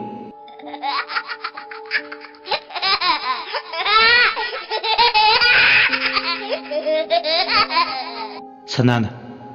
"ꯊꯤꯗ ꯑꯉꯥꯎꯕꯁꯤꯗꯤ, ꯑꯣꯟꯊꯣꯛꯅꯁꯨ ꯀꯔꯤ ꯈꯨꯅꯣꯛ ꯆꯥꯅꯣꯛꯅꯣ?" ꯕꯤꯗꯨꯅ "ꯁꯥꯎꯔꯨꯅꯨ ꯏꯕꯨꯡꯉꯣ, ꯑꯉꯥꯡ ꯑꯣꯏ ꯇꯧꯔꯤꯅꯤ." ꯑꯅꯤꯗꯨ ꯑꯃꯨꯛ ꯍꯥꯏꯅꯔꯦ꯫ "ꯁꯨꯃꯥꯏꯅ ꯁꯨꯝ ꯎꯪꯗꯨꯅ ꯂꯩꯔꯗꯤ ꯊꯕꯛꯇꯤ ꯑꯝꯇ ꯌꯥꯔꯣꯏ ꯇꯥꯗ꯫ ꯁꯅꯥ, ꯁꯦ ꯋꯥꯒꯅꯨ, ꯅꯪ ꯇꯥꯗ ꯂꯩꯔꯤ, ꯑꯩ ꯇꯧꯒꯦ ꯌꯦꯡꯉꯨ."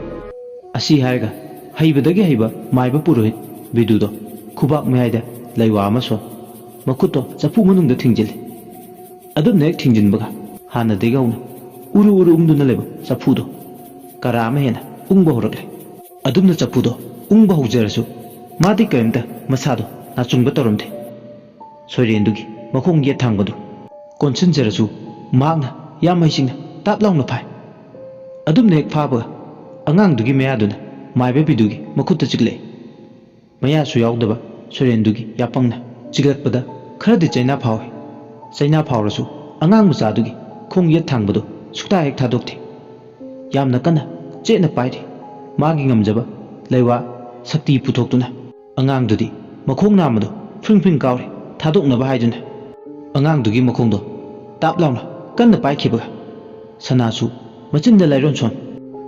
ꯁꯣꯏꯔꯦꯟꯗꯨꯒꯤ ꯂꯨꯁꯝꯗ ꯄꯥꯏꯔꯒ ꯆꯐꯨ ꯃꯅꯨꯡꯗꯒꯤ ꯆꯤꯡꯊꯣꯔꯛꯏ꯫ ꯑꯁꯨꯝꯅ ꯍꯦꯛ ꯇꯧꯕꯒ ꯃꯥꯏꯕ ꯑꯅꯤꯗꯣ ꯑꯣꯟꯁꯤꯟꯅꯔꯒ ꯑꯉꯥꯡ ꯃꯆꯥꯗꯨ ꯌꯦꯡꯂꯒ ꯀꯔꯦꯝꯅꯅ ꯅꯣꯛꯏ꯫ "ꯁꯤ ꯃꯉꯥꯏ ꯀꯩꯅꯣ, ꯊꯕꯛꯁꯤꯒꯤ ꯇꯪꯈꯥꯏꯗꯤ ꯃꯄꯨꯡ ꯐꯥꯔꯦ꯫ ꯍꯣꯏꯅꯦ ꯇꯥꯕꯤꯗꯣ, ꯀꯗꯥꯏ ꯊꯥꯡꯒꯣꯟꯗꯣ ꯄꯤꯔꯛꯎ, ꯈꯨꯗꯣꯝꯕꯤꯁꯤ ꯂꯦꯜꯂꯒꯦ꯫ ꯏꯕꯣ, ꯃꯇꯝꯒ ꯃꯥꯡꯍꯟꯕ ꯌꯥꯕ ꯅꯠꯇꯦ." ꯑꯁꯨꯝꯅ ꯕꯤꯗꯨꯅ ꯍꯥꯏꯕꯒꯤ ꯃꯇꯨꯡ ꯏꯟꯅ ꯃꯈꯣꯏꯅ ꯄꯨꯔꯛꯄ ꯈꯥꯎ ꯑꯗꯨꯗꯒꯤ ꯊꯥꯡꯒꯣꯜꯗꯨ ꯂꯧꯊꯣꯛꯂꯒ ꯈꯨꯠꯁꯤꯟꯅ ꯁꯅꯥꯅ ꯁꯅꯥ ꯑꯉꯥꯡꯗꯨꯒꯤ ꯉꯛꯁꯝꯗꯨ ꯄꯥꯏꯔꯤ꯫ ꯊꯥꯡꯒꯣꯜꯗꯨꯅ ꯕꯤꯗꯨꯅ ꯃꯈꯨꯠ ꯅꯥꯝꯃꯅ ꯄꯥꯏ꯫ ꯑꯉꯥꯡ ꯑꯗꯨꯒꯤ ꯈꯣꯏꯔꯤ ꯅꯥꯎꯐꯝ ꯑꯗꯨꯅ ꯇꯨꯔꯦꯜꯗꯒꯤ ꯍꯨꯝꯂꯛꯄ ꯁꯤꯠꯆꯜꯂꯛꯄ ꯅꯨꯡꯁꯤꯠꯅ ꯌꯩꯕꯗ ꯇꯦꯂꯪꯒꯥ ꯃꯃꯩꯒ ꯂꯦꯡ ꯂꯦꯡ ꯆꯠꯂꯦ꯫ ꯑꯉꯥꯡꯗꯨꯒꯤ ꯌꯦꯠ ꯊꯥꯡꯕ ꯈꯨꯠꯇꯣ ꯑꯃꯨꯛ ꯇꯥꯞ ꯂꯥꯎꯅ ꯄꯥꯏ ꯁꯅꯥꯅ꯫ ꯑꯗꯨꯒ ꯕꯤꯗꯨꯅ ꯑꯉꯥꯡꯗꯨꯒꯤ ꯈꯨꯅꯥꯎꯕꯤꯗꯣ ꯀꯛꯇꯨꯒꯤ ꯍꯣꯠꯅꯔꯤ꯫ ꯊꯥꯡꯒꯣꯜ ꯃꯌꯥꯗꯨ ꯊꯥꯕꯜ ꯃꯉꯥꯜꯒꯤ ꯁꯤꯊꯔꯕ ꯃꯉꯥꯜꯗꯨꯅ ꯌꯩꯕ ꯐꯥꯎꯕꯗ ꯂꯪꯇ꯭ꯔꯤꯛ ꯂꯪꯉꯤ꯫ ꯑꯅꯤꯗꯣ ꯃꯈꯣꯏꯒꯤ ꯊꯦꯡꯂꯧꯅꯤꯡꯕ ꯊꯨꯡꯂꯅꯤ ꯈꯟꯕꯗ ꯍꯔꯥꯎꯕꯅ ꯉꯝꯈꯩ ꯂꯩꯔꯝꯗꯦ꯫ ꯌꯦꯠꯄꯤꯅꯕ ꯂꯩꯇꯦ ꯈꯜꯂꯨꯕꯗ ꯑꯁꯨꯝꯅ ꯕꯤꯗꯨꯅ ꯊꯥꯡꯒꯣꯟꯗꯣ ꯆꯦꯠꯅ ꯄꯥꯏ꯫ ꯑꯉꯥꯡ ꯑꯗꯨꯒꯤ ꯈꯨꯅꯥꯎꯕꯤꯗꯨ ꯂꯦꯜꯂꯝꯗꯥꯏ ꯊꯥꯡꯒꯣꯜ ꯃꯌꯥꯗꯨꯅ ꯑꯉꯥꯡꯗꯨꯒꯤ ꯎꯟꯁꯥꯗꯨ ꯈꯖꯤꯛ ꯊꯦꯡꯕ ꯍꯧꯕꯒꯅꯤ ꯑꯉꯥꯡꯗꯨ ꯊꯦꯝꯕ ꯌꯥꯗꯅ ꯍꯪꯉꯥ ꯍꯪꯉꯥ ꯏꯃꯥ ꯏꯃꯥ ꯍꯥꯏꯕꯒꯤ ꯃꯇꯥꯒꯨꯝ ꯋꯥꯟꯊ ꯋꯥꯟꯊꯗꯅ ꯃꯥꯏꯀꯩ ꯁꯂꯥꯏ ꯈꯪꯗꯅ ꯀꯞꯄ ꯍꯧꯔꯛꯂꯦ꯫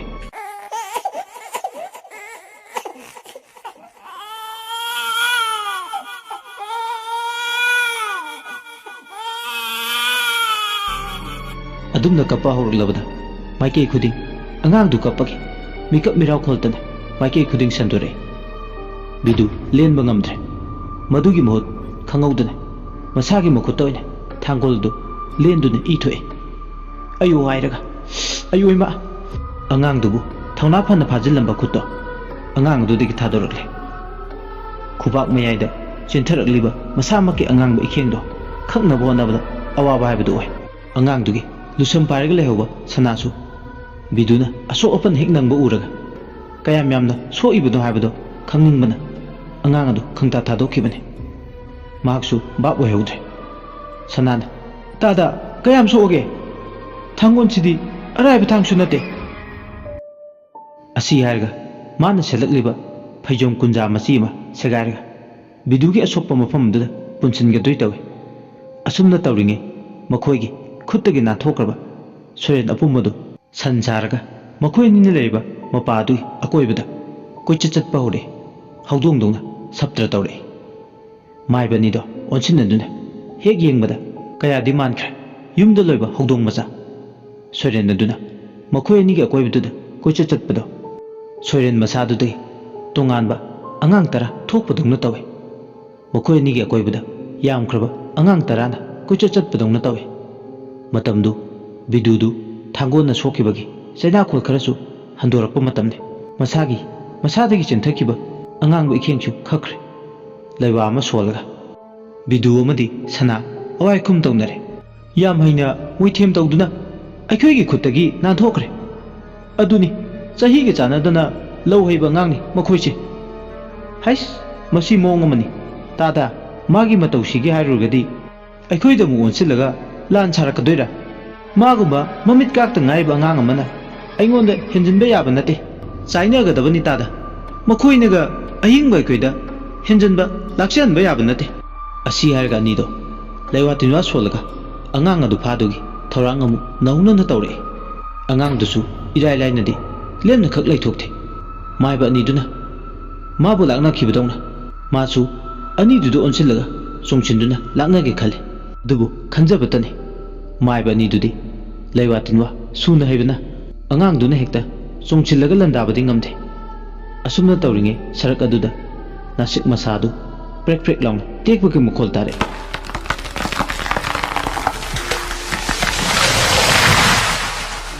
ꯃꯁꯥꯗꯣ ꯍꯦꯛ ꯇꯦꯛꯄꯒ ꯂꯩꯃꯥꯏꯗ ꯕꯣꯝ ꯂꯥꯎꯅ ꯇꯥꯏ ꯅꯥꯁꯤꯛ ꯃꯈꯣꯡ ꯑꯗꯨꯗ ꯃꯥꯏꯕ ꯑꯅꯤꯗꯣ ꯀꯅꯥ ꯂꯩꯒꯦ ꯍꯥꯏꯗꯨꯅ ꯑꯃꯨꯛꯇ ꯆꯞ ꯃꯥꯟꯅꯅ ꯌꯦꯡꯊꯣꯛꯂꯦ ꯌꯦꯡꯊꯣꯛꯂꯨꯕ ꯃꯇꯝꯗꯗꯤ ꯀꯅꯥꯁꯨ ꯂꯩꯕ ꯎꯗꯦ ꯅꯥꯁꯤꯛ ꯃꯈꯣꯡ ꯑꯗꯨ ꯏꯍꯥꯡ ꯍꯥꯡꯉꯤ ꯑꯗꯨꯕꯨ ꯀꯗꯣꯝꯗꯒꯤꯅꯣ ꯈꯪꯍꯧꯗꯦ ꯃꯁꯤꯡ ꯊꯤꯉꯝꯗ꯭ꯔꯕ ꯀ꯭ꯋꯥꯛ ꯃꯌꯥꯝ ꯑꯃ ꯄꯥꯏꯁꯤꯜꯂꯛꯂꯒ ꯅꯥꯁꯤꯛꯇꯨꯗ ꯇꯣꯡꯂꯒ ꯍꯧꯅ ꯑꯍꯤꯡ ꯑꯗꯨꯗ ꯂꯥꯛꯇꯨꯅ ꯈꯣꯡꯉꯤ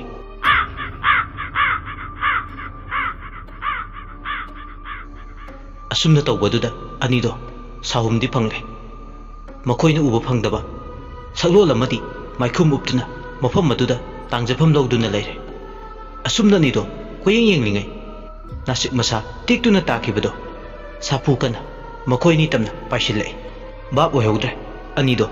ꯑꯗꯨꯝꯅ ꯈꯨꯗꯛ ꯑꯗꯨꯗ ꯇꯧꯔꯛꯀꯅꯤ ꯍꯥꯏꯕꯗꯤ ꯃꯁꯥꯗꯣ ꯊꯩꯗꯣꯛ ꯊꯩꯖꯤꯟ ꯇꯧꯗꯨꯅ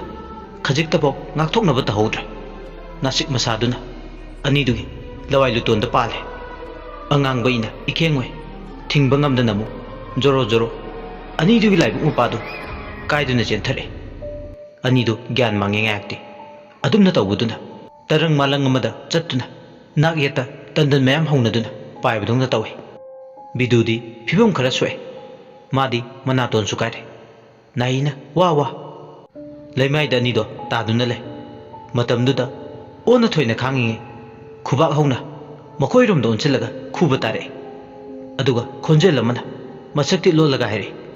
ꯌꯦꯡꯒꯦ ꯌꯥꯎꯅ ꯉꯁꯥꯏꯗꯒꯤ ꯌꯦꯡꯕꯅꯤ ꯑꯍꯤꯡꯕꯅ ꯍꯪꯒꯣꯏꯔꯕ ꯃꯐꯝꯁꯤꯗ ꯆꯪꯁꯤꯜꯂꯛꯂꯒ ꯅꯈꯣꯏ ꯑꯅꯤꯅ ꯑꯩꯕꯨ ꯁꯤꯡꯅꯔꯤꯕ ꯄꯂꯦꯝ ꯃꯃꯥ ꯑꯩ ꯑꯃ ꯏꯆꯥꯎ ꯆꯥꯎꯅ ꯂꯩꯔꯤꯉꯩ ꯃꯃꯥ ꯑꯩꯕꯨ ꯁꯤꯡꯅꯗꯨꯅ ꯃꯃꯥ ꯑꯃꯒꯤ ꯃꯊꯥꯗꯒꯤ ꯄꯤꯛꯂꯤꯕ ꯑꯩꯒꯤ ꯏꯆꯥꯕꯨ ꯃꯨꯜꯂꯒ ꯅꯈꯣꯏ ꯑꯅꯤꯅ ꯄꯨꯗꯣꯏꯒꯤ ꯍꯣꯠꯅꯔꯤꯕ ꯑꯍꯤꯡꯕ ꯅꯈꯣꯏꯅ ꯑꯁꯤꯕꯒꯤ ꯃꯔꯟ ꯑꯁꯨꯛ ꯌꯥꯝꯅ ꯄꯥꯝꯂꯤꯕꯁꯤꯕꯨ ꯀꯔꯤꯒꯤꯅꯣ ꯈꯨꯝꯃꯨ ꯅꯆꯤꯟꯗꯣ ꯈꯨꯝꯃꯨ ꯅꯆꯤꯟꯗꯣ ꯄꯥꯟꯗ꯭ꯔꯣ ꯈꯨꯝꯃꯨ ꯍꯤꯡꯂꯤꯉꯩꯗꯁꯨ ꯏꯃꯥ ꯏꯆꯥꯕꯨ ꯅꯈꯣꯏꯅ ꯌꯦꯠꯄ ꯑꯗꯨꯒ ꯑꯃꯨꯛꯁꯨ ꯁꯤꯔ ꯐꯥꯎꯕꯗ ꯅꯈꯣꯏꯅ ꯌꯦꯠꯄꯁꯦ ꯌꯦꯠꯂꯤꯗꯀꯣ ꯐꯔꯦ ꯌꯦꯠꯆꯅꯤꯡꯕꯒꯤ ꯃꯍꯩꯗꯤ ꯅꯈꯣꯏꯅꯤ ꯍꯧꯖꯤꯛ ꯐꯪꯕ ꯇꯥꯏ ꯑꯁꯤ ꯍꯥꯏꯔꯒ ꯅꯨꯄꯤꯁꯤꯅ ꯈꯦꯛꯅ ꯂꯥꯎꯅ ꯅꯣꯛꯂꯦ ꯕꯤꯗꯨ ꯑꯃꯗꯤ ꯁꯅꯥ masam mana chap chap yungi nasik masadugi chaina kol du chu handre masado tarang ma icha chale makhoi ni di wabana phe lawi matam duda angang macha nupa nupi pareng pareng khut samna duna chahi ani muki lenga maya da leba angang ngak tawai na tawe yenbi yana nganu pareng pareng chat padona khut ke khusam na duna nasik makhong du deki nok nok tuna makhoi ni na leiba mapa du tamna lai angang sing do ikoi koi chin duna ani do amuk laikre ture laija pitak sira ture lengoi pija sira angang sa lamhen bani se kamdong na warak sige nakhoi hayu angang sa aigi chabu thango na len ge thorang ba lusam pairaga chingba ani se lemna di to ngasi ge numita asi harga ngasai ke khonjal tamak taramba nupi do ngasi di charai phi muset nasik masa amadagi phallaung na chongthare nupi du ubuda ani do bap tare nasik makhong da lei hainaba mai kanba thawai do asigi nupi sine mama macha gi nungsibabu singnari bu noi mama gi thamoi changyeng tawribra phare changyeng tawre haina laurage adudi changyeng sida icha gi damak mama aidi mai pak ta bayate nakhoi ani na mai thibu nang batai asi haraga nupi duna makhut namana sanagi makhong adu pairaga nasik makhong du tana chinglaga pudu gi tawrame matam duda soktuna leiba thawrang haiba biduna leiba sonba cheng maru khara thawai du tamna lange cheng maru khara duna nupi du gi masada thengbu matam duda sanagi makhong paiduna chinggi honarambadu aremba tare khongbom khajik handoi nupi du gi thawai du mataw duda khawtap sai adubu honabati lepte magi matik mai du phudoknaba honare ngasigi numitchida mai banisa hata de ale chapyungna pungning de lepe magi masada khwaidik asawbasu mai bu bayate mai bu uraga hele magi asawbase phudorakpa mai bani do mikup na hom singnale nupi sigi thawai sina kaidaro kadabno khanbada khawtap chare singna bayadaba thawai ni sidi khanglalle thawai sinasu haujikti section phirep lawre mai bani sina mongonda kaidaropa mag yaka ingle mai bani dusu makhoi na hijaba leiwa tinwa kaya tapna tapna sonba hore hijaba leiwa tinwa masa ngak thuknaba asumna makhoi humdo lamba panadugi tongna dunale biduna machinda leiwa ama sole thawai sigi mayai pumba mahi mayai chamnaba thawai sina hujikti maibe biduna soliba leiwa do khajikta oirasu samin phangkhre thawai sina samin hek phangba matomda phuklaunu mangkhre thawai du mathanda nupi du gi thawai duna khangau mangkhrabada kadom chatkhre gai duna koyeng yengjai haibatani kadom da chatkhrabana habdi uhaudre thawai dudi kadai da mangkhrabana haidana machinda murum sone thawai sina hujikti mangkhibado ani du koksai ahingba ni sidagi asibu thawai sina singbe hele habisidi masana khangjar biduna sana section si koibani saudaba phijang amagi marumda soidana ma kadai lotuna lerangone sananam khangde duni mak soidana lerangone sai sida na silaga machi amada hoine aikoine togi khanba thabak sidi mai yan khidra tawriside mama gi thawai sina manglingi tanja sida macha gi khunau bise kaktuna pohobuna phagane biduna mukhume aruba neiba ani punchan kibudongna tawre ngasidi hoine nangna hari to chume mama gi thawai sina lamdal lingi macha semu phana bo honarse asi harga bidu masada loinerpa phijamna saba khadi gi khawdu de braja gi singjang maya machet ma puthore aduga makhut pairaga machinda leiwa khara sole asumna leiwa do hek sonbaga braja gi maya duna mokhoi ikoi ko chunduna leiba angang chingdu onsilaga braja gi singjang do ulai adumna tawbudage angang mayam do mafam maduda leiba ngamdraduna wa launa o khongge hujikti kablakle wa launa o khongnani kapaklidu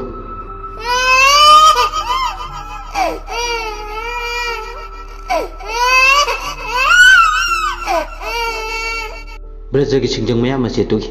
mayai na ngomkhiduna angang mayam do turel khongbalum da kumlagle aduga charut habung mar aduda lotkhr sumna tagi lehoriba angang haibabu mama gi macha naitom aduda ngai hore adubu angang adu muklaga makhoi ni gi mangda tumin leptuna le chen chu chen machi chu leng le angang adu su phibam ma sem tanjabu phangadi mai bani si krang lit ki khale lit pu lit labadi makhoi ni yai bi thawai se manglaga da bani aduna angang aduna su lit tu gi phibam sem duna laikre angang duna tumin mong hadana tumin laibudu uraga mai bani do nungai ba phawe masi lengdana leire akhoi gi thabak pu hena dum laithok hale biduna makha tare mama su laitre masa si khak tangai hoini tada tangna phangba tanja ne ipa ipugi ahumlak tanja pi badongna ani suba tanja si phangle phangliba tanja se handa mukti mangal larusi inaw na habidu chumme lemna tokpa yade ko hojikti angang do hojikti makhoi ni changduna phaduge muk thawrang tawre angang du magi chapu du da munni yeng magi chapu do lambi nakan du da machi lengdana lermane adubu ngahak masi lengdana lermade angang aduna mamituna khajik hek yeng luba matam du da tumin lemai da lerma chapu do uru ungle chapu du yam kana uru ungba hore akan ba sapu magaloinana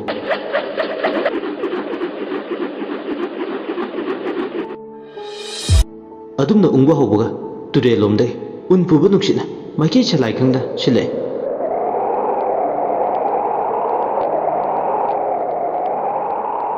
ahing aduda uri wawri bengale lachin thabadong su tawi ngayaki mikup tuda makhoi ni laibu mapa duda turel dagi ising manil ka ba hengalakpa maike domda lachin kungna thabe henjile lachin kungna thangba horokpa duda hojikti turel mapa amadi nasik makong adomda kari lege habdu uramde maiba masen ani du pho unadre lachin du kungna thaba man khibana kadom dagi khangudana aduk thuna phibam adu sathina honglakliba no khangde ani du kaune masakti unadrasu biduna inaw sana tada ani du awai kum tongnare kari no tawri sibu tada khangdre tada lachin kungna thari sibu ahing sida nongan gadabasu phanayam wale aduni ne tawri sibungo karimta ukhidre tawrise chatlawbuna fare tada lachin kungnaga thare akhoi gi thause soidana kairane asumna ni do masakti uda wari watai sanarame makhoi na yalakliba khawadu torch light mamdi loinarakmane torch light to kabe akoi biduda adubu lechil kungna thabaduna akoi biduda kari lege habado su ukhidre asumna amam maduda torch light to kaplinge tanja aduda nupi dugi makhol tare kumai nungai ni ngasidi kuire kumai yengkidaba ngasidi imit pena kumai yengage yengdana ti toklo kumai yenge kumai nungai ni da asi harga nupi duna matanta khekla launa nole nokpe ke makhol duna akoi bidu nil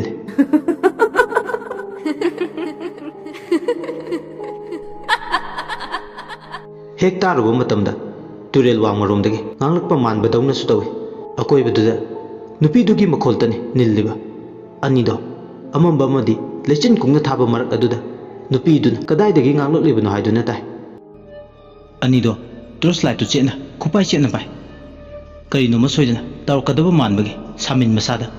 ningjing mangjing fawu horkle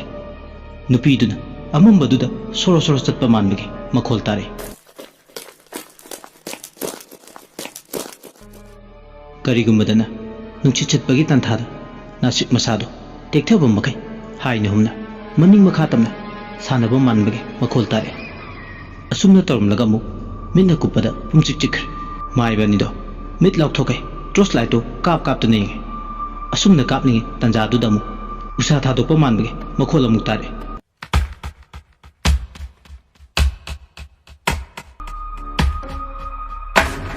nasik makhong aduda kanano ma changsil laglaga khutta chingjing paiduna yan ba horakle adum na hokraba makhol du tarba matum kadom dagi no khangaude mai bani du tamna nasik masa chaukraba mana mai bani du makok ma pada kan akan ba sapu magloina taraklam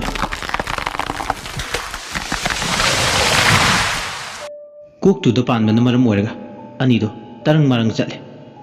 leimai da hoi amun ba ken dungna pop haiduna makok tu pai makut tu pai ba torch light sing du su ꯂꯩꯃꯥꯏꯗꯨꯗ ꯇꯥꯔꯒ ꯂꯩ ꯇ꯭ꯔꯣꯁ ꯂꯥꯏꯠꯇꯨ ꯃꯉꯥꯜꯗꯨꯅ ꯑꯀꯣꯏꯕꯗꯨꯗ ꯀꯥꯞꯂꯒ ꯂꯩ ꯂꯩꯆꯤꯜ ꯀꯨꯡꯅ ꯊꯥꯗꯨꯅ ꯂꯩꯕ ꯃꯔꯛꯇ ꯃꯩꯉꯥꯜꯗꯨꯗꯤ ꯂꯥꯟꯖꯗꯕ ꯃꯒꯨꯝ ꯁꯟꯗꯣꯛꯇꯨꯅ ꯂꯩꯍꯧꯔꯤ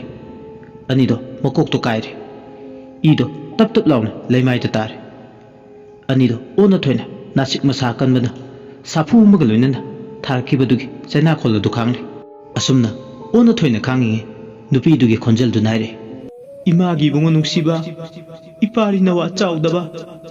ꯏꯃꯥꯅ ꯍꯤꯗꯦꯟꯗ ꯂꯩꯕ ꯏꯆꯥꯕꯨ ꯀꯪꯐꯥꯜꯗ ꯄꯨꯔꯛꯂꯒ ꯅꯥꯎꯁꯨꯝ ꯏꯁꯩ ꯁꯛꯇꯨꯅ ꯅꯥꯎꯊꯦꯝꯂꯒꯦ ꯂꯥꯛꯑꯣ ꯇꯨꯔꯦꯜ ꯂꯥꯏꯖ ꯏꯔꯩ ꯏꯔꯥꯎꯈꯣꯜꯁꯦ ꯏꯆꯥꯒꯤ ꯇꯨꯝꯕ ꯀꯥꯏꯔꯅꯤ ꯑꯋꯥ ꯍꯨꯏꯖꯣꯡ ꯂꯥꯡꯉꯝꯃꯅꯤ ꯏꯆꯥꯗꯤ ꯑꯍꯤꯡꯁꯦ ꯇꯨꯝꯃꯨ ꯌꯥꯔꯝꯃꯔꯣꯏ ꯂꯥꯛꯑꯣ ꯏꯃꯥꯅ ꯅꯪꯕꯨ ꯊꯦꯝꯂꯒꯦ ꯂꯥꯛꯑꯣ ꯍꯤꯡꯆꯥꯕꯤꯒꯤ ꯍꯤꯗꯦꯟꯗ ꯅꯥꯎꯁꯨꯝꯂꯒꯦ ꯂꯥꯛꯑꯣ ꯐꯠꯇꯕꯤ ꯅꯃꯥꯅꯤ ꯃꯤꯅ ꯍꯥꯏꯅꯔꯦ ꯅꯃꯥ ꯑꯩꯒꯤ ꯅꯥꯁꯤꯛ ꯃꯈꯣꯡ ꯃꯄꯥꯁꯦ ꯍꯤꯡꯆꯥꯕꯤꯒꯤ ꯍꯤꯗꯦꯟꯅꯤ ꯃꯤꯌꯥꯝꯅ ꯍꯥꯏꯅꯔꯦ ꯅꯃꯥ ꯑꯩꯗꯤ ꯃꯤꯅꯨꯡꯁꯤ ꯆꯥꯎꯕꯤꯅꯤ ꯍꯤꯡꯆꯥꯕꯤ ꯅꯠꯇꯤꯌꯦ ꯏꯆꯥꯒꯤꯗꯃꯛ ꯍꯤꯡꯆꯥꯕꯤꯒꯤ ꯁꯛꯂꯣꯟ ꯏꯃꯥꯅ ꯂꯥꯡꯈꯤꯕꯅꯤ ꯏꯃꯥꯒꯤ ꯄꯥꯔꯤ ꯑꯁꯤ ꯍꯥꯏꯔꯒ ꯅꯨꯄꯤꯗꯨꯒꯤ ꯊꯋꯥꯏꯗꯨꯅ ꯁꯅꯥꯒꯤ ꯃꯈꯣꯡ ꯅꯥꯝꯃꯗꯨ ꯇꯥꯞ ꯂꯥꯎꯅ ꯄꯥꯏ ꯑꯗꯨꯒ ꯂꯝꯕꯤ ꯂꯝꯖꯥꯎꯗꯨꯗ ꯁꯣꯔ ꯁꯣꯔ ꯂꯥꯛꯇꯨꯅ ꯆꯤꯡꯂꯒ ꯅꯥꯁꯤꯛ ꯃꯈꯣꯡꯗꯣ ꯇꯝꯅ ꯄꯨꯏ ꯆꯦꯒꯥꯏ ꯑꯃꯗꯤ ꯅꯨꯡꯒꯥꯏ ꯃꯔꯛ ꯑꯗꯨꯗ ꯃꯁꯥꯗꯣꯏꯍꯤꯡ ꯅꯥꯍꯤꯡ ꯁꯥꯔꯦ ꯃꯁꯥꯗꯣ ꯇꯔꯪ ꯃꯥꯂꯪ ꯑꯃ ꯏꯆꯠ ꯆꯠꯂꯦ ꯅꯨꯄꯤꯗꯨꯒꯤ ꯊꯋꯥꯏꯗꯨꯅ ꯃꯅꯤꯡ ꯇꯝꯅ ꯃꯥꯕꯨ ꯄꯨꯅꯤꯡꯕ ꯃꯥꯏꯀꯩꯗ ꯄꯨꯔꯤ ꯃꯍꯥꯛꯇꯤ ꯑꯅꯥꯕꯒꯤ ꯆꯩꯅꯥꯈꯣꯜ ꯃꯔꯛ ꯑꯗꯨꯗ ꯃꯁꯥꯗꯣ ꯋꯥꯕꯅ ꯇꯞ ꯇꯥꯔꯦ ꯃꯁꯥꯗꯣ ꯅꯥꯍꯦꯕ ꯑꯃꯁꯨ ꯌꯥꯎꯔꯦ ꯑꯁꯨꯝꯅ ꯁꯅꯥꯗꯣ ꯁꯣꯔ ꯁꯣꯔ ꯂꯥꯛꯇꯨꯅ ꯆꯤꯡꯂꯒ ꯅꯥꯁꯤꯛꯇꯨꯒꯤ ꯈꯔ ꯋꯥꯡꯕ ꯃꯁꯥꯗꯨꯗ ꯃꯉꯛꯁꯝꯗ ꯎꯔꯤ ꯋꯥꯔꯤꯅ ꯂꯥꯒꯠꯇꯨꯅ ꯌꯥꯜꯂꯒ ꯊꯝꯃꯤ ꯁꯅꯥ ꯃꯁꯥꯗꯣ ꯋꯥꯈꯜ ꯆꯦꯡꯃꯥꯡ ꯃꯥꯡꯂꯤ ꯃꯍꯥꯛ ꯃꯁꯥꯗ ꯀꯩꯗꯧꯔꯤꯒꯦ ꯍꯥꯏꯕꯁꯦ ꯃꯍꯥꯛ ꯃꯁꯥꯗ ꯀꯔꯤꯝꯇ ꯈꯪꯂꯝꯗꯦ ꯁꯃꯤꯟ ꯈꯖꯤꯛꯇ ꯐꯥꯎ ꯐꯥꯎꯔꯝꯗꯦ ꯋꯥꯕꯅ ꯇꯞ ꯇꯥꯔꯕ ꯍꯛꯆꯥꯡ ꯄꯣꯂꯥꯡꯗꯨꯗ ꯅꯨꯡꯁꯤꯠꯅ ꯁꯤꯜꯂꯛꯄꯗ ꯀꯦꯟꯒꯗꯕꯒꯤ ꯉꯥꯏꯗꯨꯅ ꯂꯩꯔꯕ ꯑꯀꯪꯕ ꯎꯅꯥ ꯑꯃꯒ ꯄꯥꯡꯈꯛ ꯑꯣꯏ ꯅꯨꯡꯁꯤꯠꯅ ꯁꯤꯠꯄꯗ ꯃꯁꯥꯗꯣ ꯂꯦꯡ ꯂꯦꯡ ꯆꯠꯂꯦ ꯃꯈꯣꯡ ꯑꯗꯨ ꯊꯔꯛ ꯊꯔꯛ ꯌꯥꯜꯂꯒ ꯂꯩ ꯌꯥꯝꯅ ꯀꯟꯅ ꯎꯔꯤ ꯋꯥꯔꯤꯗꯨꯅ ꯂꯥꯛꯁꯤꯟꯕꯗꯤ ꯑꯣꯏꯗ꯭ꯔꯤ ꯁꯣꯝꯗꯅ ꯕꯤꯗꯨꯗꯨ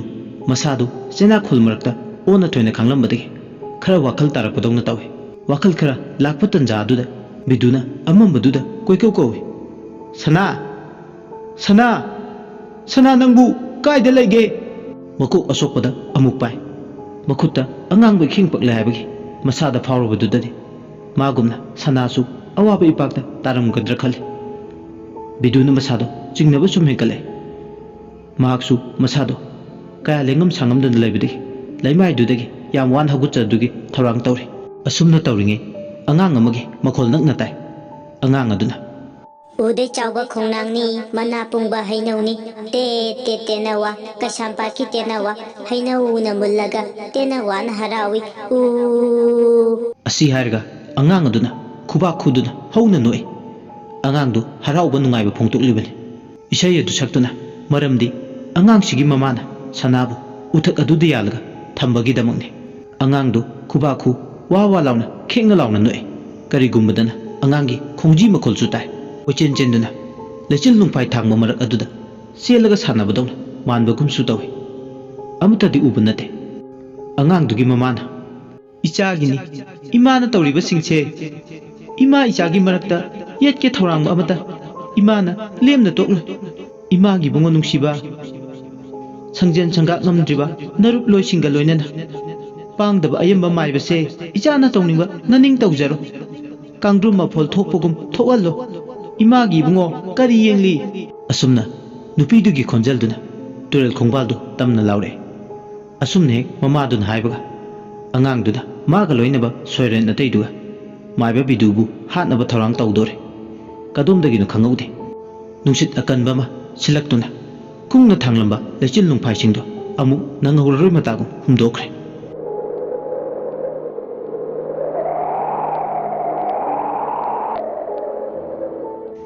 ꯊꯥꯖ ꯃꯆꯦꯠꯀꯤ ꯊꯥꯕꯜ ꯁꯤꯊꯔꯛꯄ ꯐꯥꯏꯔꯦꯜꯒꯤ ꯊꯥꯖꯗꯣ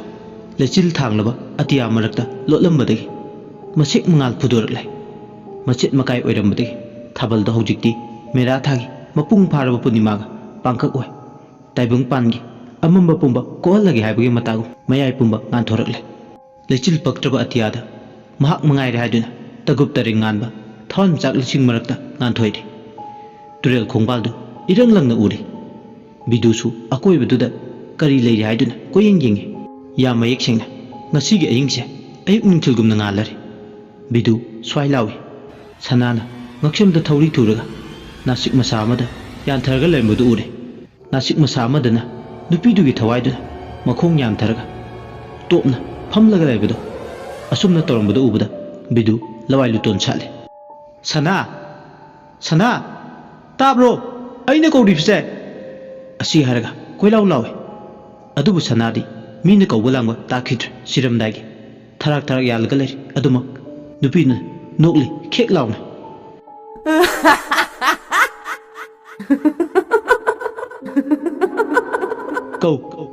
kau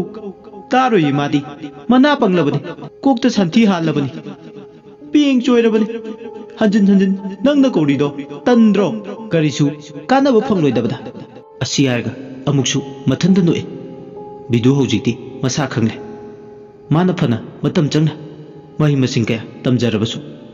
phatraba thawai sigi mafamdadi mahi mayai chamduna pumnam arembada tai kana pham leite ngasidi ma mamitta sangsangna ure phatraba thawai sigi tawbo ngamba matik meche ma tuminna leresu wakhan kan bahore kamdongna sanabu nupi sigi makutai kangane karigumba kanma ngamawdragana kamdawba aduga mu nupi sina mangoda kaidarakpa khalli mafam asi thadoktuna thawai hingnaba chelagesu hakchangni oibe phibam sida mangam salaroi amaramda punna lakminaba amase hundoklamlaga mahak mathanta karamna mafam se thadoktuna chatkene asumna khanjanaringe tunglomdagi soyen kharana changsilallaga Bidugi makhong makhota uri wari na punsilaga satlauna makhoi ahum mari changdana nasik makhong amada thawrina machi lengdana bhaidana ullaga thamme Bidu lawai chale karamba sarakta punsin kibana haiba ma khangaude wakhalga semang mange karimta hoi mai haiba nangaude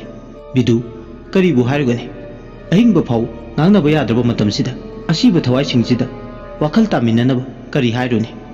khudima aremba ngangne pulliba thawrido nathokutuna chatnaba kanna honaje adubu phanama masana mukjarasu pulliba uri warina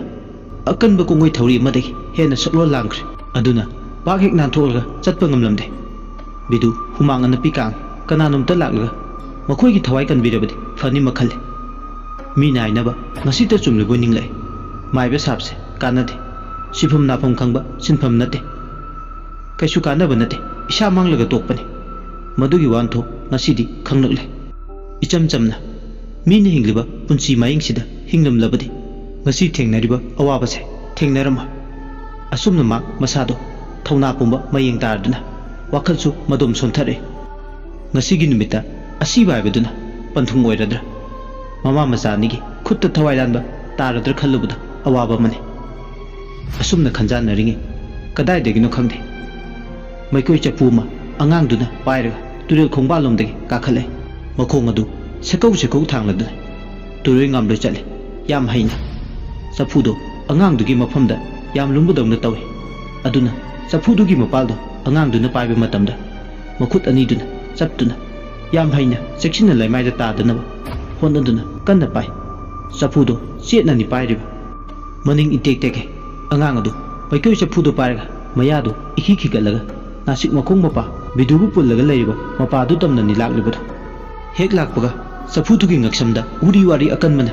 thawribu sana kanna yasillaga safuduna likka pangka oi Bidugi ngaksamda safudu yansinbire angang aduna Bidu tawribu matawduda karibu tawrkaduna khanbada hena lawai luton sale Bidu masado hena humang ana pikange Bidu machinda gyare karino nakhoi mayam changduna aigi famda tawrisa ai ngasai yeng yaungna yengbani aigi puliba khongkut ngaksamda yaliba chapuse lakto ula nasik makhongda makhong yantharga phammaga leiriba nupidugi thawai duna laure icha sa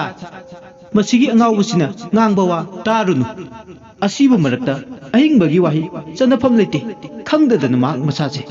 peng choiba horaktuna ngangningba maning pangtau tawduna nganglibani icha sa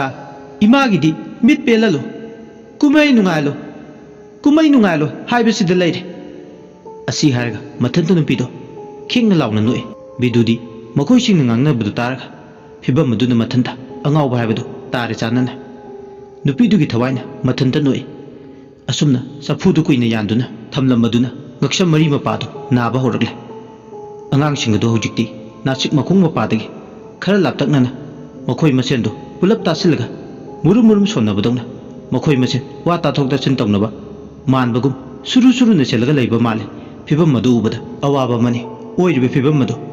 ꯑꯉꯥꯡ ꯃꯁꯦꯜ ꯑꯗꯨ ꯀꯔꯤꯒꯨꯝꯕꯗ ꯍꯥꯏꯕ ꯉꯥꯡꯕ ꯁꯛꯄ ꯇꯥꯟꯅꯔꯛꯑꯦ ꯑꯩꯅ ꯍꯥꯟꯅ ꯀꯔꯤꯅꯣ ꯃꯈꯣꯏꯅ ꯑꯩꯅ ꯍꯥꯟꯅ ꯍꯥꯏꯅꯔꯤꯁꯤꯕꯨ ꯈꯜꯂꯨꯕꯗ ꯃꯀꯣꯛꯇꯣ ꯁꯦꯔꯦ ꯆꯠꯂꯦ ꯕꯤꯗꯨꯗꯤ ꯑꯉꯥꯡꯁꯤꯡ ꯑꯗꯣ ꯆꯤꯕꯣꯟ ꯇꯧꯅꯔꯕ ꯃꯇꯨꯡ ꯑꯌꯥꯕ ꯄꯨꯔꯛꯂ ꯃꯥꯜꯂꯦ ꯑꯉꯥꯡꯁꯤꯡꯗꯨꯒꯤ ꯃꯔꯛꯇꯒꯤ ꯑꯉꯥꯡ ꯑꯃꯅ ꯈꯔ ꯄꯤꯛꯄ ꯌꯦꯡꯕꯗ ꯁꯥꯊꯤꯕ ꯂꯥꯏꯗꯕ ꯃꯥꯟꯕ ꯑꯉꯥꯡ ꯑꯃ ꯃꯈꯣꯏ ꯄꯨꯟꯅ ꯂꯩꯃꯤꯟꯅꯔꯝꯕꯗꯒꯤ ꯇꯣꯞꯅ ꯀꯧꯊꯣꯛꯏ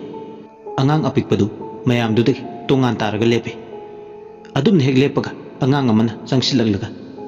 ꯑꯄꯤꯛꯄ ꯑꯉꯥꯡꯗꯨꯒꯤ ꯃꯃꯤꯠ ꯃꯄꯥꯗꯨꯗ ꯐꯤ ꯑꯃꯨꯕ ꯑꯃꯅ ꯀꯤꯁꯜꯂꯤ ꯑꯗꯨꯝꯅ ꯀꯤꯁꯟꯕꯒ ꯑꯉꯥꯡ ꯑꯃꯅ ꯑꯄꯤꯛꯄ ꯑꯉꯥꯡ ꯑꯗꯨꯒꯤ ꯂꯦꯡꯖꯨꯝꯗꯨ ꯄꯥꯏꯔꯒ ꯎꯪꯉꯤ 3ꯂꯛ ꯑꯗꯨꯒ ꯑꯄꯤꯛꯄ ꯑꯉꯥꯡꯗꯨꯒꯤ ꯃꯈꯨꯠꯇ ꯅꯥꯁꯤꯛ ꯃꯁꯥꯗꯨ ꯁꯤꯟꯅꯩ ꯑꯉꯥꯡ ꯑꯄꯤꯛꯄꯗꯨꯅ ꯅꯥꯁꯤꯛ ꯃꯁꯥꯗꯨ ꯆꯦꯠꯅ ꯄꯥꯏꯔꯦ ꯇꯧꯔꯤꯕ ꯃꯇꯧ ꯑꯗꯨꯗ ꯕꯤꯗꯨ ꯃꯤꯍꯨꯜꯗꯣ ꯇꯤꯡ ꯇꯤꯡ ꯂꯥꯎꯏ ꯃꯗꯨꯗꯤ ꯑꯉꯥꯡꯁꯤꯡꯁꯤꯅ ꯇꯧꯔꯤꯁꯦ ꯆꯐꯨ ꯊꯨꯒꯥꯏꯕꯤ ꯁꯥꯟꯅꯒꯦ ꯍꯥꯏꯗꯨꯅ ꯇꯧꯔꯤ ꯆꯐꯨ ꯊꯨꯒꯥꯏꯒꯗꯧꯔꯤꯁꯤꯁꯨ ꯃꯥꯒꯤ ꯉꯛꯁꯝꯗ ꯌꯥꯟꯗꯨꯅ ꯂꯩꯕ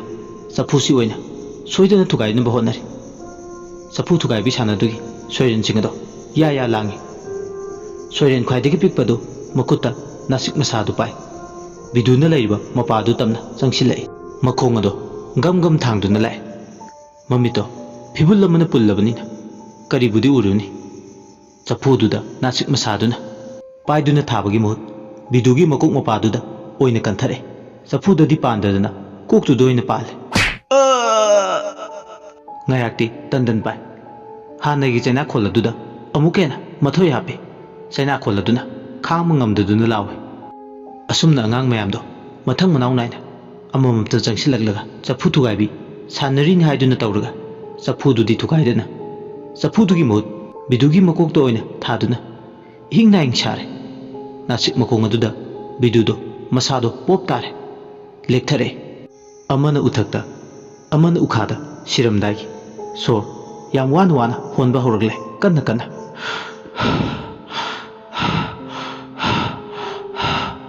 ꯑꯉꯥꯡ ꯃꯌꯥꯝꯗꯨꯗꯤ ꯌꯥ ꯂꯥꯡꯉꯤ ꯕꯤꯗꯨꯗꯤ ꯑꯉꯥꯡꯕ ꯏꯈꯦꯡꯅ ꯀꯣꯛꯇꯒꯤ ꯆꯦꯟꯊꯔꯛꯑꯦ ꯑꯉꯥꯡꯁꯤꯡꯗꯨꯗꯤ ꯑꯉꯥꯡꯕ ꯏꯈꯦꯡꯗꯨ ꯎꯔꯒ ꯈꯦꯛꯅ ꯂꯥꯎꯅ ꯍꯔꯥꯎ ꯇꯌꯥꯝꯅ ꯅꯣꯛꯂꯤ ꯌꯥꯝ ꯊꯋꯥꯏ ꯇꯥꯅ ꯄꯦꯟꯅ ꯅꯣꯛꯂꯤ ꯅꯣꯛꯃꯤꯔꯗꯅ ꯃꯈꯣꯏ ꯃꯌꯥꯝ ꯆꯪꯗꯨꯅ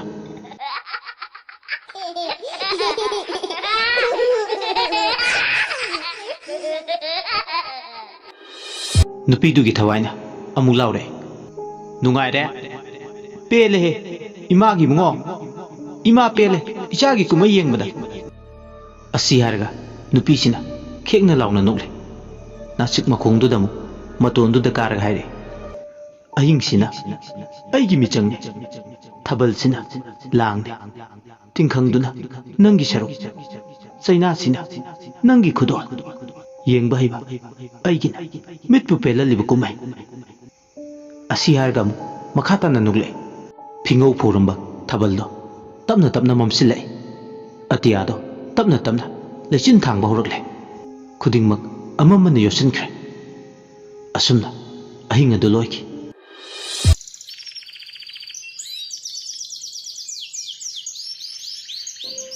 ꯃꯊꯪꯒꯤ ꯅꯨꯃꯤꯠꯅꯤ ꯑꯌꯨꯛ ꯑꯉꯟꯕꯗ ꯂꯝꯕꯤ ꯂꯝꯖꯥꯎꯗ ꯊꯕꯛ ꯏꯪꯈꯥꯡ ꯑꯃꯗꯤ ꯍꯛꯆꯥꯡ ꯁꯥꯖꯦꯜ ꯇꯧꯕ ꯊꯣꯡꯅꯔꯛꯄ ꯃꯌꯥꯝ ꯑꯗꯣ ꯏꯔꯥꯡ ꯑꯃꯨꯛ ꯂꯥꯡꯅꯔꯦ ꯈꯣꯏꯔꯟ ꯃꯁꯥ ꯄꯥꯏꯅꯔꯦ ꯌꯪ ꯂꯥꯎꯅ ꯃꯁꯛ ꯈꯪꯗꯕ ꯑꯅꯤ ꯅꯥꯁꯤꯛ ꯃꯈꯣꯡ ꯑꯗꯨꯗ ꯁꯤꯗꯨꯅ ꯂꯩꯔꯝꯂꯦ ꯃꯤꯌꯥꯝ ꯈꯨꯜ ꯂꯩꯀꯥꯏ ꯑꯗꯨ ꯄꯥꯎ ꯇꯥꯟꯅꯔꯦ ꯅꯥꯁꯤꯛ ꯃꯈꯣꯡꯗ ꯌꯦꯡꯍꯩꯗ꯭ꯔꯕ ꯐꯤꯕꯝꯗ ꯑꯅꯤꯃꯛ ꯎꯔꯤ ꯋꯥꯔꯤꯅ ꯀ꯭ꯔꯛ ꯂꯥꯛꯁꯤꯟꯗꯨꯅ ꯊꯧꯔꯤ ꯌꯥꯟꯕꯗꯧꯅ ꯌꯥꯜꯂꯒ ꯂꯩꯕꯗꯣ ꯃꯃꯤꯠꯃꯛꯅ ꯎꯅꯔꯦ ꯅꯨꯄꯤ ꯑꯉꯥꯡ ꯑꯌꯥꯝꯕꯅ ꯀꯤꯕꯅ ꯌꯦꯡꯕ ꯉꯝꯂꯝꯗꯦ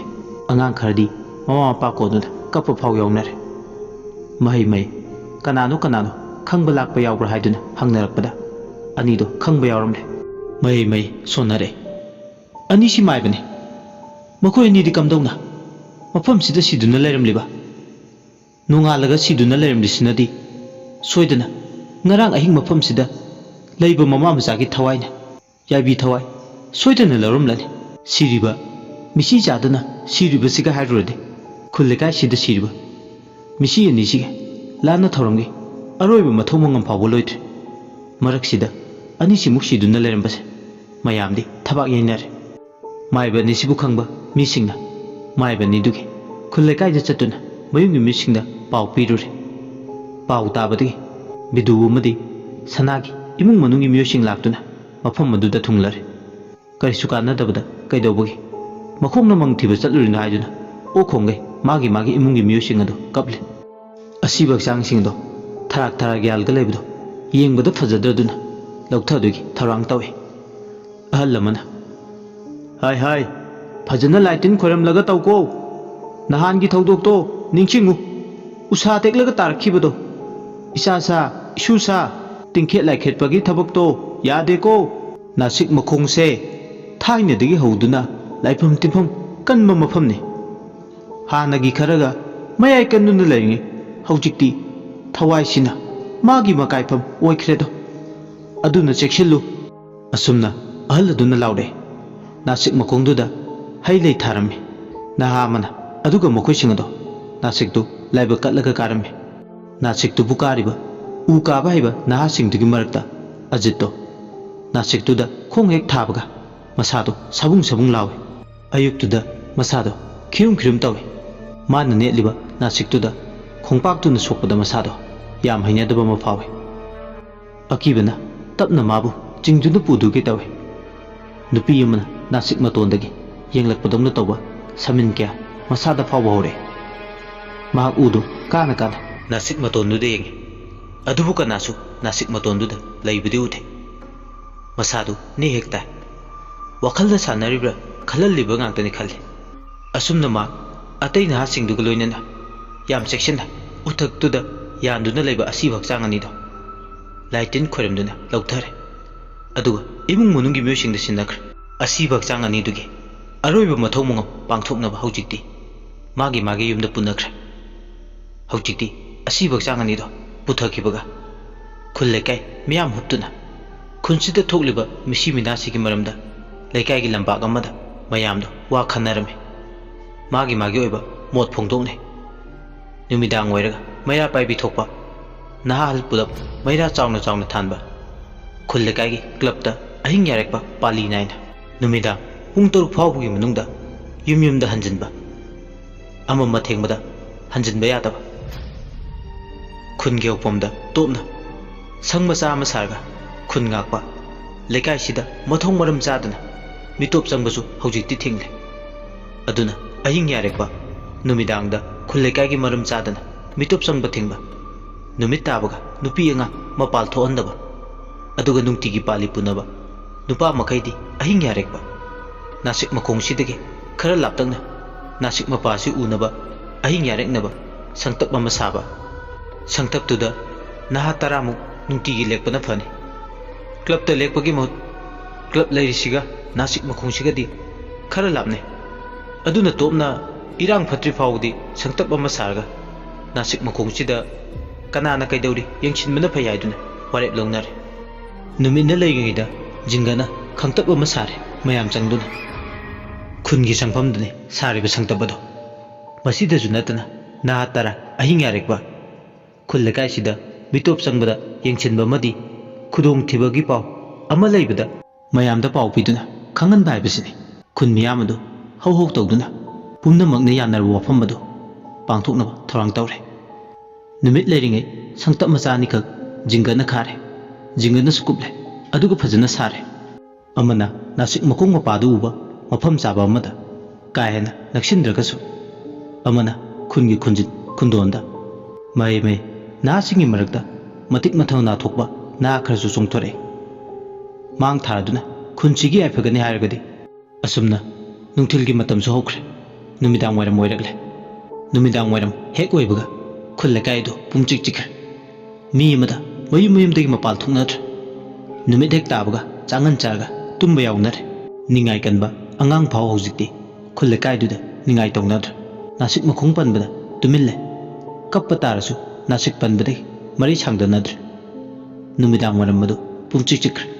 ꯀꯩꯊꯦꯜ ꯐꯝꯕꯤ ꯐꯥꯎ ꯉꯟꯇꯥ ꯉꯟꯇꯥ ꯃꯌꯨꯝꯗ ꯍꯟꯖꯤꯟꯅꯩ ꯊꯣꯡ ꯆꯦꯠꯅ ꯆꯦꯠꯅ ꯂꯣꯟꯅꯗꯨꯅ ꯀꯅꯥꯁꯨ ꯏꯃꯨꯡꯗꯒꯤ ꯃꯄꯥꯜꯗ ꯍꯦꯟꯗꯣꯛꯅꯗꯦ ꯊꯪꯅꯕ ꯇꯨꯔꯦꯜ ꯋꯥꯡꯃꯗ ꯇꯥꯔꯤꯕ ꯃꯨꯁꯜꯃꯥꯟ ꯏꯆꯤꯟ ꯏꯅꯥꯎꯁꯤꯡꯅ ꯅꯝꯅ ꯂꯩꯕꯅ ꯃꯁꯖꯤꯗꯇꯒꯤ ꯑꯖꯥ ꯂꯥꯎꯕꯒꯤ ꯃꯈꯣꯜꯇꯅꯤ ꯇꯨꯔꯦꯜ ꯋꯥꯡꯃꯗꯒꯤ ꯇꯥꯔꯛꯂꯤꯕ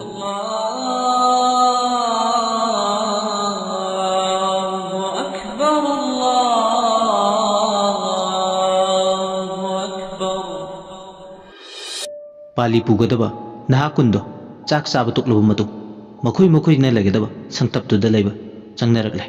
10 ꯑꯃꯅ ꯈꯨꯟꯖꯤꯟꯗ ꯑꯗꯨꯒ 10 ꯑꯃꯅ ꯅꯥꯁꯤꯛ ꯃꯄꯥꯗ ꯎꯕ ꯑꯦꯔꯤꯌꯥꯗ ꯁꯥꯕ ꯁꯪꯇꯞ ꯑꯗꯨꯗ ꯂꯩꯀꯥꯏꯒꯤ ꯃꯩꯔꯥ ꯄꯥꯏꯕꯤ ꯅꯨꯄꯤ 30ꯃꯨꯛꯅ ꯃꯩꯔꯥ ꯆꯥꯎꯅ ꯊꯥꯟꯗꯨꯅ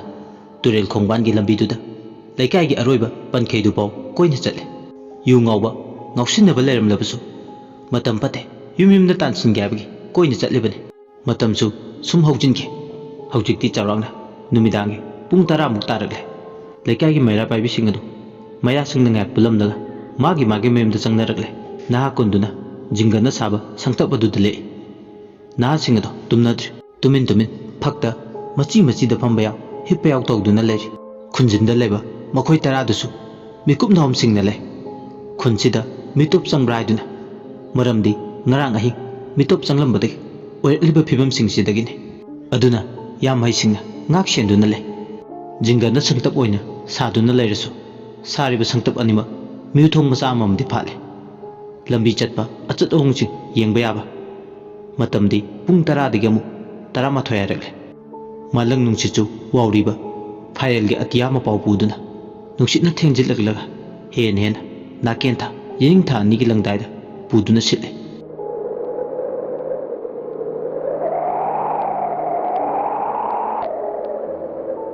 ꯊꯦꯡꯖꯤꯜꯂꯛꯄꯒ ꯑꯃꯨꯛ ꯇꯥꯎꯕꯣꯏꯁꯤꯡ ꯑꯗꯨꯅ ꯑꯃꯨꯛ ꯂꯥꯛꯅ ꯈꯣꯡꯕ ꯍꯧꯔꯛꯂꯦ ꯈꯨꯟꯗꯨꯒꯤ ꯍꯧꯖꯤꯛ ꯑꯣꯏꯔꯤꯕ ꯐꯤꯕꯝ ꯑꯗꯨꯗ ꯑꯅꯛꯄꯗꯥꯏꯗ ꯂꯩꯕ ꯈꯨꯟꯖꯥ ꯑꯃꯠꯇꯗꯤ ꯍꯦ ꯇꯣꯡꯗꯦ ꯈꯨꯟ ꯂꯩꯀꯥꯏ ꯂꯥꯟꯅ ꯆꯪꯁꯤꯜꯂꯛꯇꯦ ꯋꯥꯔꯤꯗꯨꯗ ꯇꯥꯕꯗ ꯈꯣꯡꯐꯝ ꯍꯟꯗꯣꯛꯈꯤ ꯑꯗꯨꯅ ꯂꯝꯍꯦꯟ ꯇꯨꯃꯦꯟꯕ ꯑꯃꯅꯤ ꯃꯉꯥꯏꯔꯦ ꯃꯤꯒꯤ ꯈꯨꯟ ꯂꯩꯀꯥꯏ ꯐꯥꯎꯗꯨꯅ ꯆꯠꯂꯤꯕꯁꯦ ꯑꯇꯣꯞꯄ ꯀꯥꯍꯦꯟꯕ ꯑꯃꯠꯇꯗꯗꯤ ꯆꯠꯇꯦ ꯒꯥꯔꯤ ꯃꯆꯥꯗ ꯉꯥꯎꯁꯤꯟꯅꯕ ꯅꯍꯥꯅꯤꯈꯛ ꯈꯨꯟꯖꯤꯟꯗꯨꯗ ꯆꯪꯁꯤꯜꯂꯛꯀꯦ ꯇꯧꯕꯗꯨ ꯁꯪꯇꯞꯇ ꯂꯩꯔꯤꯕ ꯅꯍꯥꯁꯤꯡꯗꯨꯅ ꯂꯥꯞꯇꯛꯅ ꯒꯥꯔꯤ ꯊꯧꯖꯤꯜꯂꯛꯀꯗꯣꯏꯒꯤ ꯃꯈꯣꯜꯗꯨ ꯇꯥꯕꯗ ꯑꯊꯦꯡꯕꯗꯨꯗ ꯆꯦꯟꯊꯣꯛꯂꯒ ꯒꯥꯔꯤ ꯈꯥꯝꯃꯜꯂꯒ ꯐꯖꯅ ꯋꯥꯈꯜ ꯇꯥꯜꯂꯕ ꯃꯇꯨꯡ ꯈꯨꯟꯗ ꯆꯪꯕ ꯌꯥꯗ꯭ꯔꯦ ꯍꯥꯏꯗꯨꯅ ꯁꯃꯥꯏ ꯂꯩꯗꯨꯅ ꯍꯜꯂꯟꯈ꯭ꯔꯦ ꯐꯅ ꯀꯨꯏꯅ ꯈꯨꯟꯖꯤꯟꯗ ꯂꯩꯔꯤꯕ ꯅꯍꯥꯁꯤꯡꯗꯨ ꯇꯨꯝꯂꯝꯗꯦ ꯃꯤ ꯆꯪꯁꯤꯜꯂꯛꯀꯗ꯭ꯔꯥ ꯍꯥꯏꯗꯨꯅ ꯆꯥꯎꯔꯥꯛꯅ ꯄꯨꯡ 12:10ꯃꯨꯛ ꯆꯠꯂꯛꯂꯦ ꯊꯦꯡꯖꯤꯜꯂꯛꯄꯒ ꯀꯅꯥꯁꯨ ꯐꯦ ꯂꯥꯎꯗ꯭ꯔꯦ ꯑꯗꯨꯅ ꯈꯨꯟꯖꯤꯟꯒꯤ ꯁꯪꯇꯞꯇ ꯂꯩꯔꯤꯕꯁꯤꯡꯗꯨ ꯇꯨꯝꯅꯕ ꯊꯧꯔꯥꯡ ꯇꯧꯋꯦ ꯃꯊꯛꯇ ꯖꯤꯡꯒꯅ ꯀꯨꯞꯄꯗꯨ ꯅꯨꯡꯁꯤꯠꯅ ꯁꯤꯠꯄꯗ ꯑꯃꯨꯛꯃꯨꯛꯁꯨ ꯃꯅꯥꯛ ꯑꯗꯥꯏꯗ ꯍꯧꯕ ꯎꯄꯥꯜꯒꯤ ꯃꯅꯥ ꯀꯦꯟꯕꯗ ꯖꯤꯡꯒ ꯃꯊꯛ ꯑꯗꯨꯗ ꯇꯥꯔꯦ ꯁꯣꯝꯗꯅ ꯑꯃꯨꯛ ꯑꯍꯤꯡ ꯑꯗꯨꯗ ꯅꯣꯡꯌꯥꯏ ꯃꯇꯝ ꯑꯗꯨꯗ ꯅꯥꯁꯤꯛ ꯃꯈꯣꯡꯗꯒꯤ ꯈꯔ ꯂꯥꯞꯇꯛꯅ ꯁꯥꯔꯤꯕ ꯁꯪꯇꯞ ꯑꯗꯨꯗꯁꯨ ꯅꯍꯥ 10 ꯑꯃꯁꯨ ꯂꯩꯔꯤ ꯉꯁꯥꯏꯋꯥꯏꯗꯤ ꯀꯅꯥ ꯂꯥꯛꯏ ꯀꯅꯥ ꯆꯠꯂꯤ ꯍꯥꯏꯗꯨꯅ ꯈꯨꯠꯇ ꯇꯣꯔꯆ ꯂꯥꯏꯠ ꯄꯥꯏꯗꯨꯅ ꯑꯀꯣꯏꯕꯗꯨꯗ ꯀꯥꯞꯇꯨꯅ ꯀꯣꯏꯌꯦꯡ ꯌꯦꯡꯂꯝꯕꯅꯤ ꯁꯪꯇꯞꯇꯨꯒꯤ ꯃꯅꯨꯡꯗ ꯂꯥꯇꯦꯟ ꯑꯃ ꯂꯥꯏꯇꯤꯟ ꯆꯪꯗꯅꯕ ꯑꯗꯨꯒ ꯃꯣꯔꯦꯂꯦꯝ ꯑꯃ ꯐꯛꯍꯣ ꯐꯤꯍꯣ ꯀꯥꯟꯇꯍꯣ ꯄꯣꯝꯕꯤꯍꯣ ꯀ꯭ꯔꯤꯛ ꯏꯟꯅꯅ ꯆꯟꯅꯕ ꯃꯅꯨꯡ ꯑꯗꯨꯗ ꯑꯍꯤꯡ ꯌꯥꯔꯛꯂꯤ ꯖꯤꯡꯒꯒꯤ ꯃꯤꯍꯨꯊꯣꯡ ꯑꯍꯣꯕꯗꯨꯗꯒꯤ ꯑꯏꯪꯕ ꯅꯨꯡꯁꯤꯠꯅ ꯁꯤꯠꯆꯜꯂꯛꯇꯅꯕ ꯍꯥꯏꯗꯨꯅ ꯐꯤ ꯑꯃꯅ ꯈꯜꯂꯦ ꯑꯗꯨꯕꯨ ꯍꯥꯏꯖꯕꯇꯅꯤ ꯀꯔꯤꯒꯨꯝꯕꯗ ꯇꯨꯔꯦꯜ ꯈꯣꯡꯕꯥꯜꯂꯣꯝꯗꯒꯤ ꯑꯏꯪꯕ ꯅꯨꯡꯁꯤꯠꯅ ꯁꯤꯠꯆꯜꯂꯛꯑꯦ ꯑꯍꯣꯕ ꯃꯆꯤꯠ ꯑꯃꯠꯇꯕꯨ ꯂꯩꯔꯕꯗꯤ ꯍꯥꯏꯗꯨꯅ ꯅꯨꯡꯁꯤꯠꯁꯨ ꯉꯝꯅꯕ ꯁꯤꯠꯆꯜꯂꯛꯑꯦ ꯅꯍꯥꯁꯤꯡꯗꯨ ꯊꯦꯡꯖꯤꯜꯂꯛꯄꯒ ꯇꯨꯝꯊꯕ ꯍꯧꯔꯛꯂꯦ ꯅꯤꯡꯊꯝ ꯃꯃꯩ ꯑꯣꯏꯔꯛꯄꯒꯤ ꯈꯔꯁꯨ ꯀꯥ ꯍꯦꯟꯅ ꯏꯪꯉꯤ ꯃꯄꯥꯜꯗ ꯎꯔꯤ ꯋꯥꯎꯔꯤꯕ ꯐꯥꯏꯔꯦꯜ ꯊꯥꯒꯤ ꯃꯄꯥꯎ ꯄꯨꯗꯨꯅ ꯍꯪꯒꯥꯝ ꯃꯄꯥꯜ ꯊꯥꯕ ꯂꯧꯕꯨꯛꯀꯤ ꯁꯪꯒꯝꯂꯛꯇ ꯈꯔ ꯂꯤꯈꯠꯆꯔꯛꯄꯗ ꯉꯥꯏꯔꯤꯕ ꯃꯇꯣꯜ ꯆꯣꯡꯕꯗ ꯉꯥꯏꯔꯤꯕ ꯍꯪꯒꯥꯝ ꯃꯔꯛꯇ ꯂꯧꯕꯨꯛ ꯐꯥꯎꯅ ꯁꯤꯠꯂꯨꯕ ꯐꯥꯏꯔꯦꯜꯒꯤ ꯑꯉꯥꯎꯕ ꯅꯨꯡꯁꯤꯠꯁꯨ ꯌꯥꯎꯁꯤꯜꯂꯔꯦ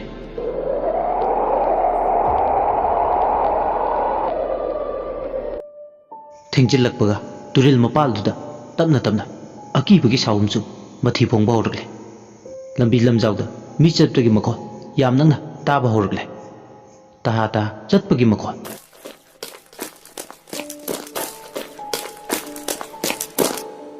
ꯑꯗꯨꯒ ꯖꯤꯡꯒꯅ ꯐꯛꯂꯥꯡ ꯑꯣꯏꯅ ꯈꯥꯗꯨꯅ ꯂꯩꯔꯤꯕꯗꯨꯗꯅ ꯀꯅꯥꯒꯨꯝꯕ ꯑꯃꯅ ꯂꯩꯇꯨꯝ ꯑꯃ ꯄꯥꯏꯔꯒ ꯊꯣꯝꯖꯤꯜꯂꯛꯑꯦ ꯖꯤꯡꯒꯗ ꯂꯩꯇꯨꯝꯅ ꯊꯥꯔꯛꯄꯒꯤ ꯂꯩꯇꯨꯝꯅ ꯄꯥꯟꯕꯒꯤ ꯃꯈꯣꯜ ꯑꯗꯨ ꯇꯥꯕꯗ ꯅꯍꯥ 10ꯁꯤꯡꯗꯨꯒꯤ ꯃꯔꯛꯇ ꯇꯨꯝꯗꯨꯅ ꯂꯩꯕ ꯑꯃꯖꯤꯠꯇꯣ ꯃꯤꯀꯞ ꯊꯣꯛꯂꯛꯑꯦ Amarjina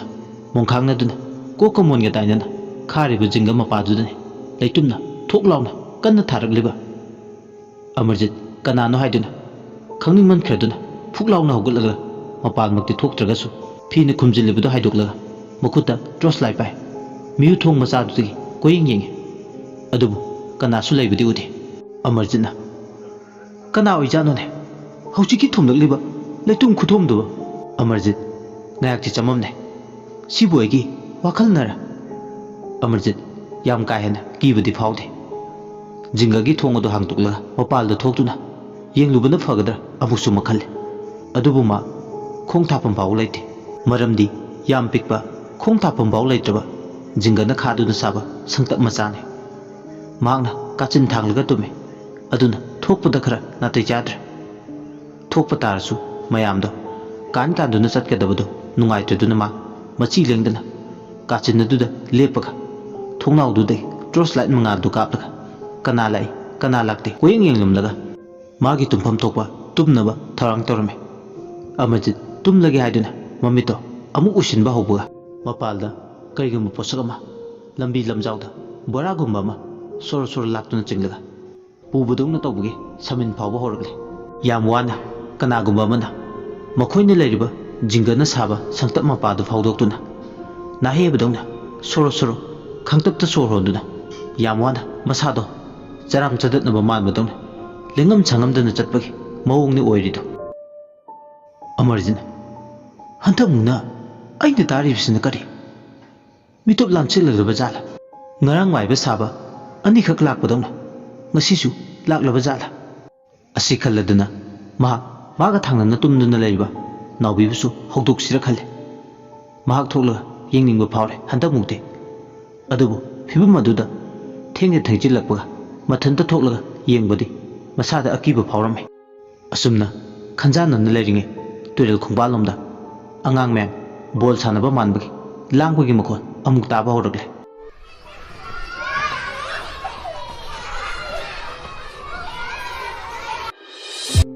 asuk thenglaba matam sida karamba angangna khulle kai sigi bol sanaba tholaktuna khanbada ngayakti kokchawbi kai maha hanta muksu tumlambade phuklauna hogulagla miu thongdagi trust light du kaplaga mahak mapalda yengthogle hanta mu yengthuluba matamdadi oiramliba phibam aduda ma masamado chapchap yonge tu khyau chungba ore miyamna nasik mukhungsigi maramda tattan hainaba ngasidi chumle angang nupa macha sahi phadriba taramu honaduna nasik makhong mapa aduda bol sanabagi tapta mi makokla nobabla khangdaba ma bol gi tapta kaw sanaribado trust light tuna makhoina kawrido karino haidana munna yenglurugana mi makok oiram mahaki mangam sanba trust light mangalduna angang amagi maithongda hek tarure angang aduna mamaido leithore aduga munna yengi soirendugi masado I thangdraba khoidawduna itong tongkai mabuktuda songthokpa manke khinduna leiriba khoiri nawphamduna ura hendokpugumna lengling chatliba mamit anidna musuk ek muradana mangonda haifet inglamaga mangakto masa matanda prek haidana leithek chaki adumna tawbuga angang adu makhoina thawai tana mi mako kawduna sanaribaduda pungning lupna sanakre matang aduda Amarjit masado kibana thakthakni trust light to thuna yang muthatle soiren mamaiduda trust light kapsilubuge amu ma khudong tiba nanglabadi khallubuda masado humang kange jinga marumaduda masado tasin mamakai tumil leptun lei ma sordo chawna hole Amarjit amuk che mapalda kaidawri yengning ba phawrme amuk he yenglurgana kaidawrpa khanbada ma koksai adubu karibu tawkaduna khale makhoi asu yami sibu sangtap sigi manungda ma ka tharga lairese makhoi tarani aduna karibu kiningai le mathande yengba tallagana thangnaba tuminaiba nawbibu hawduklage khale hawjikti ma masa nomduna hawdue nawbido Amarjitna masa nomduna hawdorpa tarduna hawgule nawbiya kaidawrge bai Amarjitna bai kainoma yenglawa tapna ngangu bai Amarjit ki thoichatnaba akiba pakhatpa nina ꯃꯆꯨ ꯁꯪꯖꯤꯟꯕꯗꯧꯅ ꯃꯥꯟꯕ ꯃꯇꯧ ꯑꯗꯨ ꯎꯕꯗ ꯋꯥ ꯃꯈꯥ ꯇꯥꯗ꯭ꯔꯦ꯫ ꯑꯃꯔꯖꯤꯠꯅ ꯊꯣꯡꯅꯥꯎꯗꯨꯒꯤ ꯐꯤꯗꯣ ꯍꯥꯏꯗꯣꯛꯂꯒ torch ꯂꯥꯏꯠꯇꯨ Nashik ꯃꯈꯣꯡ ꯃꯄꯥꯔꯣꯝꯗ ꯀꯥꯞꯁꯤꯜꯂꯦ꯫ ꯑꯗꯨꯝꯅ ꯍꯦꯛ ꯀꯥꯞꯁꯤꯜꯂꯨꯕꯗ ꯅꯥꯎꯕꯤꯁꯨ ꯎꯔꯦ꯫ ꯄꯣꯛꯄ ꯀꯨꯏꯗ꯭ꯔꯤꯕ ꯆꯍꯤ ꯐꯥꯗ꯭ꯔꯤꯕ ꯑꯉꯥꯡ ꯅꯨꯄꯥ ꯃꯆꯥ ꯈꯔꯅ ꯍꯧꯅꯗꯨꯅ ꯅꯣꯛꯈꯦꯗꯨꯅ ꯃꯤ ꯃꯀꯣꯛ ꯑꯃ ꯕꯣꯜ ꯀꯥꯎꯗꯨꯅ ꯁꯥꯟꯅꯔꯒ ꯂꯩꯕꯗꯣ ꯎꯔꯛꯑꯦ꯫ ꯃꯗꯨ ꯎꯕꯗ ꯅꯥꯎꯕꯤ ꯋꯥ ꯉꯥꯡꯕ ꯊꯣꯛꯈꯤꯗ꯭ꯔꯦ꯫ ꯃꯁꯥꯗꯨ ꯇꯨ ꯈ꯭ꯌꯥꯎ ꯈ꯭ꯌꯥꯎ ꯆꯨꯡꯕ ꯍꯧꯔꯛꯑꯦ꯫ ꯐꯠ ꯂꯥꯎꯅ ꯇꯣꯔꯆ ꯂꯥꯏꯠꯇꯣ ꯑꯃꯔꯖꯤꯠꯅ ꯃꯨꯠꯊꯠꯂꯦ꯫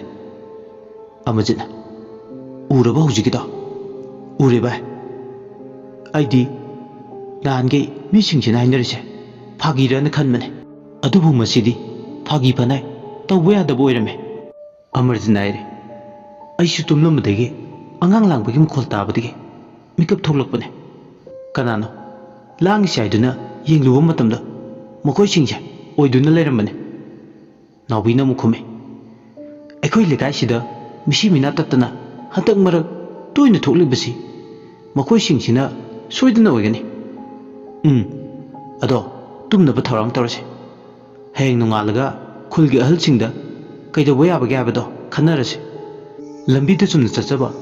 ꯑꯆꯠ ꯑꯋꯣꯡꯁꯤꯡꯒ ꯃꯈꯣꯏꯒ ꯊꯦꯡꯅꯔꯨꯕ ꯇꯥꯔꯕꯗꯤ ꯀꯔꯤ ꯑꯣꯏꯒꯅꯤ? ꯅꯪ ꯍꯥꯏꯔꯤꯗꯣ ꯌꯥꯝ ꯆꯨꯝꯃꯤ ꯚꯥꯏ꯫ ꯑꯁꯤꯕ ꯊꯋꯥꯏꯁꯤꯡꯁꯤꯗꯤ ꯑꯍꯤꯡꯒꯤ ꯑꯃꯝ ꯑꯊꯦꯡꯕꯗ ꯃꯇꯤꯛ ꯃꯌꯥꯏ ꯍꯦꯜꯂꯤ꯫ ꯑꯩꯈꯣꯏꯅ ꯂꯝꯕꯥ ꯄꯥꯕꯗ ꯈꯔ ꯅꯣꯞꯂꯅꯤ꯫ ꯍꯌꯦꯡ ꯅꯣꯡꯉꯥꯜꯂꯒ ꯀꯩꯗꯧꯕ ꯌꯥꯕꯒꯦ ꯍꯥꯏꯕꯗꯣ ꯈꯟꯅꯕꯅ ꯐꯩ꯫ ꯇꯨꯝꯅꯕ ꯇꯧꯔꯁꯤ ꯚꯥꯏ꯫ ꯑꯁꯨꯝꯅꯅꯤꯗꯣ ꯇꯨꯃꯤꯟ ꯅꯥꯀꯣꯡꯗ ꯆꯤꯔꯣꯜ ꯇꯧꯕ ꯃꯥꯅ ꯋꯥꯔꯤ ꯁꯥꯟꯅꯔꯕ ꯃꯇꯨꯡ ꯉꯥꯏꯍꯥꯛ ꯇꯨꯝꯊꯅꯕ ꯊꯧꯔꯥꯡ ꯇꯧꯔꯝꯃꯤ꯫ ꯑꯗꯨꯕꯨ ꯃꯃꯤꯠ ꯎꯏꯁꯤꯟꯒꯦ ꯍꯥꯏꯕꯗꯤ ꯉꯝꯃꯝꯗꯦ꯫ ꯅꯥꯁꯤꯛ ꯃꯈꯣꯡꯗ ꯑꯉꯥꯡ ꯂꯥꯡꯕꯒꯤ ꯃꯈꯣꯜ ꯊꯦꯡꯖꯤꯜꯂꯛꯄꯒ ꯍꯦꯜꯂꯤ ꯃꯈꯣꯜꯗꯣ ꯍꯧꯕꯗꯣ ꯃꯤ ꯃꯀꯣꯛꯇꯣ ꯀꯥꯎꯗꯨꯅ ꯁꯥꯟꯅꯕꯗꯨ ꯇꯣꯛꯂ ꯂꯐꯨ ꯀꯥꯕꯤ ꯁꯥꯟꯅꯕꯒꯨꯝ ꯅꯥꯁꯤꯛ ꯃꯈꯣꯡꯗꯨꯗ ꯀꯥꯕ ꯑꯃꯨꯛ ꯁꯥꯟꯅꯕ ꯍꯧꯔꯛꯂꯦ꯫ ꯑꯣꯟꯊꯣꯛꯅ ꯌꯦꯡꯕꯗ ꯀꯩꯅꯣꯝꯅꯤ꯫ ꯃꯐꯤ ꯃꯔꯣꯜ ꯁꯦꯠꯇꯕ ꯑꯉꯥꯡ ꯇꯔꯥꯗꯨ ꯑꯃꯨꯛꯇ ꯄꯨꯂꯞ ꯍꯧꯅꯗꯨꯅ ꯅꯥꯁꯤꯛꯇꯨꯗ ꯖꯤꯔꯤ ꯖꯤꯔꯤ ꯅꯥꯟꯊꯕꯤꯒ ꯁꯥꯟꯅꯔꯤ꯫ ꯑꯉꯥꯡ ꯑꯃꯅꯤꯅ ꯅꯥꯁꯤꯛ ꯃꯁꯥꯗ ꯃꯈꯣꯡ ꯑꯗꯨ ꯌꯥꯟꯊꯔꯒ ꯐꯝꯂꯤ꯫ ꯑꯅꯤꯗꯨ ꯉꯥꯏꯍꯥꯛꯇꯤ ꯇꯨꯝꯊꯕ ꯌꯥꯔꯝꯗꯦ ꯀꯤꯕꯅ꯫ ꯃꯁꯥꯁꯤꯡꯗꯣ ꯊꯦꯡꯒꯨꯅ ꯃꯀꯣꯛ ꯂꯣꯠꯁꯤꯜꯂꯒ ꯃꯊꯥ ꯉꯥꯛꯇ ꯑꯣꯏꯅ ꯂꯩꯕꯒꯨꯝꯅ ꯑꯅꯤꯗꯨ ꯇꯨꯃꯤꯟ ꯇꯥꯁꯤꯟꯗꯨꯅ ꯑꯀꯤꯕꯗꯣ ꯐꯥꯊꯗꯨꯅ ꯇꯨꯝꯊꯈ꯭ꯔꯦ꯫ ꯅꯨꯡꯌꯥꯏ ꯆꯕꯨꯛ ꯈꯔ ꯂꯥꯟꯊꯣꯔꯛꯄ ꯃꯇꯝ ꯑꯗꯨꯗ ꯑꯃꯨꯛ ꯃꯈꯣꯏꯁꯤꯡꯗꯨꯒꯤ ꯃꯔꯛꯇ ꯇꯨꯝꯂꯤꯕ ꯀꯨꯃꯥꯔꯗꯣ ꯑꯃꯨꯛ ꯃꯤꯀꯞ ꯊꯣꯛꯂꯛꯏ꯫ ꯃꯍꯥꯛꯅ ꯃꯤꯀꯞ ꯊꯣꯛꯂꯛꯄꯗ ꯄꯨꯡ ꯀꯌꯥ ꯇꯥꯔꯕꯅꯣ ꯍꯥꯏꯗꯨꯅ ꯃꯥꯒꯤ ꯃꯣꯕꯥꯏꯜꯗꯨ ꯌꯦꯡꯂꯝꯃꯤ꯫ ꯄꯨꯡ 2 ꯈꯔ ꯍꯦꯜꯂꯝꯃꯤ ꯑꯌꯨꯛꯀꯤ꯫ ꯄꯨꯡ 3ꯒ ꯇꯥꯔꯛꯂꯕꯗꯤ ꯊꯪꯅꯕ ꯇꯨꯔꯦꯜ ꯋꯥꯡꯃꯗꯒꯤ ꯑꯖꯥ ꯂꯥꯎꯕꯒꯤ ꯃꯈꯣꯜꯁꯨ ꯇꯥꯔꯛꯂꯦ꯫ ꯐꯅꯁꯨ ꯉꯟꯅ ꯃꯤꯀꯞ ꯊꯣꯛꯂꯛꯏ꯫ ꯌꯦꯟꯈꯣꯡ ꯀꯥꯏꯕ ꯌꯥꯍꯧ ꯉꯟꯕ ꯌꯦꯟꯒꯨꯝꯅ ꯉꯟꯇꯥꯅ ꯃꯤꯀꯞ ꯊꯣꯛꯂꯛꯄꯗ ꯃꯍꯥꯛ ꯃꯁꯥꯁꯨ ꯇꯟꯕ ꯑꯃ ꯐꯥꯎꯏ꯫ ꯃꯔꯝꯗꯤ ꯃꯍꯥꯛ ꯉꯟꯇꯥꯅ ꯍꯧꯒꯠꯄ ꯇꯜꯂꯤ꯫ ꯑꯗꯨꯅ ꯇꯨꯝꯁꯤꯟꯅꯕ ꯍꯣꯠꯅꯔꯤ꯫ ꯑꯁꯨꯝꯅ ꯇꯨꯝꯕ ꯊꯦꯝꯂꯤꯉꯩ ꯅꯨꯡꯄꯥꯛ ꯑꯃꯗ ꯐꯤꯗꯨ ꯂꯩꯖꯕꯤ ꯊꯥꯗꯨꯅ ꯍꯥꯏꯗꯠꯄ ꯄꯥꯟꯕ ꯃꯈꯩ ꯁꯨꯕꯒꯤ ꯃꯑꯣꯡ ꯃꯥꯟꯕ ꯃꯈꯣꯜ ꯇꯥꯕ ꯍꯧꯔꯛꯂꯦ꯫ ꯐꯤꯗꯨ ꯂꯥꯛꯇꯨꯅ ꯍꯥꯏꯔꯒ ꯁꯨꯕꯒꯤ ꯃꯑꯣꯡꯅꯤ,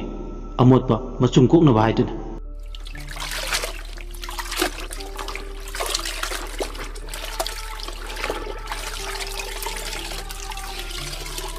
ꯃꯈꯣꯜ ꯑꯗꯨ ꯇꯥꯕꯗ ꯀꯨꯃꯥꯔꯅ ꯀꯅꯥꯅꯣꯅꯦ ꯑꯌꯨꯛ ꯉꯟꯅ ꯇꯨꯔꯦꯜꯁꯤꯗ ꯐꯤ ꯁꯨꯔꯤꯁꯤꯕꯣ? ꯍꯧꯖꯤꯛꯄꯨ ꯉꯝꯃꯟꯗ꯭ꯔꯅꯦ? ꯄꯨꯡꯁꯦ ꯐꯅꯁꯨ ꯉꯜꯂꯦ, ꯅꯣꯡꯉꯥꯟꯗꯕꯁꯨ ꯋꯥꯠꯂꯦ꯫ ꯉꯥꯎꯕꯨ ꯉꯥꯎꯕ꯭ꯔꯥ ꯀꯩꯅꯣ? ꯅꯨꯃꯤꯠ ꯐꯥꯎ ꯊꯣꯛꯇ꯭ꯔꯦ꯫ ꯑꯁꯤ ꯈꯜꯂꯗꯨꯅ ꯃꯥꯗꯤ ꯃꯇꯥꯏ ꯑꯣꯏꯔꯞ ꯊꯣꯡ ꯃꯌꯥꯗꯨꯗ ꯇꯨꯝꯕꯅ ꯐꯨꯛ ꯂꯥꯎꯅ ꯍꯧꯒꯠꯂꯒ ꯊꯣꯡꯗꯣ ꯍꯥꯡꯗꯣꯛꯂꯒ ꯃꯈꯨꯠꯇ ꯇꯣꯔꯆ ꯂꯥꯏꯠꯇꯨ ꯄꯥꯏ ꯃꯄꯥꯜꯗ ꯊꯣꯛꯂꯛꯏ꯫ ꯑꯗꯨꯝꯅ ꯍꯦꯛ ꯊꯣꯛꯂꯛꯄꯒ ꯐꯤ ꯁꯨꯕꯒꯤ ꯃꯈꯣꯜ ꯇꯥꯔꯤꯕ ꯃꯥꯏꯀꯩ ꯑꯗꯣꯝꯗ ꯇꯣꯔꯆ ꯂꯥꯏꯠꯇꯨ ꯀꯥꯞꯂꯒ ꯌꯦꯡꯂꯨꯕ ꯃꯇꯝꯗ ꯅꯥꯁꯤꯛ ꯃꯈꯣꯡ ꯑꯗꯨꯗ ꯅꯨꯄꯤ 3 ꯑꯣꯟꯁꯤꯟꯅꯗꯨꯅ ꯐꯤꯁꯨ ꯐꯤꯖꯥꯝ ꯇꯧꯗꯨꯅ ꯂꯩꯕꯗꯨ ꯎꯔꯦ꯫ ꯇꯣꯔꯆ ꯂꯥꯏꯠ ꯃꯉꯥꯜ ꯑꯗꯨꯅ ꯃꯌꯦꯛ ꯁꯦꯡꯅ ꯅꯥꯁꯤꯛ ꯃꯈꯣꯡ ꯑꯗꯨꯗ ꯅꯨꯡꯄꯥꯛ ꯑꯃꯗ ꯐꯤꯗꯣ ꯕꯣꯝ ꯕꯣꯝ ꯊꯥꯗꯨꯅ ꯊꯋꯥꯏ ꯇꯥꯅ ꯅꯨꯄꯤ 3ꯗꯨꯅ ꯐꯤ ꯁꯨꯗꯨꯅ ꯂꯩꯕꯗꯨ ꯎꯔꯦ꯫ ꯃꯗꯨ ꯎꯕꯗ ꯀꯨꯃꯥꯔ ꯃꯁꯥꯗꯣ ꯇꯨ ꯆꯨꯡꯈꯤꯕ ꯈꯪꯍꯧꯗꯦ꯫ ꯃꯤꯄꯥꯏꯕ ꯑꯃꯗꯤ ꯐꯥꯎꯏ꯫ ꯃꯍꯥꯛꯁꯨ ꯃꯁꯥꯗ ꯐꯥꯎꯔꯦ ꯃꯗꯨꯗꯤ ꯅꯥꯁꯤꯛ ꯃꯈꯣꯡꯗ ꯂꯩꯔꯤꯕꯁꯦ ꯇꯥꯏꯕꯪ ꯃꯤꯗꯤ ꯅꯠꯇꯦ꯫ ꯃꯤꯅꯕꯨ ꯅꯣꯡꯉꯥꯜꯂꯝꯗꯥꯏꯁꯤꯗꯕꯨ ꯃꯇꯧ ꯀꯔꯝꯅ ꯐꯤꯁꯨ ꯐꯤꯖꯥꯝ ꯇꯧꯔꯒꯅꯤ? ꯑꯣꯏꯔꯣꯏꯗꯧꯕ ꯋꯥꯅꯤ꯫ ꯇꯣꯔꯆ ꯂꯥꯏꯠꯇꯨ ꯕꯨꯊꯠꯂꯒ ꯊꯨꯅ ꯌꯥꯡꯅ ꯄ꯭ꯔꯞ ꯄ꯭ꯔꯞ ꯁꯪꯇꯞꯇꯨꯗ ꯃꯍꯥꯛ ꯆꯦꯟꯁꯤꯜꯂꯦ꯫ ꯑꯗꯨꯒ ꯖꯤꯡꯒꯒꯤ ꯊꯣꯡ ꯑꯗꯨ ꯃꯍꯥꯛ ꯅꯪꯍꯧꯔꯣꯏ ꯃꯇꯥꯡ ꯂꯣꯟꯁꯤꯜꯂꯦ꯫ ꯃꯍꯥꯛ ꯉꯥꯏꯍꯥꯛꯀꯤ ꯇꯨꯡꯗ ꯃꯤꯍꯨꯜꯒꯤ ꯈꯣꯡꯖꯦꯜꯗꯣ ꯋꯥꯡꯈꯠꯂꯛꯑꯦ꯫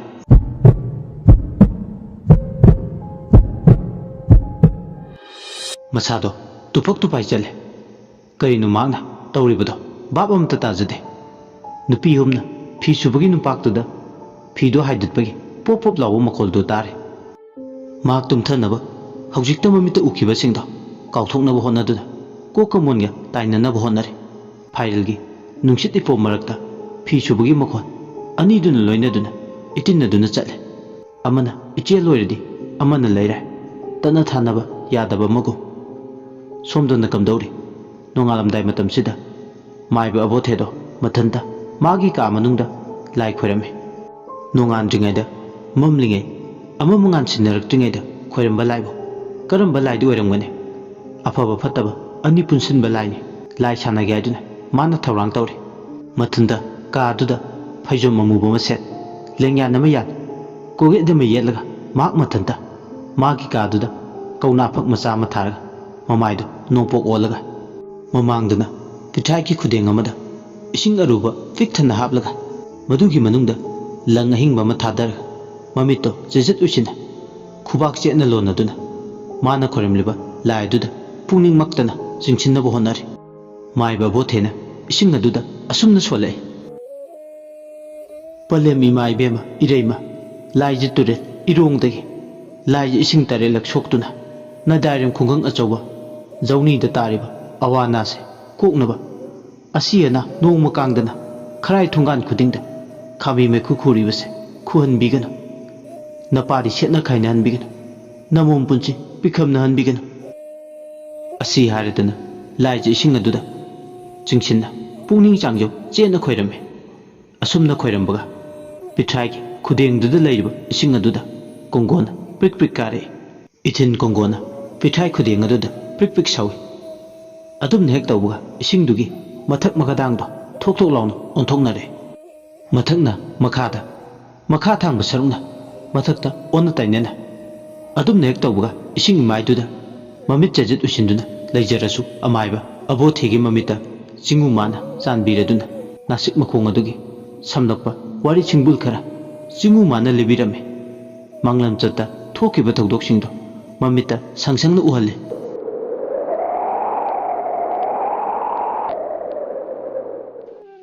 ꯈꯨꯜ ꯂꯩꯀꯥꯏ ꯑꯗꯨꯗ ꯅꯧꯅ ꯌꯨꯝꯕꯥꯟ ꯄꯨꯟꯁꯤꯗ ꯈꯣꯡꯗꯥꯃꯤꯟꯅꯔꯛꯄꯗ ꯉꯥꯏꯔꯤꯕ ꯃꯇꯩ ꯃꯅꯥꯎ ꯑꯃ ꯂꯩꯔꯝꯃꯤ ꯃꯃꯤꯡꯅ ꯏꯕꯦꯊꯣꯏ ꯅꯨꯄꯥꯗꯨꯒꯤꯅ ꯊꯥꯅꯦꯜ ꯂꯨꯍꯣꯡꯂꯕ ꯃꯇꯨꯡ ꯐꯅ ꯀꯨꯏꯅ ꯃꯆꯥ ꯌꯥꯎꯗꯦ ꯏꯕꯦꯊꯣꯏꯗꯣ ꯃꯅꯦꯝꯄꯣꯛꯅ ꯃꯤꯅ ꯂꯣꯏꯅꯕ ꯉꯝꯗꯕꯤ ꯂꯤꯟ ꯈꯧꯔꯧꯗꯧꯅ ꯈꯨ ꯀꯥꯝꯕꯤ ꯊꯦꯝꯕꯤꯅ ꯊꯤꯅ ꯊꯤꯅ ꯑꯣꯠꯄ ꯍꯧꯔꯛꯑꯦ ꯍꯥꯟꯅꯗꯒꯤ ꯁꯣꯛꯅ ꯈꯔ ꯂꯥꯏꯔ ꯅꯪꯅ ꯍꯧꯔꯛꯄ ꯏꯃꯨꯡ ꯑꯃꯗꯒꯤ ꯍꯧꯔꯛꯄꯤꯅꯤ ꯑꯋꯨꯟꯄꯣꯠ ꯌꯥꯝꯅ ꯎꯠꯂꯛꯇꯦ ꯍꯥꯏꯗꯨꯅ ꯈꯔꯒ ꯁꯥꯎꯅꯤꯡꯗꯨꯅ ꯄꯦꯟꯗꯗꯅ ꯂꯩꯔꯤꯉꯩ ꯃꯆꯥꯒ ꯌꯥꯎꯁꯤꯜꯂꯛꯇ꯭ꯔꯕꯗꯨꯗꯗꯤ ꯑꯃꯨꯛ ꯇꯣꯏꯕ ꯂꯣꯏꯔꯦ ꯊꯦꯝꯕꯤꯗꯣ ꯃꯃꯧ ꯅꯨꯄꯤ ꯎꯕ ꯌꯥꯗ꯭ꯔꯦ ꯈꯨ ꯀꯥꯝꯕ ꯍꯦꯜꯂꯛꯑꯦ ꯅꯣꯡꯃꯒꯤ ꯅꯨꯃꯤꯠꯅꯤ ꯊꯦꯝꯕꯤꯒꯤ ꯃꯧꯄ꯭ꯋꯥ ꯅꯨꯄꯥ ꯇꯣꯝꯄꯣꯛꯇꯣ ꯃꯆꯦ ꯎꯅꯕ ꯂꯥꯛꯑꯦ ꯋꯥꯡꯒꯣꯏꯗꯒꯤ ꯃꯆꯦꯅ ꯃꯤ ꯊꯥꯗꯨꯅ ꯂꯥꯛꯇꯕ ꯌꯥꯗꯦ ꯍꯥꯏꯗꯨꯅ ꯄꯥꯎ ꯄꯤꯔꯨꯕꯅꯤ ꯃꯧꯄꯥꯗꯨ ꯂꯥꯛꯄ ꯎꯕꯗ ꯍꯔꯥꯎ ꯍꯔꯥꯎ ꯀꯧꯁꯤꯜꯂꯤ ꯑꯗꯨꯒ ꯃꯆꯨꯟ ꯃꯧꯄꯥꯗꯣ ꯃꯥꯒꯤ ꯀꯥꯗꯨꯗ ꯁꯨꯔꯨ ꯁꯨꯔꯨ ꯅꯩꯁꯜꯂꯒ ꯋꯥ ꯈꯟꯅꯔꯝꯃꯤ ꯇꯣꯝꯄꯣꯛꯅ ꯀꯔꯤ ꯂꯩꯒꯦ ꯏꯆꯦ ꯏꯆꯦꯅ ꯀꯧꯕꯤꯕꯕꯣ ꯍꯩ ꯋꯥ ꯂꯩꯗꯅ ꯀꯧꯔꯤꯅꯤ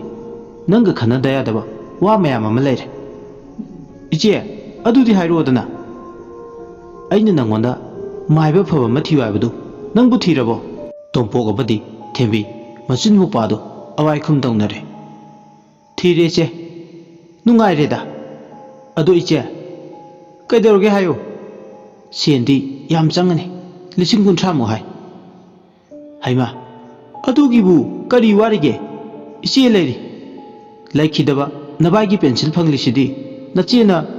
ꯊꯕꯛꯇ ꯃꯥꯏ ꯄꯥꯛꯍꯜꯂꯨ ꯅꯆꯦ ꯂꯩꯔꯤ ꯁꯦꯟꯒꯤꯗꯃꯛ ꯃꯗꯨꯒꯤꯗꯃꯛ ꯏꯄꯥꯅ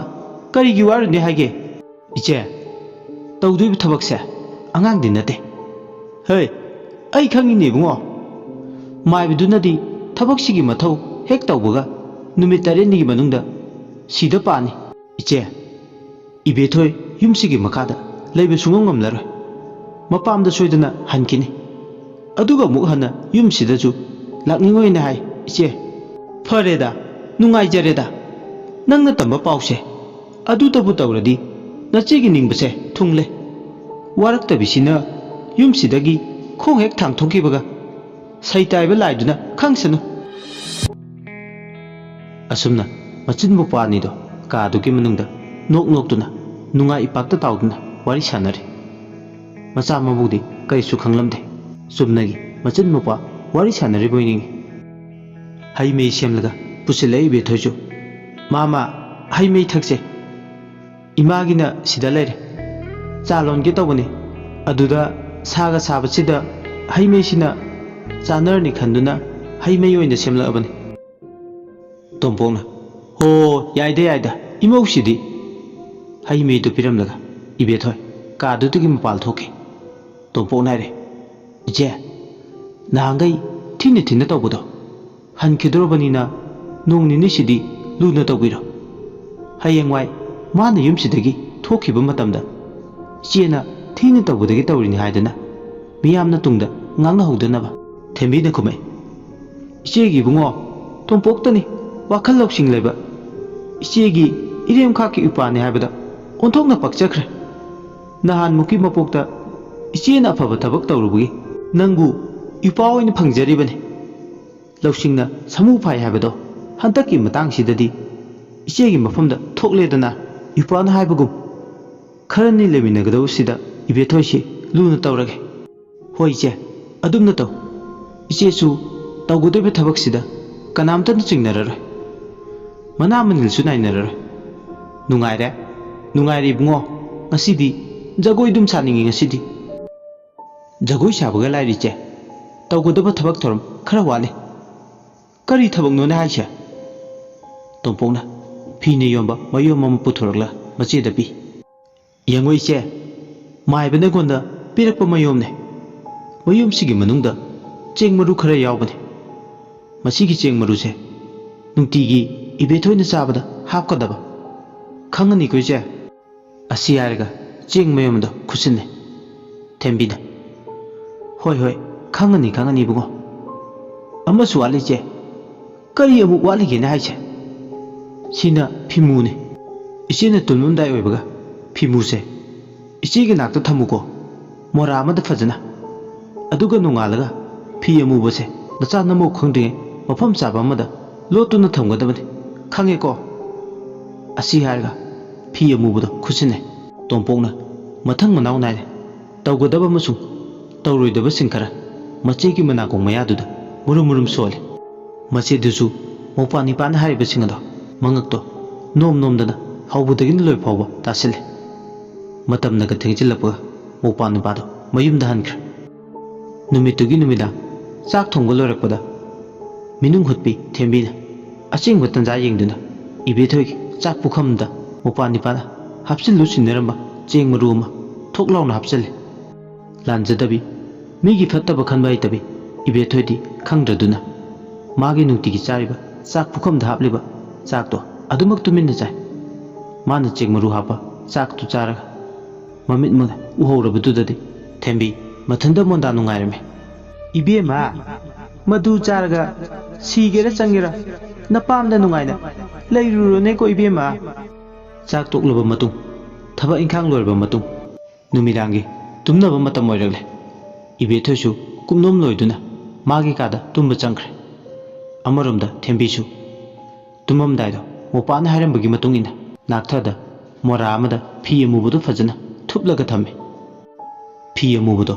adumna thamamlaga nungai pakta tawduna wakhal nungaina nanke kok sarambadagi ingtharaktuna ningaidina tumthakre thembidi michik mira kholtadra ahingi matam moiragle baro chapchana taba matam dudani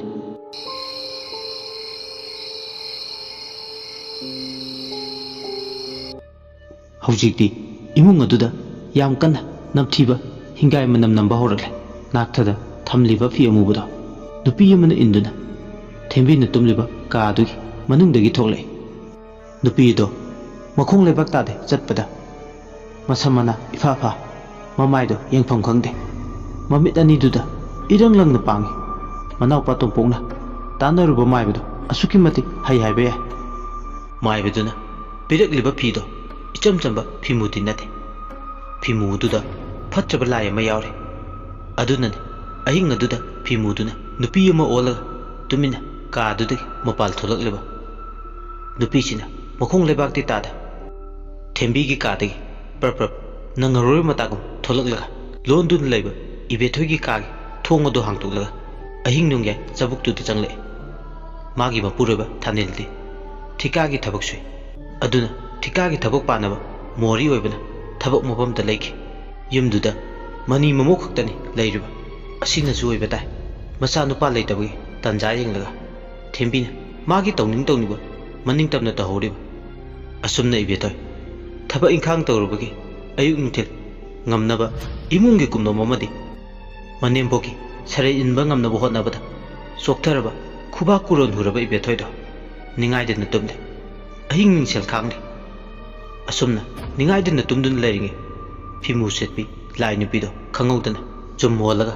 ꯐꯛꯂꯥꯡꯗ ꯅꯞꯂꯝꯕꯗꯒꯤ ꯏꯕꯦꯊꯣꯏꯅ ꯇꯨꯝꯂꯤꯕ ꯐꯃꯨꯡ ꯑꯗꯨꯗ ꯈꯜꯂꯤꯕ ꯀꯥꯡꯈꯜꯗꯨꯒꯤ ꯃꯊꯛꯇ ꯄꯣꯞ ꯂꯥꯎꯅ ꯇꯥꯏ꯫ ꯑꯗꯨꯒ ꯀꯥꯡꯈꯜ ꯑꯗꯨꯗ ꯆꯠꯄ ꯍꯧꯔꯛꯂꯦ ꯆꯨꯝ ꯍꯣꯜꯂꯒ꯫ ꯑꯗꯨꯝꯅ ꯉꯥꯏꯍꯥꯛ ꯆꯠꯂꯝꯂꯒ ꯀꯥꯡꯈꯜ ꯑꯍꯣꯕ ꯐꯃꯨꯡꯒ ꯇꯥꯏꯅꯕꯗ ꯑꯍꯣꯕ ꯑꯃ ꯌꯦꯡꯂꯒ ꯆꯨꯝꯗꯣ ꯐꯠ ꯂꯥꯎꯅ ꯂꯤꯠꯁꯤꯟꯈꯤ꯫ ꯑꯗꯨꯝꯅ ꯍꯦꯛ ꯂꯤꯠꯁꯤꯟꯕꯒ ꯇꯨꯝꯗꯨꯅ ꯂꯩꯔꯤꯕꯤ ꯏꯕꯦꯊꯣꯏꯒꯤ ꯀꯣꯛ ꯃꯄꯥ ꯆꯞ ꯆꯥꯅ ꯆꯨꯝꯗꯣ ꯂꯋꯥꯏ ꯂꯨꯇꯣꯟ ꯑꯗꯨꯗ ꯀꯥꯈꯠꯂꯒ ꯂꯩꯈ꯭ꯔꯦ꯫ ꯆꯨꯝꯗꯣ ꯃꯆꯤ ꯂꯦꯡꯗꯅ ꯑꯗꯨꯃꯛ ꯇꯨꯃꯤꯟ ꯂꯩ꯫ ꯏꯕꯦꯊꯣꯏꯗꯤ ꯋꯥꯒ ꯋꯥꯔꯨꯕꯒ ꯄꯣꯞ ꯇꯥꯔꯒ ꯃꯁꯥꯗꯣ ꯇꯨꯝꯊꯈꯤꯕꯅ ꯃꯍꯥꯛ ꯃꯁꯥꯗ ꯀꯩꯗꯧꯔꯤ ꯍꯥꯏꯕ ꯈꯪꯖꯔꯝꯗꯦ꯫ ꯆꯨꯝꯗꯨꯅ ꯃꯥꯒꯤ ꯂꯋꯥꯏ ꯂꯨꯇꯣꯟ ꯁꯝꯂꯥꯡ ꯑꯗꯨꯗ ꯀꯥꯗꯨꯅ ꯂꯩꯔꯦ꯫ ꯍꯥꯏꯕꯗꯤ ꯃꯍꯥꯛ ꯃꯁꯥꯗ ꯈꯖꯤꯛꯇꯐꯥꯎ ꯁꯃꯤꯟ ꯐꯪꯂꯝꯗꯦ꯫ ꯑꯗꯨꯝꯅ ꯆꯨꯝꯗꯨꯅ ꯂꯋꯥꯏ ꯂꯨꯇꯣꯟꯗꯨꯗ ꯍꯦꯛ ꯀꯥꯈꯠꯈꯤꯕꯒ ꯏꯕꯦꯊꯣꯏ ꯃꯪ ꯑꯃ ꯃꯪꯉꯤ꯫ ꯃꯪꯗꯨꯗ ꯃꯥ ꯂꯥꯏ ꯍꯔꯥꯎꯕꯒꯤ ꯂꯥꯏꯕꯨꯡ ꯑꯃꯗ ꯂꯥꯏ ꯈꯨꯔꯨꯝꯕ ꯆꯠꯂꯤ ꯍꯥꯏꯗꯨꯅ ꯑꯌꯨꯛ ꯑꯣꯏ ꯀꯔꯤ ꯑꯣꯏ ꯇꯧꯕ ꯑꯃ ꯎꯔꯝꯃꯤ꯫ ꯃꯪꯗꯨꯗ ꯃꯥ ꯂꯥꯏꯕꯨꯡ ꯑꯗꯨꯗ ꯍꯔꯥꯎꯔꯤꯕ ꯂꯥꯏꯗꯨꯒꯤ ꯍꯩꯔꯨꯛ ꯍꯩꯔꯥ ꯀꯠꯂꯝꯃꯤ꯫ ꯂꯥꯏꯕꯨꯡꯗꯨꯗ ꯀꯅꯥꯝꯇ ꯂꯩꯕ ꯎꯗꯦ꯫ ꯁꯨꯞꯅꯇꯒꯤ ꯃꯥꯏꯕꯤ ꯑꯃ ꯆꯔꯩ ꯐꯤꯡꯒꯧ ꯈꯨꯝ ꯈꯨꯠꯇ ꯁꯔꯤꯛ ꯆꯨꯝꯖꯥꯎ ꯄꯥꯏ ꯂꯩꯃꯥꯡ ꯐꯝꯂꯤ꯫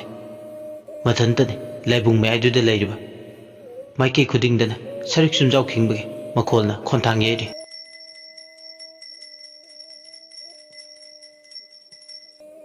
ꯑꯁꯨꯝꯅ ꯃꯥ ꯍꯩꯔꯨꯛ ꯍꯩꯔꯥ ꯀꯥꯔꯕ ꯃꯇꯨꯡ ꯉꯥꯏꯍꯥꯛ ꯂꯩꯔꯒ ꯃꯥꯁꯨ ꯂꯥꯏꯕꯨꯡꯗꯨꯒꯤ ꯃꯆꯤ ꯑꯃꯗ ꯆꯪꯁꯤꯜꯂꯒ ꯃꯥꯒꯤꯁꯨ ꯂꯩꯄꯥꯎ ꯆꯦꯜꯂꯛꯀꯗ꯭ꯔꯥ ꯈꯟꯕꯗꯒꯤ ꯂꯩꯄꯥꯎ ꯇꯥꯒꯗꯨꯒꯤ ꯃꯆꯤ ꯑꯃꯗ ꯆꯪꯁꯤꯜꯂꯒ ꯇꯨꯃꯤꯟꯅ ꯐꯝꯃꯤ꯫ ꯑꯗꯨꯝꯅ ꯇꯨꯃꯤꯟꯅ ꯂꯥꯏꯁꯪꯗꯨꯒꯤ ꯅꯥꯛꯆꯤꯗꯨꯗ ꯐꯝꯗꯨꯅ ꯂꯩꯔꯤꯉꯩ ꯇꯥꯟꯖꯥ ꯑꯗꯨꯗ ꯂꯩꯄꯥꯎ ꯆꯦꯟꯗꯨꯅ ꯂꯥꯏꯔꯦꯝꯕꯤ ꯃꯥꯏꯕꯤꯗꯣ ꯂꯩꯄꯥꯎ ꯆꯦꯟꯕ ꯇꯣꯛꯂꯒ ꯄ꯭ꯔꯞ ꯌꯥꯝ ꯐꯤꯡꯅ ꯃꯍꯥꯛ ꯍꯧꯒꯠꯂꯛꯂꯒ ꯏꯕꯦꯊꯣꯏꯒꯤ ꯂꯋꯥꯏꯗꯨꯗ ꯃꯥꯒꯤ ꯃꯈꯨꯠꯇ ꯄꯥꯏꯔꯤꯕ ꯁꯔꯤꯛ ꯆꯨꯝꯖꯥꯎꯗꯨꯅ ꯑꯀꯟꯕ ꯁꯥꯐꯨ ꯑꯃꯒ ꯂꯣꯏꯅꯅ ꯀꯟꯅ ꯊꯥꯔꯛꯏ꯫ ꯑꯗꯨꯝꯅ ꯊꯥꯔꯛꯄꯗꯨꯅ ꯃꯥꯒꯤ ꯂꯥꯏꯕꯛ ꯃꯄꯥꯗꯨ ꯀꯥꯏꯔꯦ꯫ ꯑꯉꯥꯡꯕ ꯏꯈꯦꯡꯅ ꯄꯥꯊꯣꯛꯂꯒ ꯂꯋꯥꯏꯗꯨꯗꯒꯤ ꯆꯦꯟꯊꯔꯛꯏ꯫ ꯃꯍꯥꯛ ꯃꯁꯥꯗꯣ ꯄꯣꯞ ꯂꯥꯎꯅ ꯂꯩꯃꯥꯏꯗ ꯇꯥꯏ꯫ ꯆꯩꯅꯥ ꯑꯗꯨꯅ ꯃꯔꯝ ꯑꯣꯏꯔꯒ ꯃꯍꯥꯛ ꯑꯣꯟꯅ ꯊꯣꯏꯅ ꯈꯥꯡꯉꯤ꯫ ꯌꯥꯝꯅ ꯋꯥꯕꯅ ꯃꯁꯥꯗꯣ ꯂꯩꯃꯥꯏꯗꯨꯗ ꯑꯁꯣꯛꯄꯗꯨꯗ ꯃꯈꯨꯠ ꯌꯦꯠꯇꯨꯅ ꯄꯥꯏ ꯐꯤꯕꯝ ꯑꯃꯗ ꯑꯣꯟꯅ ꯊꯣꯏꯅ ꯈꯥꯡꯂꯤ꯫ ꯑꯗꯨꯝꯅ ꯈꯥꯡꯂꯤꯉꯩ ꯃꯥꯏꯕꯤꯗꯨ ꯍꯟꯕ ꯂꯩꯇꯦ꯫ ꯃꯥꯒꯤ ꯊꯧꯅꯥ ꯂꯤꯡꯖꯦꯜ ꯄꯔꯞ ꯆꯪꯁꯤꯜꯂꯛꯂꯒ ꯃꯥꯒꯤ ꯃꯕꯨꯛꯇꯨꯗ ꯈꯣꯡꯄꯥꯛꯇꯨꯅ ꯍꯟꯖꯤꯟ ꯍꯟꯖꯤꯟ ꯃꯤꯅꯨꯡꯁꯤ ꯂꯩꯇꯅ ꯀꯥꯎꯏ꯫ ꯑꯁꯤꯗꯁꯨ ꯅꯠꯇꯅ ꯃꯥꯏꯕꯤꯗꯨꯅ ꯃꯤꯅꯨꯡꯁꯤ ꯂꯩꯇꯅ ꯃꯥꯒꯤ ꯃꯁꯝ ꯁꯝꯕꯨꯜꯗꯣ ꯃꯈꯨꯠ ꯅꯥꯝꯃꯅ ꯈꯨꯗꯥꯡꯗ ꯌꯦꯠꯂꯒ ꯍꯥꯏꯗꯠꯂꯒꯦ ꯍꯥꯏꯕꯒꯤ ꯃꯇꯥꯒꯨꯝ ꯁꯣꯔ ꯁꯣꯔ ꯂꯥꯛꯇꯨꯅ ꯆꯤꯡꯏ꯫ ꯃꯥꯏꯕꯤꯗꯨꯒꯤ ꯊꯧꯅꯥꯗꯣ ꯑꯉꯛꯄ ꯑꯃꯅꯤ꯫ ꯍꯟꯕ ꯂꯩꯇꯦ꯫ ꯑꯃꯅ ꯑꯣꯟꯅ ꯊꯣꯏꯅ ꯈꯥꯡꯂꯗꯨꯐꯥꯎ ꯃꯍꯥꯛꯇꯤ ꯍꯟꯕ ꯂꯩꯇꯦ꯫ ꯍꯤꯡꯆꯥ ꯌꯥꯏꯇꯝꯕꯤ ꯑꯃꯒꯨꯝ ꯃꯤꯅꯨꯡꯁꯤ ꯌꯥꯎꯗꯅ ꯀꯥꯎꯕꯒ ꯈꯣꯠꯄꯒ ꯏꯍꯤꯡ ꯅꯥꯍꯤꯡ ꯁꯥꯕ ꯃꯈꯩ ꯐꯨꯏ꯫ ꯃꯃꯥꯏ ꯑꯃꯗꯤ ꯈꯖꯥꯏꯗ ꯈꯨꯄꯥꯛꯅ ꯑꯣꯟꯅ ꯊꯣꯏꯅ ꯃꯐꯝ ꯃꯔꯥꯡ ꯈꯪꯗꯕ ꯃꯈꯩ ꯊꯥꯖꯤꯜꯂꯤ꯫ ꯑꯣꯟꯅ ꯊꯣꯏꯅ ꯑꯃꯗꯨꯅ ꯈꯥꯡꯂꯤ ꯀꯟꯕꯤꯌꯨ ꯍꯥꯏꯗꯨꯅ꯫ ꯑꯗꯨꯕꯨ ꯑꯃꯗꯨꯗꯤ ꯇꯥꯗꯦ꯫ ꯉꯥꯏꯍꯥꯛꯀꯤ ꯃꯇꯨꯡꯗ ꯑꯃꯗꯤ ꯅꯤꯡꯁꯥ ꯁꯣꯔ ꯐꯥꯎꯕ ꯊꯤꯡꯂꯦ꯫ ꯁꯣꯔ ꯐꯥꯎꯕ ꯀꯟꯅ ꯍꯣꯜꯂꯛꯂꯦ ꯊꯕꯦꯠ ꯊꯕꯦꯠ꯫ ꯐꯤꯕꯝꯗꯨꯗ ꯍꯦꯛ ꯃꯥꯒꯤ ꯑꯔꯣꯏꯕ ꯃꯇꯝ ꯂꯥꯛꯀꯗꯧꯁꯨ ꯍꯦꯛ ꯃꯥꯜꯂꯤ꯫ ꯋꯥꯕꯅ ꯁꯤꯔꯝꯗꯥꯏꯒꯤ ꯃꯤꯀꯨꯞ ꯍꯥꯏꯕꯗꯣ ꯌꯧꯔꯛꯂꯦ꯫ ꯅꯨꯄꯤꯗꯨꯅ ꯁꯞꯇ꯭ꯔ ꯑꯃꯒ ꯂꯣꯏꯅꯅ ꯐꯨꯕ ꯌꯥꯕ ꯃꯈꯨꯠ ꯄꯦꯟꯅ ꯐꯨꯔꯕ ꯃꯇꯨꯡ ꯍꯧꯖꯤꯛꯇꯤ ꯃꯥꯒꯤ ꯃꯈꯧꯔꯤ ꯆꯔꯝꯗꯣ ꯃꯦꯜꯂꯛꯏ꯫ ꯑꯁꯨꯝꯅ ꯃꯦꯜꯂꯛꯄꯅ ꯏꯕꯦꯊꯣꯏ ꯃꯈꯧꯔꯤ ꯆꯔꯝꯗꯣ ꯐꯨꯡꯒꯠꯂꯛꯏ꯫ ꯃꯃꯥꯏ ꯃꯃꯤꯠ ꯉꯥꯡꯁꯛ ꯉꯥꯡꯏ꯫ ꯂꯋꯥꯏꯗꯨꯅ ꯍꯨꯃꯥꯡ ꯏꯔꯤꯛ ꯀꯥꯔꯤ꯫ ꯅꯨꯄꯤꯁꯤꯅ ꯃꯥꯕꯨ ꯍꯥꯠꯇꯣꯏꯒꯤ ꯇꯧꯔꯛꯄꯗꯨꯅ ꯃꯍꯥꯛꯇꯤ ꯁꯥꯊꯤꯅ ꯋꯥꯕꯅ ꯈꯝ ꯊꯦꯡꯏ꯫ ꯑꯁꯨꯝꯅ ꯇꯧꯕꯅ ꯇꯨꯝꯂꯤꯕ ꯏꯕꯦꯊꯣꯏ ꯃꯤꯀꯞ ꯊꯣꯛꯂꯛꯏ꯫ ꯃꯁꯥꯗꯣ ꯍꯨꯃꯥꯡ ꯑꯅꯞꯄꯤ ꯀꯥꯡꯏ꯫ ꯏꯕꯦꯊꯣꯏ ꯇꯥꯏꯕꯪ ꯋꯥꯈꯜ ꯇꯥꯔꯛꯂ ꯐꯥꯎꯕꯗ ꯃꯪꯗꯨꯗ ꯃꯥꯏꯕꯤꯗꯨꯅ ꯐꯨꯔꯝꯕꯒꯤꯗꯃꯛ ꯃꯁꯥꯗꯣ ꯆꯩꯅꯥ ꯐꯥꯎꯔꯤ꯫ ꯊꯣꯏꯅ ꯍꯦꯟꯅ ꯃꯁꯥꯗꯣ ꯊꯤꯗꯣꯛꯄꯗꯧꯅ ꯇꯧꯔꯤ꯫ ꯂꯦꯡꯕ ꯑꯣꯠꯄ ꯌꯥꯗ꯭ꯔꯤꯕꯅꯤ꯫ ꯃꯃꯥꯏ ꯃꯃꯤꯠ ꯃꯁꯥ ꯄꯨꯝꯕ सारी सारी लावे मकोकसु चिकपना खम थेंगी इबेथोने करी मंगनोने हौजिकिदुबो मंगबो सुमना तौनाब्रा मंगदुदा उखिबा तौरमलिबा सिकदुबो करी मंगनो हौजिकिदुबो इबेथोय खौरी मपादुदा इ तैबदुंगना तौबदो मसादा इथिल अमदि फावबा होरले इथिलदो फावबदगी माक मखुना मखुरी मपादुदा नांदुने इंगलुबो मतमदा अंगांगबो इखिंग तैरिबदो ममित्तुना उरे अदुमने उबगा माक मसादो मथोंग मरममा खंगलमदे करिनो मंगदबो मतौ करमना ताइबंगदा तौबदौना मसादा असो अपन फावगदर ओइरुदबो वाने करी मंगनो माना मंगलेसे खलबदा माक मसादो हेना दु मिपाइबा फोय फमुंगदगी मा yang ngamduna mak makhong ado thangba ngamboi ngamdabagum tawduna lengam sangamdana kumle masado ningjing mangjing tawduna le asumna amai ba bothina khudeng duda hokhiba tawdo kaya do yenglingi tanja duda mai ba mana hikap le kap tawre irebi ma bu tainaringe sakang daba mai ba mana thawai tan pukning changna khoiram liba lai do thugai rakle magi mitta hokrubi ibethogi पुंसीदा करी करम थौदोक्सिंग थोखिगे हाइदुना खंगनबा इंगलंबदो चाइरे लाई खुरम लंबा अमाइबा बोथेदो खुदक्तुदा मोरोक हारे कदाइदगी हारिबा मोरोक न खंगदे कमदौना कनाना मोरोक थारिनो माना लेरिबा कादुगी अकोइबदा कनानासु मोरोक थाबगी समिंदि फंगदे माइबा बोथेगी मिता हौख्रबा इबेथोगी पुंसीदा करी करंबा थौदोक थोखिगे हाइदुना उरमदो उखिद्रे मागी ममिता माग मथंदा ममित अनिदो उशिलमदगी तपना तपना पांगथोरे अदुगा ममित अनिदो सुरु सुरु नै माइबा बोथे मचिंदा सोले कनानोने हैरांगैदा युरांगैसिना अइना तबो थबकता अयत अपन पिरगलिसिबो असि हारगा मथंदा तक्सी सोनसे मोरक हाबसु लेपमदे अंगकपने हिकाब लिकाब तौबगी मतिक म्याइदुसु असुमना तौबसिना मथंदा चिंफा पुजे करिगुम्बा मंगोंदा यखाइ थिंगाइबा पीगे खनबा अमाइबा मदि लैरे माइबा बोथे मचिंदा सोले नपा यामी मचा कनानोने अइना तौबा थबकता हंचक नाचक सारिसिबो अइना सुगवाना मचिन नम पांगदुना अवाना तारिबा खुनसिगी अफोयाइ फनबा होतनबदा खुद चिंजलगलिबा मथौ नतना मथौ सारिसिबु कनानो ओदोंना तान चाखिद्रे नुमित अचंगबा लैचा तिनजा येंगलगा तौगदबा थबकने पागेक तौबा याबसु नते असि हारगा मथंदा चक्सी सोनजे माइबा बोथे मचिंदा मथंदा मुरुम मुरुम सोलगा लाई खुरमबदो कायरबनिने माक मतमनगा थेंजिलगलबनिने तुमनबा थौरांग तरमे सोमदना कमदौरे चरई फिमु सेटपा निपा अमा वापल अमदा लेपतुना लाई सानारमे माना सानरिबा फत्तबा लाइदुना माइबा अबोथेना खोरमलिबा लाइदुदा यकाइ थिंगाइबा पीरि माना खोरमलिबा लाई फत्तबदुना मही यालबदा असुकी मतिक चरी फिमु सेटपा माइबसिना मथंता हौनौना अहिंग अदुदा मागी इंखोल मनिंगदा हौबा वापलदुदा सिता सिता नोगली नुंगाइरे अदुगा मचिंदा तपना सोले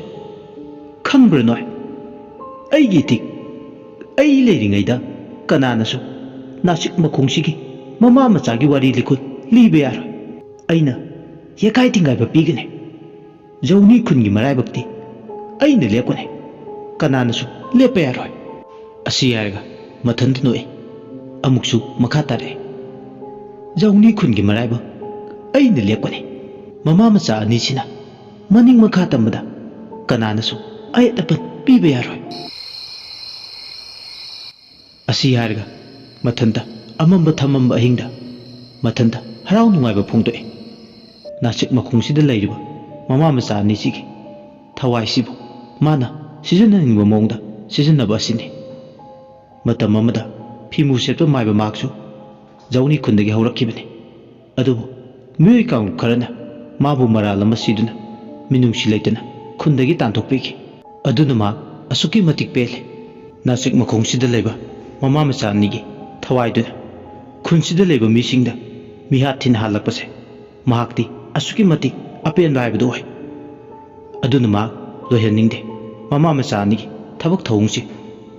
ꯃꯃꯥ ꯃꯆꯥꯒꯤꯗꯃꯛ ꯃꯥꯅ ꯃꯇꯦꯡ ꯄꯥꯡꯅꯕ ꯑꯣꯏꯅ ꯇꯧꯔꯒꯦ ꯈꯜꯂꯦ ꯑꯁꯨꯝꯅ ꯊꯝꯃꯝꯕ ꯑꯌꯤꯡꯗꯨꯁꯨ ꯂꯣꯏꯈ꯭ꯔꯦ ꯊꯥ 1.5 ꯍꯧꯈ꯭ꯔꯦ ꯃꯤꯁꯤ ꯆꯥꯗꯨꯅ ꯁꯤꯈ꯭ꯔꯕ ꯏꯃꯨꯡ ꯃꯅꯨꯡꯒꯤ ꯃꯤꯑꯣꯏꯁꯤꯡꯗꯨꯒꯤ ꯑꯔꯣꯏꯕ ꯃꯊꯧ ꯃꯉꯝ ꯂꯣꯏꯅ ꯄꯥꯡꯊꯣꯛꯄꯗꯤ ꯂꯣꯏꯈ꯭ꯔꯦ ꯑꯗꯨꯕꯨ ꯈꯨꯟ ꯑꯗꯨꯗ ꯑꯀꯤ ꯈꯪ ꯂꯩꯔꯤꯕꯗꯨꯗꯤ ꯀꯣꯛꯄ ꯂꯩꯔꯝꯗꯦ ꯐꯥꯏꯔꯦꯜ ꯍꯥꯏꯕ ꯊꯥꯗꯣ ꯍꯧꯖꯤꯛꯇꯤ ꯂꯣꯏꯈ꯭ꯔꯦ ꯂꯝꯇꯥ ꯍꯥꯏꯕ ꯊꯥꯗꯣ ꯍꯧꯈ꯭ꯔꯦ ꯅꯨꯃꯤꯗꯥꯡ ꯈꯨꯗꯤꯡꯒꯤ ꯊꯦꯡꯖꯤꯜꯂꯛꯄꯒ ꯑꯏꯪꯕ ꯃꯉꯥꯎ ꯀꯟꯕ ꯅꯨꯡꯁꯤꯠꯁꯨ ꯁꯤꯠꯄ ꯍꯧꯔꯛꯂꯦ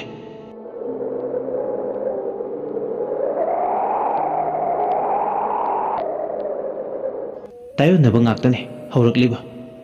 ꯂꯝꯇꯥ ꯍꯥꯏꯕ ꯊꯥꯁꯤꯒꯤ ꯏꯍꯥꯟ ꯍꯥꯟꯕ ꯊꯥꯡꯖꯅꯤ ꯈꯨꯟꯁꯤꯗ ꯂꯩꯔꯤꯕ ꯆꯤꯡꯃꯨ ꯃꯇꯤꯛ ꯂꯩꯕ ꯈꯣꯌꯨꯝ ꯃꯉꯥꯜ ꯆꯥꯎꯕ ꯈꯥꯅ ꯆꯥꯎꯕ ꯏꯕꯨꯙꯧ ꯋꯥꯡꯕ꯭ꯔꯦꯟ ꯃꯥꯒꯤ ꯃꯁꯥꯏꯀꯣꯜꯗꯒꯤ ꯅꯨꯄꯤ ꯃꯌꯥꯝ ꯍꯧꯅꯗꯨꯅ ꯁꯔꯣꯏ ꯈꯥꯡꯕꯒꯤ ꯄꯣꯠꯂꯝ ꯁꯨꯅ ꯄꯨꯊꯣꯔꯛꯇꯨꯅ ꯈꯨꯜ ꯂꯩꯀꯥꯏꯗꯨꯒꯤ ꯂꯝꯂꯣꯡ 3 ꯐꯥꯡꯕ ꯃꯄꯥ ꯇꯥꯅ ꯂꯥꯛꯂꯒ ꯁꯔꯣꯏ ꯈꯥꯡꯂꯝꯃꯤ ꯑꯌꯨꯛ ꯑꯗꯨꯗ ꯑꯍꯜꯒꯤ ꯃꯇꯝ ꯑꯣꯏꯔꯛꯂꯕꯤ ꯅꯨꯄꯤ ꯀꯌꯥꯅ ꯖꯒꯣꯏ ꯁꯥꯗꯨꯅ ꯏꯁꯩ ꯁꯛꯇꯨꯅ ꯁꯔꯣꯏ ꯈꯥꯡꯕꯒꯤ ꯊꯧꯔꯝ ꯂꯣꯏꯔꯛꯄꯗ ꯄꯥꯡꯊꯣꯛꯂꯝꯃꯤ ꯑꯁꯨꯝꯅ ꯃꯈꯣꯏ ꯈꯔꯗꯨ ꯑꯌꯨꯛ ꯑꯗꯨꯗ ꯁꯔꯣꯏ ꯈꯥꯡꯕ ꯂꯣꯏꯔꯕ ꯃꯇꯨꯡ ꯂꯥꯏꯕꯨꯡ ꯌꯧꯅꯕ ꯂꯥꯛꯄꯗ ꯂꯝꯕꯤꯒꯤ ꯅꯥꯁꯤꯛ ꯃꯈꯣꯡ ꯃꯄꯥꯗꯨ ꯌꯧꯔꯛꯄ ꯃꯇꯝꯗ ꯀ꯭ꯋꯥꯛ ꯑꯁꯤꯕ ꯑꯃ ꯇꯥꯗꯨꯅ ꯂꯩꯔꯝꯃꯤ ꯃꯗꯨ ꯎꯕꯗ ꯁꯔꯣꯏ ꯈꯥꯡꯕ ꯆꯠꯂꯨꯕꯤ ꯃꯈꯣꯏ ꯃꯁꯦꯟꯗꯣ ꯈꯧꯇꯛ ꯍꯦꯛ ꯆꯥꯏ ꯀ꯭ꯋꯥꯛ ꯑꯁꯤꯕꯗꯨꯅ ꯃꯁꯥꯒ ꯁꯒꯟ ꯇꯦꯛꯂꯒ ꯃꯃꯥꯏꯗꯨꯅ ꯃꯈꯥꯔꯣꯝ ꯗꯣꯟꯗꯨꯅ ꯁꯤꯗꯨꯅ ꯂꯩꯔꯝꯕꯗꯨ ꯎꯕꯗꯗꯤ ꯃꯈꯣꯏ ꯃꯁꯦꯟꯗꯣ ꯋꯥꯔꯤ ꯁꯥꯟꯅꯔꯦ ꯁꯤꯅ ꯁꯤꯐꯝ ꯅꯥꯐꯝ ꯏꯔꯩ ꯂꯩꯇꯕꯗꯧꯅ ꯀꯩꯅꯣꯗ ꯏꯆꯦ ꯁꯤꯕ ꯅꯥꯕꯕꯨ ꯃꯐꯝ ꯃꯇꯝ ꯈꯥꯏꯕ꯭ꯔꯥ ꯑꯗꯨꯕꯨ ꯑꯣꯏꯕ ꯌꯦꯡꯉꯨꯗꯅ ꯁꯔꯣꯏ ꯈꯥꯡꯕ ꯍꯜꯂꯛꯂꯒ ꯑꯣꯏꯔꯝꯂꯤꯕ ꯐꯤꯕꯝꯁꯤꯕꯨ ꯌꯦꯡꯕꯗ ꯅꯨꯡꯉꯥꯏꯔꯤꯕ꯭ꯔꯥ ꯈꯪꯗ꯭ꯔꯦ ꯂꯣꯏꯕ ꯅꯥꯏꯗꯦ ꯈꯨꯜ ꯂꯩꯀꯥꯏꯁꯤꯒꯤ ꯑꯋꯥꯕ ꯀꯔꯝꯕ ꯅꯨꯃꯤꯠ ꯊꯥꯗ ꯑꯋꯥ ꯑꯅꯥꯁꯦ ꯂꯣꯏꯔꯒꯕ ꯇꯧꯔꯤꯁꯦ ꯁꯔꯣꯏ ꯈꯥꯡꯕ ꯍꯜꯂꯛꯄꯗ ꯑꯣꯏꯔꯝꯂꯤꯕ ꯐꯤꯕꯝꯁꯦ ꯈꯨꯗꯝ ꯆꯥꯡꯗꯝ ꯑꯃꯗꯤ ꯇꯥꯛꯂꯤꯕꯅꯤ ꯈꯪꯗ꯭ꯔꯦ ꯀꯔꯤꯕꯨ ꯊꯣꯛꯂꯒꯗꯕ ꯑꯁꯤ ꯈꯜꯂꯨꯕꯗ ꯃꯈꯣꯏꯁꯤꯡ ꯑꯗꯣ ꯁꯔꯣꯏ ꯈꯥꯡꯕ ꯍꯜꯂꯛꯄꯗ ꯋꯥꯈꯜ ꯈꯔ ꯅꯨꯡꯉꯥꯏꯅ ꯍꯜꯂꯛꯄꯒ ꯂꯣꯏꯅ ꯀꯥꯏꯔꯦ ꯁꯔꯣꯏ ꯈꯥꯡꯂꯨꯕ ꯅꯨꯄꯤꯁꯤꯡ ꯑꯗꯣ ꯀ꯭ꯋꯥꯛ ꯑꯁꯤꯕꯗꯣ ꯍꯦꯛ ꯎꯕꯗꯨꯗꯗꯤ ꯅꯨꯡꯉꯥꯏꯖꯗꯦ ꯑꯗꯨꯕꯨ ꯃꯈꯣꯏꯁꯤꯡꯗꯨꯒꯤ ꯃꯔꯛꯇ ꯊꯧꯅꯥ ꯐꯕ ꯑꯃꯠꯇꯅ ꯆꯣꯡꯊꯣꯛꯂꯒ ꯂꯝꯕꯤ ꯃꯌꯥꯏꯗ ꯇꯥꯔꯤꯕ ꯀ꯭ꯋꯥꯛ ꯑꯁꯤꯕꯗꯣ ꯂꯝꯕꯤ ꯅꯥꯀꯜ ꯑꯃꯗ ꯊꯩꯖꯤꯜꯂꯒ ꯊꯝꯕ ꯑꯆꯠ ꯑꯍꯣꯡꯅ ꯈꯣꯡꯅ ꯈꯨꯠꯅ ꯁꯣꯛꯂꯨꯔꯒ ꯅꯨꯡꯉꯥꯏꯔꯣꯏꯗꯕꯗꯨꯒꯤ ꯈꯜꯂꯨꯕꯒ ꯁꯪꯗ꯭ꯔꯦ ꯃꯐꯝ ꯑꯗꯨ ꯂꯥꯟꯊꯣꯛꯂꯒ ꯃꯈꯣꯏꯁꯤꯡ ꯑꯗꯣ ꯄ꯭ꯔꯞ ꯂꯥꯛꯏ ꯑꯁꯨꯝꯅ ꯁꯔꯣꯏ ꯈꯥꯡꯕꯗ ꯌꯥꯎꯔꯤꯕ ꯅꯨꯄꯤꯁꯤꯡ ꯑꯗꯣ ꯎꯃꯪ ꯂꯥꯏꯕꯨꯡ ꯌꯧꯅꯕ ꯄ꯭ꯔꯞ ꯆꯠꯈꯤ ꯂꯝꯕꯤꯗ ꯆꯠꯂꯤꯕ ꯑꯆꯠ ꯑꯍꯣꯡꯁꯤꯡꯗꯨꯁꯨ ꯅꯥꯁꯤꯛ ꯃꯄꯥꯗꯨ ꯍꯦꯛ ꯂꯥꯟꯊꯣꯛꯂꯒ ꯆꯠꯄ ꯃꯇꯝꯗ ꯈꯧꯇꯛ ꯍꯦꯛ ꯆꯥꯏ ꯆꯥꯅꯅ ꯀ꯭ꯋꯥꯛ ꯑꯁꯤꯕꯗꯨ ꯎꯕꯗ ꯋꯥꯈꯜꯗ ꯃꯑꯣꯟ ꯈꯟꯕꯁꯨ ꯌꯥꯎꯏ ꯉꯁꯤꯁꯦ ꯂꯝꯇꯥ ꯊꯥꯡꯖ ꯑꯍꯥꯟꯕꯒ ꯑꯣꯏꯔꯤꯕ ꯅꯥꯁꯤꯛ ꯃꯈꯣꯡꯒꯤ ꯐꯤꯕꯝꯁꯤꯗ ꯁꯣꯏꯗ꯭ꯔꯦ ꯈꯨꯜ ꯂꯩꯀꯥꯏꯁꯤꯗ ꯑꯃꯨꯛ ꯑꯅꯧꯕ ꯊꯧꯗꯣꯛ ꯋꯥꯊꯣꯛ ꯀꯌꯥ ꯑꯃ ꯊꯣꯛꯄ ꯅꯨꯃꯤꯠ ꯍꯦꯛ ꯇꯥꯕꯒ ꯌꯨꯝꯗꯒꯤ ꯃꯄꯥꯜ ꯊꯣꯛꯇꯕꯅ ꯈ꯭ꯋꯥꯏꯗꯒꯤ ꯑꯐꯕ ꯑꯣꯏꯒꯅꯤ ꯊꯣꯛꯇꯕꯅ ꯍꯦꯟꯅ ꯐꯔꯅꯤ ꯊꯣꯛꯂꯨꯔꯒ ꯀꯔꯤ ꯑꯃꯨꯛ ꯑꯣꯏꯕ ꯑꯗꯨꯅ ꯅꯨꯃꯤꯠ ꯍꯦꯛ ꯇꯥꯕꯒ ꯌꯨꯝꯗꯒꯤ ꯃꯄꯥꯜ ꯊꯣꯛꯇꯕꯅ ꯑꯆꯪꯕ ꯃꯟꯇ꯭ꯔ ꯑꯣꯏꯔꯅꯤ ꯑꯁꯤꯅꯤ ꯂꯝꯕꯤꯗ ꯆꯠꯂꯤꯕ ꯃꯤꯌꯥꯝꯗꯨꯅ ꯃꯆꯤꯟꯁꯤꯡꯗꯨꯗ ꯃꯨꯔꯨꯝ ꯁꯣꯟꯅꯔꯤꯕ ꯍꯥꯏꯅ ꯃꯇꯝꯅꯗꯤ ꯁꯨꯝ ꯍꯧꯖꯤꯟꯈꯤ ꯅꯨꯃꯤꯠꯁꯨ ꯇꯥꯈꯤꯕ ꯈꯪꯍꯧꯗ꯭ꯔꯦ ꯂꯝꯇꯥ ꯊꯥꯡꯖꯗ ꯁꯔꯣꯏ ꯈꯥꯡꯕꯗ ꯌꯥꯎꯈꯤꯕ ꯈꯨꯜ ꯂꯩꯀꯥꯏꯗꯨꯒꯤ ꯅꯨꯄꯥ ꯅꯨꯄꯤ ꯈꯔ ꯌꯨꯝꯊꯣꯡ ꯈꯨꯗꯤꯡꯒꯤ ꯅꯠꯇ꯭ꯔꯁꯨ ꯈꯔ ꯑꯀꯛꯅꯕ ꯈꯔ ꯌꯥꯎꯔꯤ ꯈꯨꯟꯗꯨꯒꯤ ꯀ꯭ꯂꯕꯀꯤ ꯁꯦꯀ꯭ꯔꯦꯇꯔꯤ ꯑꯃꯗꯤ ꯂꯥꯏ ꯍꯔꯥꯎꯕꯗ ꯂꯥꯏ ꯁꯤꯜꯂꯝꯕ ꯑꯣꯏꯕ ꯆꯥꯎꯕ ꯑꯃꯗꯤ ꯑꯍꯟꯖꯥꯎ ꯌꯥꯎꯔꯦ ꯑꯅꯤꯗꯨꯅ ꯅꯨꯃꯤꯗꯥꯡꯒꯤ ꯆꯥꯛ ꯆꯥꯅꯕꯗꯣ ꯁꯤꯜꯂꯥꯡꯗꯨꯅ ꯀꯟꯅ ꯍꯣꯠꯅꯔꯤ ꯊꯦꯡꯅ ꯃꯝꯗ꯭ꯔꯤꯉꯩ ꯈꯔ ꯊꯨꯅ ꯂꯣꯏꯅꯕ ꯍꯥꯏꯗꯨꯅ ꯆꯥꯛꯆꯥ ꯍꯩꯖꯥꯟꯅꯕꯒꯤ ꯊꯕꯛꯇꯣ ꯈꯔ ꯌꯥꯡꯅ ꯂꯣꯏꯁꯤꯟꯅꯕ ꯍꯣꯠꯅꯩ ꯆꯥꯛ ꯊꯣꯡꯕ ꯍꯩꯕ ꯅꯨꯄꯥ ꯅꯨꯄꯤ ꯈꯔ ꯄꯨꯟꯅ ꯍꯧ ꯇꯧꯃꯤꯟꯅꯗꯨꯅ ꯆꯥꯛ ꯑꯗꯨ ꯊꯣꯡꯂꯦ ꯎꯆꯤꯟ ꯅꯥꯆꯤꯟ ꯅꯨꯃꯤꯗꯥꯡꯒꯤ ꯄꯨꯡ 9 ꯇꯥꯔꯛꯄꯗ ꯆꯥꯛꯆꯥ ꯍꯩꯖꯥꯟꯅꯕꯒꯤ ꯊꯧꯔꯝ ꯑꯗꯨ ꯄꯥꯡꯊꯣꯛꯏ ꯎꯃꯪ ꯂꯥꯏꯕꯨꯡ ꯑꯗꯨꯗ ꯂꯥꯏꯒꯤ ꯇꯤꯟꯒꯤ ꯊꯥꯗꯣꯛꯂꯒ ꯆꯥꯛꯆꯥ ꯍꯩꯖꯥꯟꯅꯕꯗꯣ ꯄꯥꯡꯅꯕ ꯇꯧꯔꯤ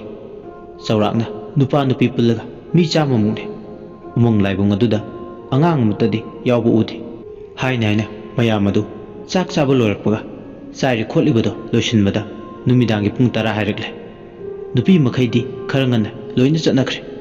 नुपा खरा 10 मुक्त लेहौरे अतै अहल ओइब मखै खरसु ngसाइनबुदि चनखरे खुलेकाय दुद लेबा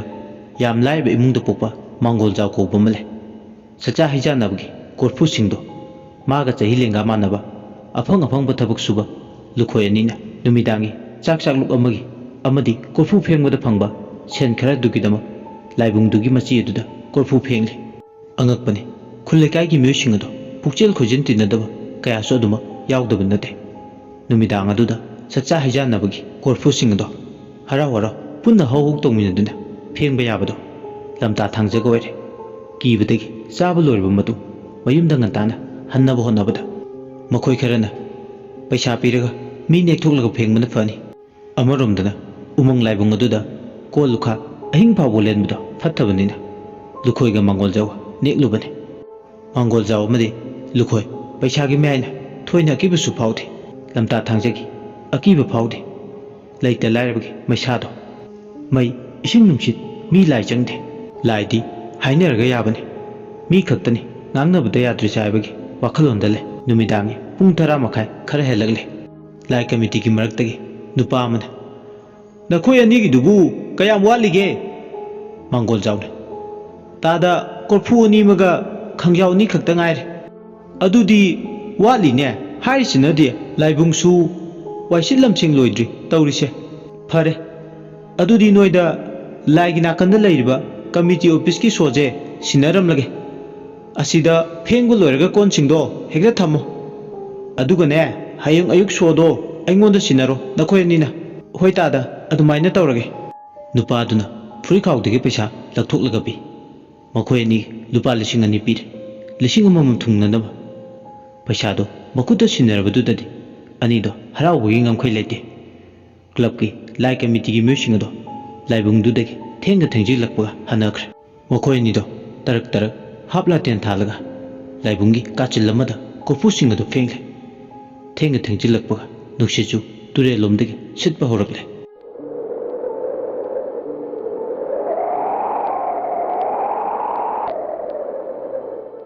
ꯍꯥꯏꯅꯕ ꯂꯝꯇꯥ ꯊꯥꯡꯖꯒꯤ ꯅꯨꯡꯁꯤꯠꯅ ꯂꯥꯏꯕꯨꯡꯗꯨꯒꯤ ꯑꯀꯣꯏꯕꯗ ꯍꯧꯔꯤꯕ ꯎꯄꯥꯜ ꯎꯄꯥꯜꯁꯤꯡꯗꯨꯗ ꯃꯥꯒꯤ ꯁꯥꯎꯝꯅ ꯌꯩꯔꯤ꯫ ꯑꯗꯨꯕꯨ ꯃꯈꯣꯏ ꯑꯅꯤꯗꯣ ꯊꯕꯛ ꯇꯧꯕꯗ ꯃꯥꯏꯄꯨꯅꯅ ꯋꯥꯈꯜ ꯆꯣꯏꯊꯣꯛꯇꯅ ꯃꯤꯅ ꯁꯤꯟꯅꯔꯛꯄ ꯊꯕꯛꯇꯨ ꯃꯆꯨ ꯇꯥꯅ ꯃꯤꯋꯥ ꯇꯥꯗꯅꯕ ꯐꯦꯡꯂꯦ꯫ ꯀꯣꯁꯇꯤꯛ ꯁꯣꯗꯥ ꯍꯥꯏꯒꯗ꯭ꯔꯥ ꯄꯣꯇꯥꯁ ꯍꯥꯏꯒꯗ꯭ꯔꯥ ꯁ꯭ꯇꯤꯜ ꯋꯨꯠꯇꯨ ꯄꯥꯏꯔꯒ ꯀꯣꯔꯐꯨꯗꯨ ꯇꯛꯂꯦ꯫ ꯀꯣꯔꯐꯨ ꯃꯅꯤꯡꯗꯨ ꯂꯪꯅꯕ ꯇꯛꯂꯦ꯫ ꯊꯋꯥꯏ ꯇꯥꯅ ꯏꯪꯕꯒ ꯐꯥꯎꯗꯦ꯫ ꯂꯨꯈꯣꯏꯁꯨ ꯉꯥꯏ ꯆꯞ ꯃꯥꯟꯅꯩ, ꯂꯥꯏꯔꯖꯔꯁꯨ ꯄꯨꯛꯆꯦꯜꯗꯤ ꯁꯦꯡꯉꯤ, ꯁꯨꯝꯆꯠ ꯆꯠꯂꯦ꯫ ꯉꯁꯤ ꯐꯖꯅ ꯊꯕꯛ ꯇꯧꯕ ꯇꯥꯔꯕꯗꯤ ꯃꯇꯨꯡꯗ ꯍꯦꯟꯅ ꯃꯤꯅꯁꯨ ꯊꯕꯛ ꯀꯌꯥ ꯑꯃ ꯃꯇꯨꯡ ꯇꯥꯔꯛꯄꯗ ꯍꯥꯏꯔꯛꯀꯅꯤ꯫ ꯑꯗꯨꯅ ꯑꯅꯤꯗꯣ ꯊꯋꯥꯏ ꯇꯥꯅ ꯀꯣꯔꯐꯨꯗꯨ ꯐꯦꯡꯂꯦ꯫ ꯍꯧꯖꯤꯛꯇꯤ ꯀꯣꯔꯐꯨ ꯐꯦꯡꯕ ꯂꯣꯏꯔꯛꯄꯒ ꯂꯥꯏꯕꯨꯡꯗꯣ ꯁꯤꯠꯄ ꯁꯦꯡꯕ ꯂꯣꯏꯔꯛꯄꯗ ꯄꯨꯡ 11 ꯈꯔ ꯍꯦꯜꯂꯛꯂꯦ ꯅꯨꯃꯤꯗꯥꯡꯒꯤ꯫ ꯃꯈꯣꯏ ꯑꯅꯤꯗꯣ ꯍꯥꯞ ꯂꯥꯇꯦꯟ ꯑꯉꯥꯟꯕꯗꯣ ꯃꯨꯊꯠꯂꯝꯂꯒ ꯂꯥꯏ ꯀꯃꯤꯇꯤꯒꯤ ꯀꯥꯗ ꯊꯅꯝꯂꯦ꯫ ꯀꯣꯔꯐꯨ ꯑꯃꯗꯤ ꯈꯥꯡ ꯃꯁꯤꯡ ꯄꯨꯈꯝ ꯃꯌꯥꯝꯗꯣ ꯃꯁꯤꯡ ꯍꯦꯛ ꯊꯤꯕ ꯂꯣꯏꯕꯒ ꯀꯥꯗꯨ ꯆꯦꯠꯅ ꯁꯣ ꯂꯣꯟꯁꯤꯜꯂꯦ꯫ ꯀꯥꯗꯨ ꯁꯣ ꯂꯣꯟꯁꯤꯟꯕꯒ ꯁꯣꯗꯨ ꯆꯦꯠꯅ ꯄꯥꯏ꯫ ꯍꯧꯖꯤꯛꯇꯤ ꯑꯅꯤꯗꯣ ꯈꯨꯠꯇ ꯇꯣꯔꯆ ꯂꯥꯏꯠ ꯄꯥꯏ꯫ ꯃꯩꯈꯦꯠ ꯑꯃꯃꯝꯗꯤ ꯃꯁꯥꯗ ꯂꯣꯏꯅꯔꯒ ꯂꯥꯏꯕꯨꯡꯗꯨꯗꯒꯤ ꯊꯣꯔꯛꯂꯦ꯫ ꯇꯨꯔꯦꯜ ꯃꯄꯥꯟꯂꯣꯝꯗ ꯂꯥꯛꯑꯦ꯫ ꯅꯨꯡꯁꯤꯠꯅꯁꯨ ꯃꯍꯥꯅꯤ ꯊꯦꯡꯖꯤꯜꯂꯛꯄꯒ ꯁꯤꯠꯂꯛꯂꯤꯕꯗꯣ꯫ ꯑꯅꯤꯗꯨꯒꯤ ꯃꯌꯨꯝꯗꯨꯅ ꯅꯥꯁꯤꯛ ꯍꯧꯔꯤꯕ ꯃꯄꯥꯗꯨ ꯂꯥꯟꯊꯣꯛꯂꯒ ꯀꯩꯊꯦꯜ ꯂꯩꯕ ꯑꯗꯣꯝꯗ ꯆꯠꯈꯤꯗꯣꯏꯅꯤ ꯇꯧꯔꯤꯕꯗꯣ꯫ ꯑꯗꯨꯅ ꯑꯅꯤꯗꯣ ꯂꯝꯕꯤ ꯇꯦꯟꯁꯤꯟꯅꯕ ꯋꯥꯔꯤ ꯁꯥꯟꯅ ꯂꯥꯛꯑꯦ꯫ ꯂꯝꯕꯤꯗꯨꯗ ꯂꯝꯕꯤ ꯋꯥꯔꯤꯅꯤ ꯍꯥꯏꯗꯨꯅ ꯊꯦꯡꯖꯤꯜꯂꯛꯄꯒ ꯍꯨꯏ ꯈꯣꯡꯕꯒꯤ ꯃꯈꯣꯜꯁꯨ ꯑꯗꯨꯃꯛ ꯇꯥꯏ꯫ ꯑꯅꯤꯗꯣ ꯋꯥꯔꯤ ꯁꯥꯟꯅ ꯇꯣꯔꯆ ꯂꯥꯏꯠꯇꯨ ꯀꯥꯞꯇꯨꯅ ꯆꯠꯂꯦ꯫ ꯇꯨꯔꯦꯜ ꯃꯄꯥꯟꯂꯣꯝꯗ ꯍꯧꯔꯤꯕ ꯍꯩꯅꯤꯡ ꯃꯈꯩꯅ ꯃꯁꯥꯁꯤꯡꯗꯣ ꯃꯥꯂꯪꯕꯅ ꯁꯤꯜꯂꯛꯄꯗ ꯍꯥꯏꯅ ꯍꯨꯝꯅ ꯁꯥꯟꯅꯔꯤ꯫ ꯑꯁꯨꯝꯅ ꯂꯥꯛꯄꯅ ꯃꯤ ꯄꯣꯠꯂꯣꯏꯐꯝ ꯂꯩꯕ ꯇꯨꯔꯦꯜ ꯅꯥꯀꯜꯒꯤ ꯀ꯭ꯔꯤꯃꯦꯇꯣꯔꯤꯌꯝ ꯃꯄꯥꯗꯣ ꯌꯧꯁꯤꯜꯂꯛꯂꯦ꯫ ꯀ꯭ꯔꯤꯃꯦꯇꯣꯔꯤꯌꯝ ꯃꯄꯥꯗꯣ ꯌꯧꯁꯤꯜꯂꯛꯄꯗ ꯑꯅꯤꯗꯣ ꯈꯔ ꯂꯥꯞꯇꯛꯅ ꯂꯦꯞꯄꯦ꯫ ꯅꯨꯡꯁꯥ ꯌꯥꯏꯔꯒ ꯂꯩꯕꯒꯤ ꯃꯑꯣꯡꯗ ꯐꯤꯡꯎꯞ ꯁꯦꯠꯄ ꯃꯤ ꯈꯔ ꯐꯝꯂꯒ ꯇꯨꯡ ꯑꯣꯟꯁꯤꯟꯅꯔꯒ ꯐꯝꯃꯒ ꯂꯩꯕꯗꯧꯅ ꯇꯧꯕꯗꯣ ꯎꯔꯛꯑꯦ꯫ ꯑꯅꯤꯗꯣ ꯑꯋꯥꯏꯈꯨꯝ ꯇꯧꯅꯔꯦ꯫ ꯀ꯭ꯔꯤꯃꯦꯇꯣꯔꯤꯌꯝꯗꯨꯗꯒꯤ ꯐꯨꯠ 20 ꯆꯥꯡꯗꯤ ꯂꯥꯞꯄꯦ꯫ ꯃꯁꯥ ꯄꯨꯝꯕ ꯇꯨ ꯈ꯭ꯌꯥꯎ ꯆꯨꯡꯉꯤ꯫ ꯑꯅꯤꯗꯣ ꯇꯞꯅ ꯃꯤ ꯇꯥꯈꯤꯅꯤ ꯃꯇꯥꯒꯨꯝ ꯂꯣꯟꯅ ꯅꯥꯔꯣꯟꯗ ꯋꯥꯔꯤ ꯁꯥꯟꯅꯩ꯫ "ꯏꯇꯥꯎ ꯂꯨꯈꯣꯏ, ꯏꯇꯥꯎ, ꯑꯥꯗ ꯀ꯭ꯔꯤꯃꯦꯇꯣꯔꯤꯌꯝꯗ ꯂꯩꯔꯤꯁꯤꯕꯨ ꯀꯅꯥ ꯑꯣꯏꯔꯖꯥꯠꯅꯣ? ꯈꯪꯗꯦꯅꯦ ꯏꯇꯥꯎ, ꯌꯨ ꯉꯥꯎꯕ ꯉꯥꯎꯁꯤꯟꯅꯕ ꯅꯍꯥ ꯈꯔꯁꯨ ꯍꯦꯛ ꯃꯁꯤꯗ ꯄꯨꯜꯂꯒ ꯌꯨ ꯊꯛ ꯇꯥꯏ꯫ ꯃꯗꯨꯒꯤ ꯀꯥꯡꯕꯨꯗꯨ ꯑꯣꯏꯔꯖꯥꯠꯂꯥ?" "ꯀꯗꯥꯏꯗꯒꯤꯅꯣ ꯏꯇꯥꯎ? ꯃꯥꯟꯗꯦꯗ ꯅꯪꯅ ꯍꯥꯏꯔꯤꯗꯣ꯫ ꯀ꯭ꯔꯤꯃꯦꯇꯣꯔꯤꯌꯝꯒꯤ ꯅꯥꯀꯜ ꯂꯝꯄꯥꯛ ꯃꯆꯥꯁꯤꯗ ꯑꯉꯥꯡ ꯈꯔꯁꯨ ꯍꯦꯛ ꯕꯣꯜ ꯁꯥꯟꯅꯕꯅꯤ꯫ ꯃꯗꯨꯕꯨ ꯌꯦꯡꯕ ꯀꯥꯡꯕꯨꯗꯨ ꯃꯥꯟꯈ꯭ꯔꯦꯗ ꯏꯇꯥꯎ꯫ ꯃꯗꯨꯃ ꯅꯥꯇꯩ ꯆꯥꯗ꯭ꯔꯦ꯫ ꯍꯧꯖꯤꯛꯄꯨ ꯂꯝꯄꯥꯛ ꯃꯆꯥꯁꯤꯗ ꯑꯁꯨꯛ ꯊꯦꯡꯂꯕ ꯃꯇꯝꯁꯤꯗ ꯀꯔꯝꯕ ꯑꯉꯥꯡꯅ ꯂꯝꯄꯥꯛꯁꯤꯗꯕꯨ ꯕꯣꯜ ꯁꯥꯟꯅꯗꯣꯏꯅꯣ? ꯉꯥꯎꯈꯠꯂꯛꯈꯤꯅꯨ ꯏꯇꯥꯎ, ꯑꯩ ꯁꯨꯝ ꯆꯤꯡꯅꯔꯛꯂꯦ." "ꯀꯔꯤꯅꯣ ꯆꯤꯡꯅꯔꯤꯅ? ꯉꯁꯤꯁꯦ lamta thangjani ko lamta thangjani adu noi batai mangsida phamna phamna ga leiba singse mangsida polo ki ba mi singdugi thawai mirelo soidin oiramgani soidre ta nang nai ba wado soidin sungmani khale kamai tawni matamdi ayarum lani soidre kilometer mapasi karamna lanthok laga chatkani hoini ta ꯑꯩꯈꯣꯏꯗꯤ ꯀꯣꯔꯐꯨ ꯐꯦꯡꯂꯤꯉꯩ ꯃꯇꯝ ꯍꯧꯈꯤꯕ ꯈꯪꯍꯧꯗ꯭ꯔꯦ ꯇꯧꯔꯤꯁꯦ ꯏꯇꯥꯎ ꯂꯨꯈꯣꯏ ꯑꯩꯈꯣꯏꯅꯤ ꯋꯥ ꯑꯃꯗꯤ ꯈꯟꯅꯕ ꯆꯨꯝꯃꯤ ꯀꯔꯤ ꯋꯥ ꯈꯟꯅꯁꯤ ꯍꯥꯏꯅꯣ ꯏꯇꯥꯎ ꯑꯩꯈꯣꯏ ꯑꯅꯤ ꯂꯝꯕꯤ ꯂꯝꯖꯥꯎꯁꯤꯗ ꯂꯝꯇꯥ ꯊꯥꯡꯖꯒꯤ ꯑꯍꯤꯡꯁꯤꯗ ꯌꯥꯔꯛꯄ ꯀꯩꯗꯧꯅꯨꯡꯗ ꯌꯥꯔꯣꯏ ꯑꯩꯈꯣꯏ ꯃꯄꯥꯁꯦ ꯂꯥꯟꯊꯣꯛꯂꯒ ꯆꯠꯄ ꯇꯥꯏ ꯂꯝꯕꯤ ꯑꯃꯗꯤ ꯂꯩ ꯏꯇꯥꯎ ꯀꯔꯤ ꯂꯝꯕꯤꯅꯣ ꯑꯩꯒꯤ ꯐꯨꯔꯤꯀꯥꯎꯗ ꯆꯨꯔꯨꯞ ꯌꯥꯎꯔꯤ ꯑꯁꯤ ꯑꯣꯏꯅ ꯆꯝꯂꯒꯦ ꯃꯩꯗꯤ ꯂꯥꯏꯇꯤꯟ ꯆꯪꯗꯦ ꯍꯥꯏꯅꯕ ꯑꯃꯁꯨ ꯂꯩꯕꯅꯤ ꯇꯥꯎ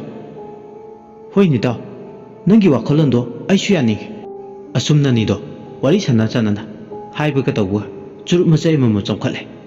ꯑꯗꯨꯒ ꯃꯥꯡꯒꯣꯜꯖꯥꯎ ꯍꯥꯏꯕ ꯃꯄꯨꯟꯁꯤꯒꯤ ꯆꯨꯔꯨꯞ ꯊꯛꯄ ꯍꯩꯇꯕ ꯅꯤꯁꯥ ꯑꯃꯇ ꯐꯥꯎ ꯇꯪꯖꯗ꯭ꯔꯤꯕꯗꯣ ꯉꯁꯤꯗꯤ ꯆꯨꯔꯨꯞ ꯃꯆꯩꯗꯣ ꯍꯩꯕꯣꯏ ꯍꯩꯇꯕꯣꯏ ꯆꯝꯃꯦ ꯑꯗꯨꯒ ꯊꯛꯄ ꯍꯧꯔꯦ ꯂꯨꯈꯣꯏꯗꯤ ꯍꯥꯟꯅꯁꯨ ꯃꯔꯛ ꯃꯔꯛꯇ ꯃꯩꯈꯨ ꯁꯤꯖꯤꯟꯅꯕ ꯍꯩꯕꯅꯤꯅ ꯊꯣꯏꯅ ꯃꯉꯣꯟꯗ ꯍꯩꯇꯕꯒ ꯂꯩꯇꯦ ꯑꯗꯨꯕꯨ ꯑꯍꯥꯟꯕ ꯑꯣꯏꯅ ꯃꯩꯈꯨ ꯁꯤꯖꯤꯟꯅꯕ ꯃꯥꯡꯒꯣꯜꯖꯥꯎꯗꯤ ꯍꯥꯒꯦ ꯇꯧꯔꯝꯃꯤ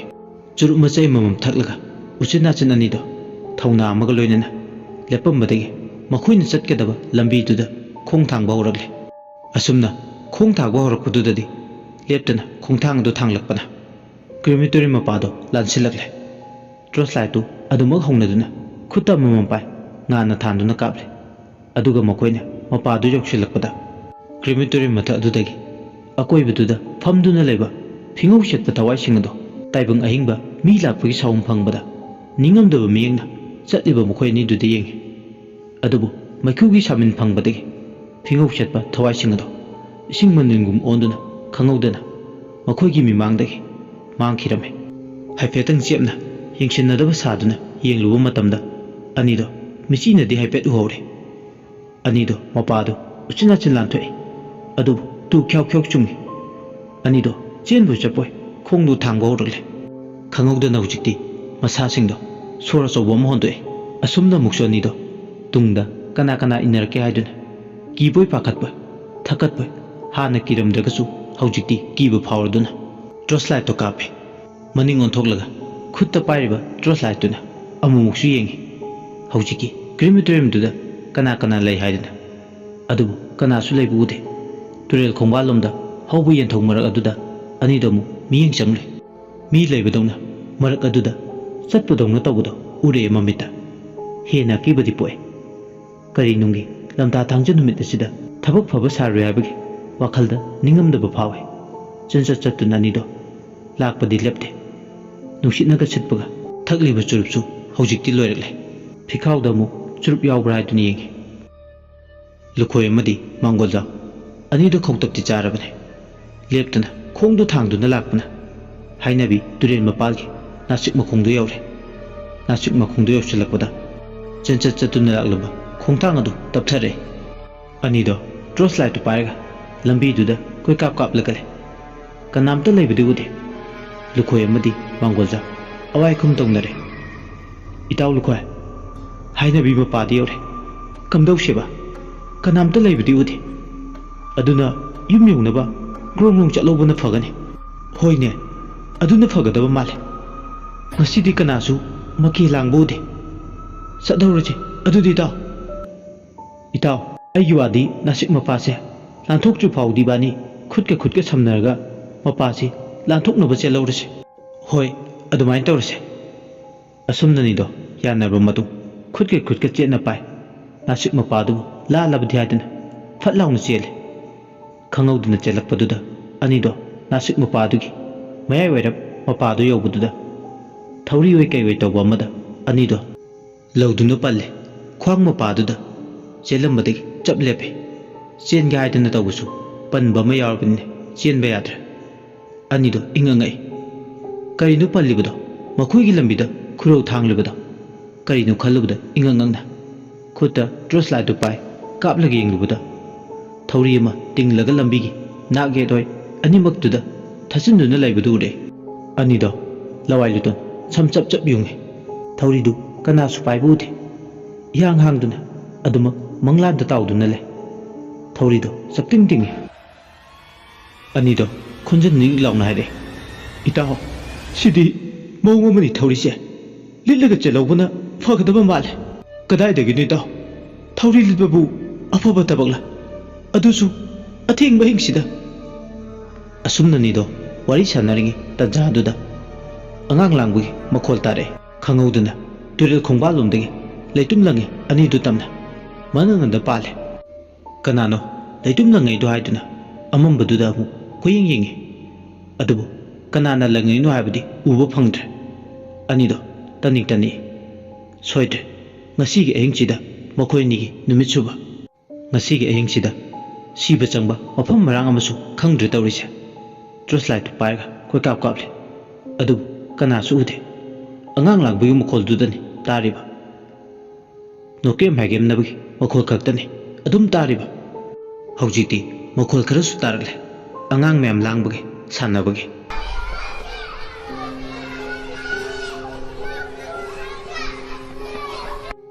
channel asibu nushibiduna like amadi subscribe to bu kawbi gado loshilakpada mayambu ikoknona amukana khuramjari